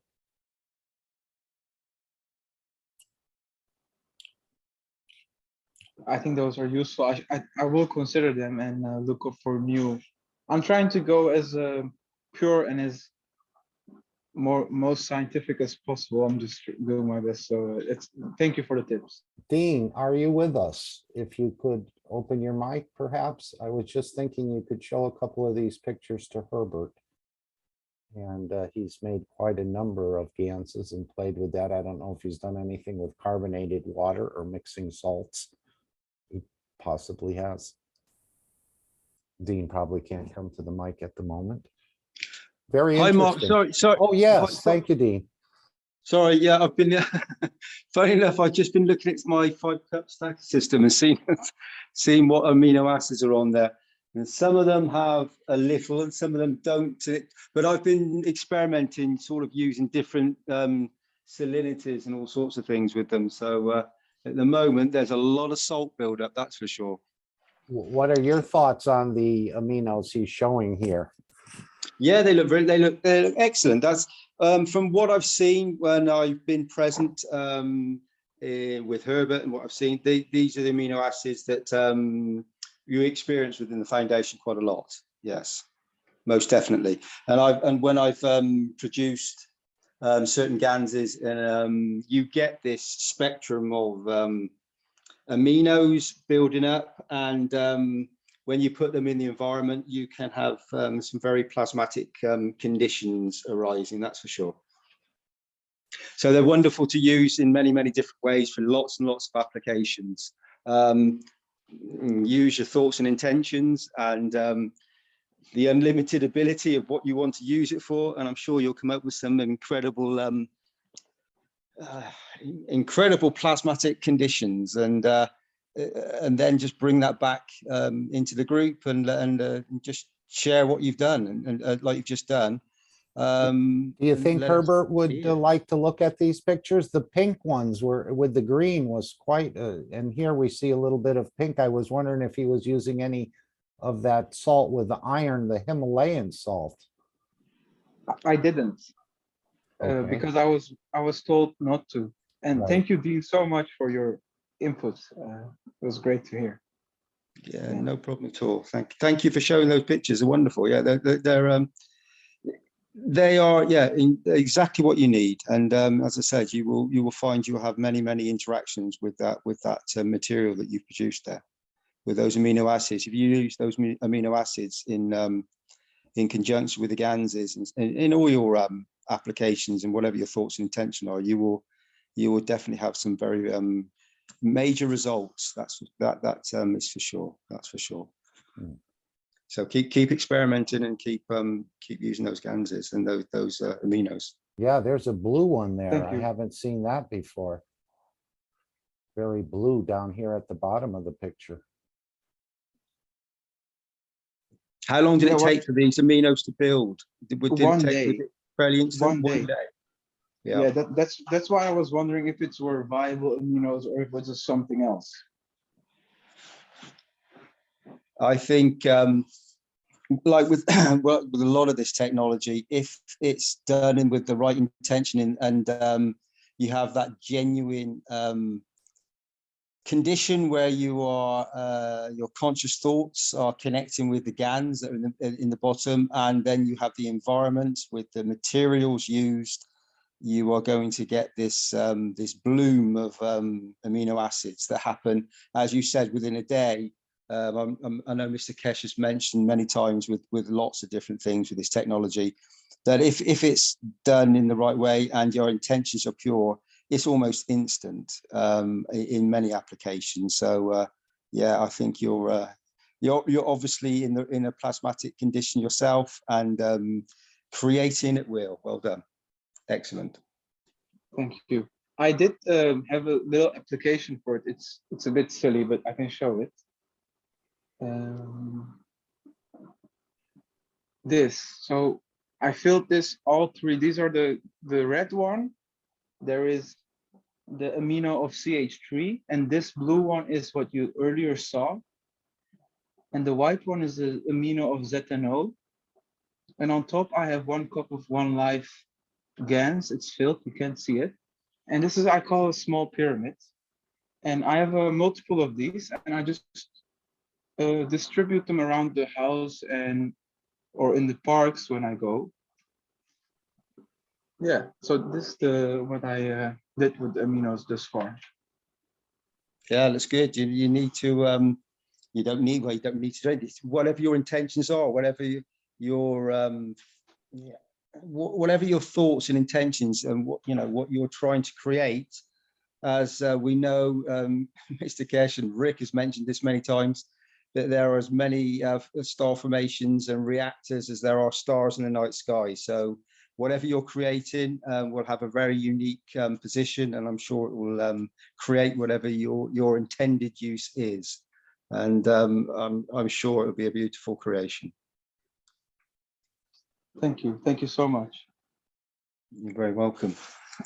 I'll just, now you've gone on to Ganses, I've got a lot of the 5-cup stacker systems in a, it's like, it's hard to describe, well, it's not hard to describe. It is a, like a Mandela effect on the floor in my apartment at the moment. And whenever I move them around, I get different conditions and different plasmatic conditions. So sometimes I mixed them and shook them up and found that it had some startling effects within the environment around me. And then I would let it settle, and you would have many different sorts of emotions and things that would come about. And then I would randomly just move them and see what effects it had. And then sometimes I would consciously put an intention in to see what effects I had. And they're in one part of the room. And then the other side have 5-cup stacker systems. And as I said, they have in at the moment, I've been away, I've just come back. So just before I left, I noticed that they needed retopping up, and I retopped them up before I left. And I've come back, and they've stayed, the amount of liquid of the salt solution is hasn't dispersed as much as they were just before I left. They were they went through conditions where they suddenly the water evaporation was much more intense. So it was like the conditions, the environment, maybe the emotions in that moment were causing a condition that was making the water evaporate, change its composition. Since then, as I said, I topped it up before I went away, and now I've come back, it's stabilized. One thing I have found, at the moment, I've got a lot of salt buildup, salt buildup. And funny enough, within the last day, someone asked me for some salts. And so I have a large amount of plasmatic salt now. And I mixed some of the salts, cup 1 and cup 2. And I also put in another element of the salts, which was from the 5-cup stacker system of the Solar Man. And I mixed a little bit of this salt together, put some thoughts and intentions into it, and gave this jar of salts away to somebody today, for them to then use with their thoughts and intentions on however they wish to manifest and however they want to use these salts. So we will see what happens on from there, and hopefully I will get a response back in the meantime to see what how it manifests and how it can be used in many applications, I think, in many different ways. So that's some sort of experiment or something that's in the matter state that can be used shortly. And as I said, if I get that information back, I will gladly share it with you all. I don't know if that's helpful to anybody, but maybe it is, maybe it is. Yeah, and we've just started to open this knowledge up, hardly scratched the surface of it. So I would imagine, as we know, there's going to be thousands or tens of thousands of new products. There'll be also people will hit on different things with their just randomly experimenting, I would think, as we just saw what Gallup did. So very beautiful. There'll be so many knowledges starting to open up that we didn't even realize were there right in front of us the whole time. Randy, would you like to read, or would you like me to read what you put in the chat about this village? You can read it, Mark. Here is the part of the information about the village in Thailand. It is too big an article for chat. There is a village in north of Thailand. Nam is the name that is famous for not having a cemetery. Apparently, nothing distinguishes it from the surrounding villages. Its population is close to 400, and many of them are elderly. About 5 to 8 people a year, it leaves the ranks of the living, and there is never a burial. It is not necessary, for the people who live here disappear 3 to 3.5 hours after their death, and the corpses are absorbed without a trace.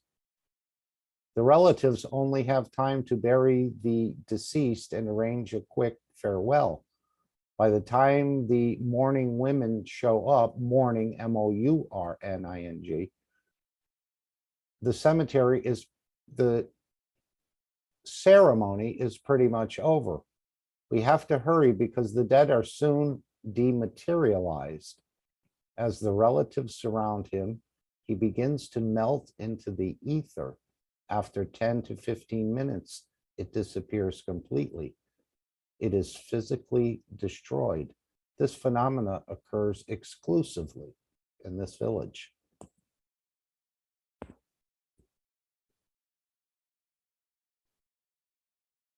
Phenomenal phenomena. But I I'm will sure- I'll find the rest of the article and I'll put it into the chat of the Telegram groups. Beautiful. Yes, there's so many things we haven't been looked into or have been kept from us, or like you say, there's no TVs or no internet here. But obviously something, as Mr. Keshe has described, these tribes in Africa and some other places, even the United Nations, where they decide whether a boy or a girl later on. And so there's many things that we will probably be discovering, and especially as it relates to this plasma technology. We've just started to scratch a little bit of the surface. Mark, it's Dean again here. That sort of touches on Mr. Keshe, and we've all, as knowledge seekers, we've all, some of us, I would imagine, have listened to the teachings and saw the teachings from a long time ago when the reactors are spinning, and certain souls that have attained a position where they have given so much, put their physicality like an arm or a hand into the fields, they become transparent. Mm-hmm. And the arm, the hand starts to literally be transparent where they've given so much. So it would be interesting for some of you guys to have these reactors and put your physicality into this position to see what and how the reaction would be in the moment. I've also noted that this phenomenon has been with a lot of monks and other things that sort of meditate and reach a position of stillness where their bodies crystallize. And I know they don't completely disappear, but their bodies are literally just like crystals, and then they can be just put into a very small jar or something, and it stays in this condition for, just there's just a condition of the body being, as I said, a crystal, effectively. So there's another position that the conditions and the emotions and the environment and being at one and still creates that space gap that gives you the ability to, or the ability, the soul, the ability to transmutation and take another position, whether that is still in the matter state, or whether it's, as you rightly pointed out, where they completely disappear. So yeah, there's many instances. Yes, I was hearing a story about a monk who basically embalmed himself somehow over the time, and I think they still have his remains, which he did it all himself, if I remember the story correctly. Yeah. Do you not think that it's the same position as a universal being when you reach a position of with all the reactors and all the units that we have, like even at the exhibition center, when you reach the position of, I don't know what the right word is, elevation, enlightenment, that you become transparent, and then zero-time communications and movement without detection. And I'm sure this is part of, as Mr. Keshe said in the past many times, we move across your countries without you even being able to detect us. Yeah. That's obviously, you know, within the realms and the capabilities of the universal condition. Okay, so it's approaching midnight or just a little after in Europe, and we don't want to keep everybody up too late. Is there anyone else who'd like to please come Chairman? forward? Yes, Shweta. Oh, thank you. Randy, my dear Randy, can I say something about the article with you? Hello? We can hear you. Okay. Thank you, my dear Randy, for the article about the village people that those go there to leave the body, or even the body disappears. In ancient India, there is an Upanishads and Vedas where we see this body or the condition as Maya, the illusion, and that it is understandable by those who are in the default position, as we say, and accordingly the soul is immortal and immortal traveler of space. And here what is my point of view is that when in the Vedas there are explanation about the Ichha Mrityu. Ichha Mrityu means when the person who is in physicality says that this physicality is an illusion for me, I only created this to experience this, like that, and he's kind of understand that he's an immortal soul, and when he wants to die, he leaves the Maya, he leaves the physicality to disappear. He wanted that, then that person is he is in position of when he wants to die, he dies, and the body disappears. It happens in ancient times. They have this ability to understand the default position and the irradiance. Even if we don't want to the sun to be here, we don't need the sun as it is there always. We need the universal radiant love. We can have it, and we have the same experience to detach from this Maya, and it can happen in 32 days, in 2 minutes, in thousands years, as the soul wants. This is connected directly to the soul. Soul Beautiful. understands. Yes, thank you. The soul understands the Maya. Well, don't we say no, don't go get attached too much. Don't get attached too much, my dear. It will destroy you, maybe. So it is like that, the soul who understands the Maya, the illusion, or creates the illusion around, and he has the ability to understand always, as in the soul level, that this is only an illusion. And then when he wants to leave with an experience, he leave, and the illusions just go away. And in the sunlight, nothing is there, because he didn't even wanted the sun to be there. He understands the universal creator's love. So he can come in this illusion Maya, and he can go dissolving the Maya. It can be in the moments of in the timeless space. It is in the dimension of timelessness. There is no time.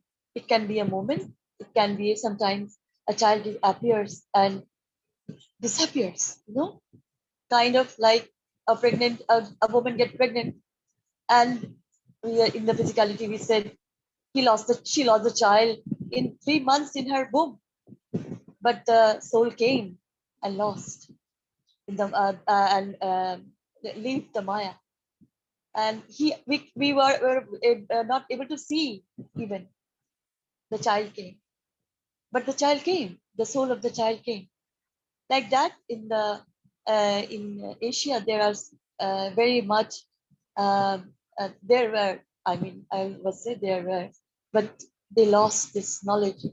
And now maybe in the way of the irradiance, the default position, if they come, if they understand, they can understand this, what the villagers were doing.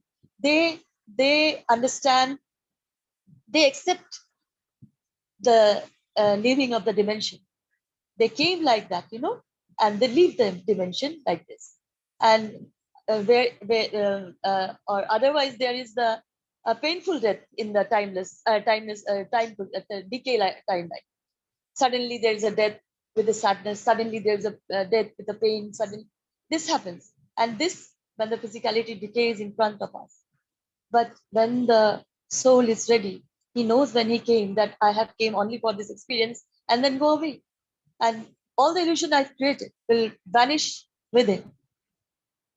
So like that, I understand, as Ghalib has beautifully showed the coming of the all variables he used and the colors of that coming from that irradiance, the radiant came, as understood by our beautiful teacher, my dear Alex. So I understood that the villagers in Thailand is in a way, somehow I connected that even we, even us, all of us, we say death is natural. But no, death is not natural. We accept it like that. No, we have accepted the thought process that there will be the childhood, there will be a teenager, and you will be young, and you will be growing old, and there will be much pain and suffering. And if you are not suffering and you are not in pain, you haven't learned. But in the arena of the universal creator, you don't have to have in pain and suffering for any magnitude to create, manifest. So like this, I understand in a way. So I wanted to say that, like, if there is, thank you for letting me say. Thank you so much. Yes, Thank you so and much. it's just interesting, in the 12/9/2015 private archives, Mr. Keshe poses the same question. Is your physicality, is this planet Earth more or less an illusion or just an interaction of fields going on? I'd have to listen to it again, but describing something, again, very interesting. Is it just an illusion, an interaction of fields that's going on? Caleb, I'm going to mute you. Thank you.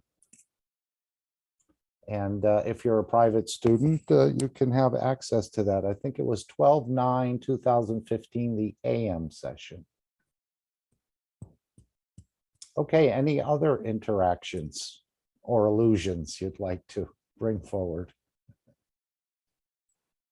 Hello, Mark. Hello, everyone. It's Doug here. From, hey, hello. Hey, from down under. I was going to say that. Thank you. No worries. I've just noticed lately in various media reports that people have realized during this period of lockdown that time disappears, that they're realizing that while they were having to work to the clock during this lockdown period, that there is no, the clock and the time becomes irrelevant. And, people are commenting. Physicists are saying, I've read that they're saying, maybe time doesn't exist. And people are responding by saying, yeah, well, anybody that's experienced this lockdown, they're not looking at the clock anymore so much. There's no need. It's a different. What's the word? It's just a different way of mindset. Living. Say what? I said mindset. Different mindset. Yes, Mark. Everyone was chasing the clock. You'll notice in history, one of the first things that during the Middle Ages and so on, they'd put up a giant clock tower in the middle of the town. and everybody would listen to the bell or watch the clock, and they'd that was a way of controlling people to get them to go at the same time to work, you know, and then they maybe have a break at lunchtime or something, and then there was you know, at night they would go home. But this has changed the whole thing. This it's sort of the positive out of this experience we've had recently, that a lot of people are realizing that, you know, what the hell were we doing all those years? Chasing the clock, looking at the clock, you know, yeah. So I just wanted to say that. I thought that was really, really interesting. Oh, And a lot of those office workers that work from home don't want to go back to the office anymore either. That's right, Randy. They're just saying no. You know, we've got a way now through the modern technology. We can do all these things from home, and we don't have to sit on a train or drive in a traffic jam for hours just to get to the office to do a so-called 8 hours or whatever it is, and then there's another 2 hours. 2 hours at the start and 2 hours at the end just to get to the office and get back home, and it's just a waste of energy. So yeah, there are many positives, I think, coming through that will never go back to that old way, regardless of what the powers that be might want. You know, people are just saying no. You know, we don't need this. We don't need that old system. We can do it a different way. beautiful. Maybe Mr. Keshe would like to make a comment. I'm not sure if he heard any of the previous, what we were discussing about this village in Thailand, or what Shweta had said, or even what Gallup had shown us with the amino acid made with using some carbonated water in combination of salts. Mr. Keshe, are you open to take any questions? I don't want to impose on you.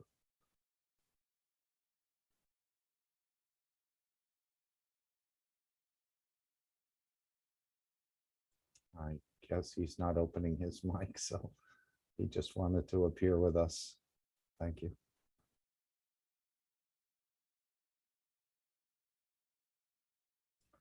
So now is the time to understand transmutation, and I thought I'd play again from our friends in Australia. Thank you, Doug. From Lisa in Australia, this video called A New Tomorrow, where all the created things will understand and be able to move between this dimension of energy, which is the universe or the creator, and the dimension of Mitra, which we consider the physicality. And then I'll play the final disclaimer and the meeting will end. Alex, go right ahead. May I just say thank you for everybody for attending and allow me to make another presentation. I hope you're enjoying these classes and having fun with it. And the objective, of course, is to teach the plasma science in a way that is suitable for everybody. We have to navigate through these fields because, as Doug said, there's no going back. And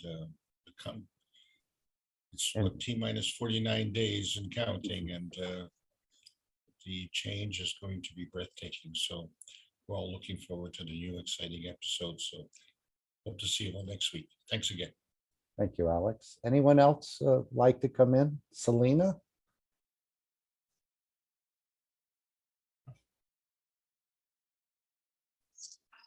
Hello. Hello. Sorry, I wasn't here. My No problem. it was open. The Zoom was open. I was doing something else. Sorry about that. What kinds of subject you were talking about? No, I know you were looking for Mr. Keshe. You said that he could answer some of your questions that you had. And yeah. He's just appeared just a couple minutes ago with And us. then? Of course, he's here as a knowledge seeker, so we he reserves the right just to be here as a knowledge seeker, I'm sure. But maybe you'd like to pose a question that you've been holding for him. I will talk to him a few minutes later, not right now. Very Just well. carry on. Thank you. And maybe it's just our soul passing through these fields that we're experiencing all these things through the fields of this planet, if you'd like to, or perhaps just the soul of this planet and our soul interacting with it. And a lot of this could be an illusion, more or less, even though it's even hard to grasp that understanding. When I'm sitting on a chair and I'm looking at a screen and I'm looking out the window,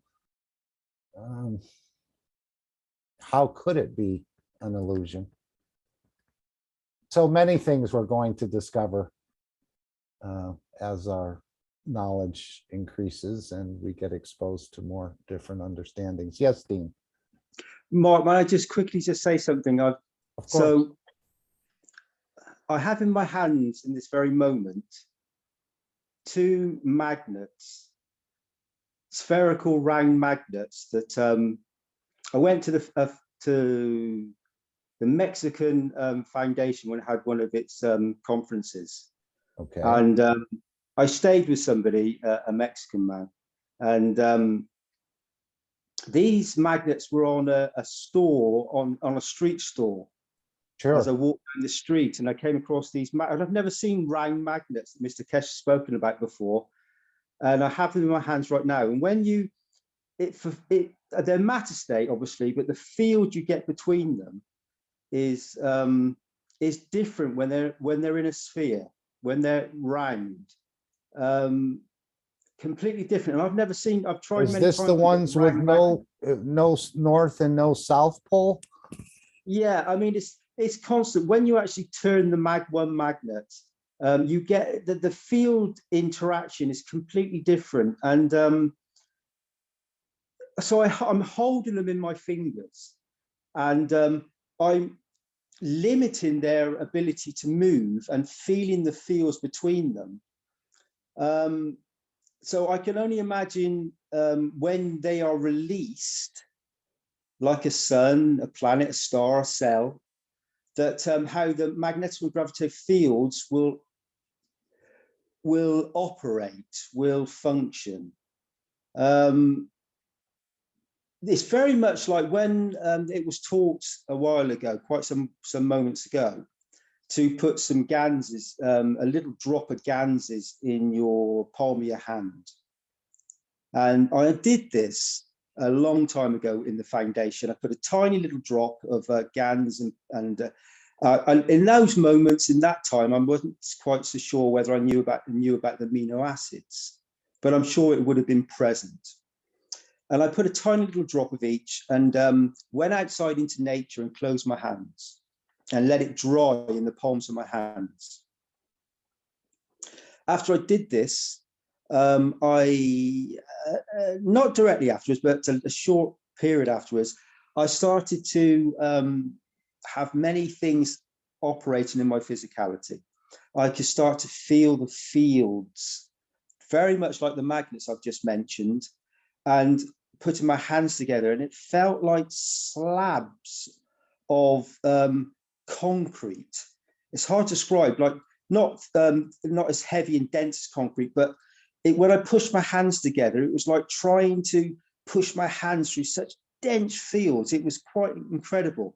And that feels exactly the same with those magnets when I pushed them together, the field interactions. And the fact that we spoke about the illusion and everything, and go into all the interactions I had within the Foundation's conference, and then walking the streets and coming across these magnets, and having many interactions with them over the years. I've enjoyed their company. The souls of these magnets that are present and showing me and delivering messages to me that I can then partly share with you now, so you can understand or experience some of the fields just by speaking about it. So these interactions, as I said, the magnets that Mr. Keshe speaks about, and the magnets in the GANs, in the amino acids, when the formations happen on the top of the GANs, and that deep connection with the planet Earth and ourselves. And then when we go outside of this sphere, and take away the amino acids of the Earth, and then but the magnetical gravitational field influences of the conditions of the universe, it's in the matter state condition I'm speaking about now, because I'm feeling it physically with my hands. My question would be, I suppose, to Mr. Keshe at some point if he would ever like to answer this, is how would that feel in a position of non-physicality? How would those fields interact with the soul? Is it a position where the soul is drawn magnetically to a position, or is there, because you have non-physicality, would you even experience this in that sort of way whatsoever? It's an interesting thought that has crossed my matter state condition of my brain. Anyway, thanks, Mark. Thank you for listening. I thought you were going to tell us how you gave one of the magnets to someone in Mexico and you kept the other one, and now you're communicating back and forth. I know there was a teaching where Mr. Keshe said you could break a magnet in half and put one in your child's pocket and one in your pocket, and you would have this zero-time communication. Now, maybe, again, that's just the matter state confirming to you in a way and believing in that, that is your ability, because it is, and the magnets are just sort of like a prop in a way. Yeah, very much so. Yeah, I mean, you say breaking a magnet in half. So when you have a child and say the father or the mother, isn't that the same thing? Isn't that exactly breaking in half a magnet and having that connection? Yeah, and it sounds pretty close to it. Yes. Yeah. For me, it would be the same interaction. We're talking in a different condition, but it's exactly the same explanation from my thoughts and intentions. Anyway, I think we have a lot to learn. Yeah, but we do know someone who does have that knowledge, and it's residing within all of us. As we know, nothing is hidden from the soul of the man. No. Yes. He is not here right now. No, he just checked in for a moment and Yeah. then he departed. So Okay, it's okay. Friday night I saw him in my dream. oh, good. Good. Yes. Maybe I solved my problem. Oh, good. Yeah, he said we need to get closer or absorb from his soul. He was talking in the last workshop, I think, Yeah. that we could absorb. Thank you. Thank you for Thank you. asking. Okay, I'm going to play this New Tomorrow from Lisa. Thanks to everyone in Australia, Jim and Lisa and Doug and all the rest that I can't name at the moment. And again, it's about this understanding about this new position that the Creator is working on in the universe. It's closer than anyone can imagine, that all the created things will be able to move between these two dimensions of energy and physicality. And this is what we're talking about with the transmutation. So many things happening. We have a lot to learn and understand and comprehend. I want to thank everyone for joining today, contributing, being here on the soul level. Very powerful indeed. So thank you all. Alex, again, we appreciate you and the knowledge you share. So I'll play that, then the final disclaimer, and the meeting will end. But it's beautiful in a way. As he said, this is a gift from the Creator, that the whole creation will be able to do this transmutation between the energy state and the matter state.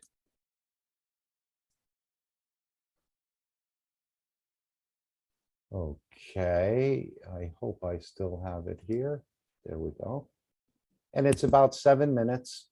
I'll play the final disclaimer after this, and then the meeting will end. Let me just make sure the volume is there.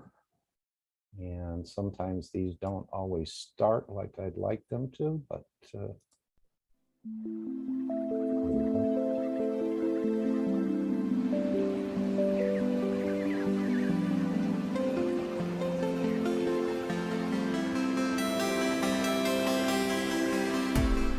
In the world of creation, we had the two extremes, except in the case of the Creator and Mitra, where we could never bring the functionality of the soul within the functionality of physicality. We had the physicality. Yeah, I'm gonna call it right now. I think I found the single biggest productivity hack of 2021. It's this Google.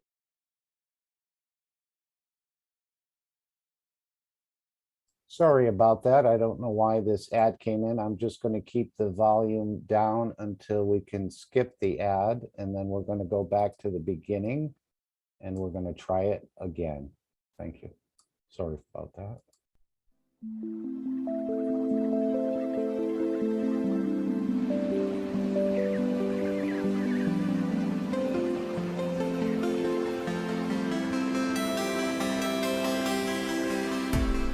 In the world of creation, we had the two extremes, except in the case of the Creator and Mitra, where we could never bring the functionality of the soul within the functionality of physicality. We had the physicality hidden within the soul, or soul within the physicality, or in conjunction of the two, one would never had the understanding of the totality, where we could transit but exist in both directions. With the new cycle, this is what Einstein said: when you turn one atom, the other atom changes. This new dimension will blow that field which commonly exists between all the cells of the universe into that position, which means all the created things, as a gift from the Creator in a way, become able to transmute between the two dimensions. There's a reason for this, and it's taken a long time for it to be done, and it has reached its pinnacle and it will be completed. It's already in the process of being completed. Was to take from the essence of the soul of every created things of the time, beginning of time, an essence of the creation of the soul or the center, and create a new creature which carries all the essence of the created in the new soul, which can with it go from the soul of the Creator to the soul of physicality of Mitra. This is what the whole knowledge is. The Creator is the universe, and Mitra the dimension of physicality and its behavior towards the dimension of physicality. And with a new system, every creature in the universe will have the understanding of the capability to transmute between the two. This has a lot of implication for all races in the universe, because now they all become the same. In the coming time, we will see even change in the position of galaxies, position of universes. Many systems will move due to the changes which has been brought. Man doesn't have that knowledge as such to monitor, but we'll have the knowledge to see, we'll have the time to see that with a new field, as we call it, a lot of things will move in the right position to keep that ability to change between the two. That you don't need to kill to keep the physicality going, you don't need to steal. And the soul does not need to be encaged or to escape, to be out on its own, to be able to confirm its existence. And this this process will complete very soon. That the whole of universal community will be able to have the benefit of the two, both in the dimension of energy or matter, which never existed. When we released the soul, we had to get rid of the physicality. You call it death. When we brought the soul, you had to give it a physicality, and you go through the dimension of the birth, and then you have the whole commotion of bringing the two. With a new system, both soul and the soul of physicality work together in the existence of dimension. We expect a massive change in the physical characteristics of human race in the coming century, because we change into the emotion of the physicality. The way, as I said many times, but many never understood, Indians and Pakistanis were the same, till one chose to take different kind of energy in the other one, and we see change of the feature. Now, with the balance between the soul of the man and the soul of physicality of man, many of us will change feature without a shadow of a doubt. Man will change the faces of anger, man will change the faces of hate, man will change the face of warmongering, because we get satisfied in the field of it. And this is part of what will be and what has already started, and the completion of will be the birth of Mitra. Physical completion of birth of Mitra in a physical dimension, not in myths. And then we have the soul of the creator, which the two will complete the cycle. And then, as I said very recently to one of my listeners, then we'll see if Adam will eat from the apple of love and giving it. And then we'll see how humanity will change. And the whole creation will change.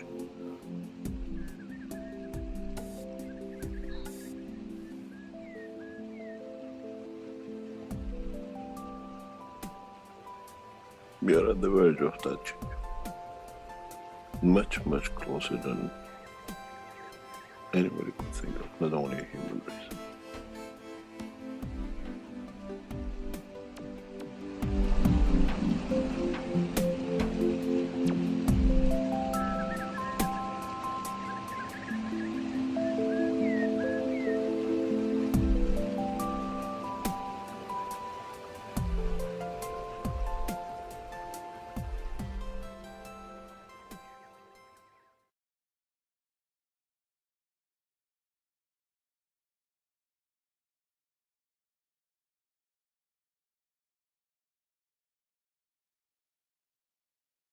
Disclaimer: the information and education material contained herein is meant to promote the general understanding and dialogue of GANs processing. Such information is not meant or intended to serve as a substitute for a healthcare professional's clinical training, experience, or judgment. For patients and individuals, such information is not to be a substitute for professional medical, therapeutic, or healthcare advice or counseling. For medical issues or concerns, including decisions about medications and other treatments, readers, viewers, listeners should always consult their physician or, in serious cases, seek immediate assistance from emergency personnel. Prescription information, procedures, and use of medical devices information should be undertaken only by properly trained and certified medical personnel. We specifically disclaim any warranties, express or implied, including implied warranties of merchantability or fitness for a particular purpose. Such information is provided, as is, and is believed to be accurate at the time of its publishing, but it is the viewer's job to evaluate the accuracy of any information found in this presentation. Every case presented is of their own experience, applied by themselves for themselves, and it applies to their case only. Every person experiencing health problems should seek professional medical advice and consult their course of treatment with a doctor. The processes of plasma balancing described herein are a natural process which supports the body but does not replace medical advice or therapies one is already subject to.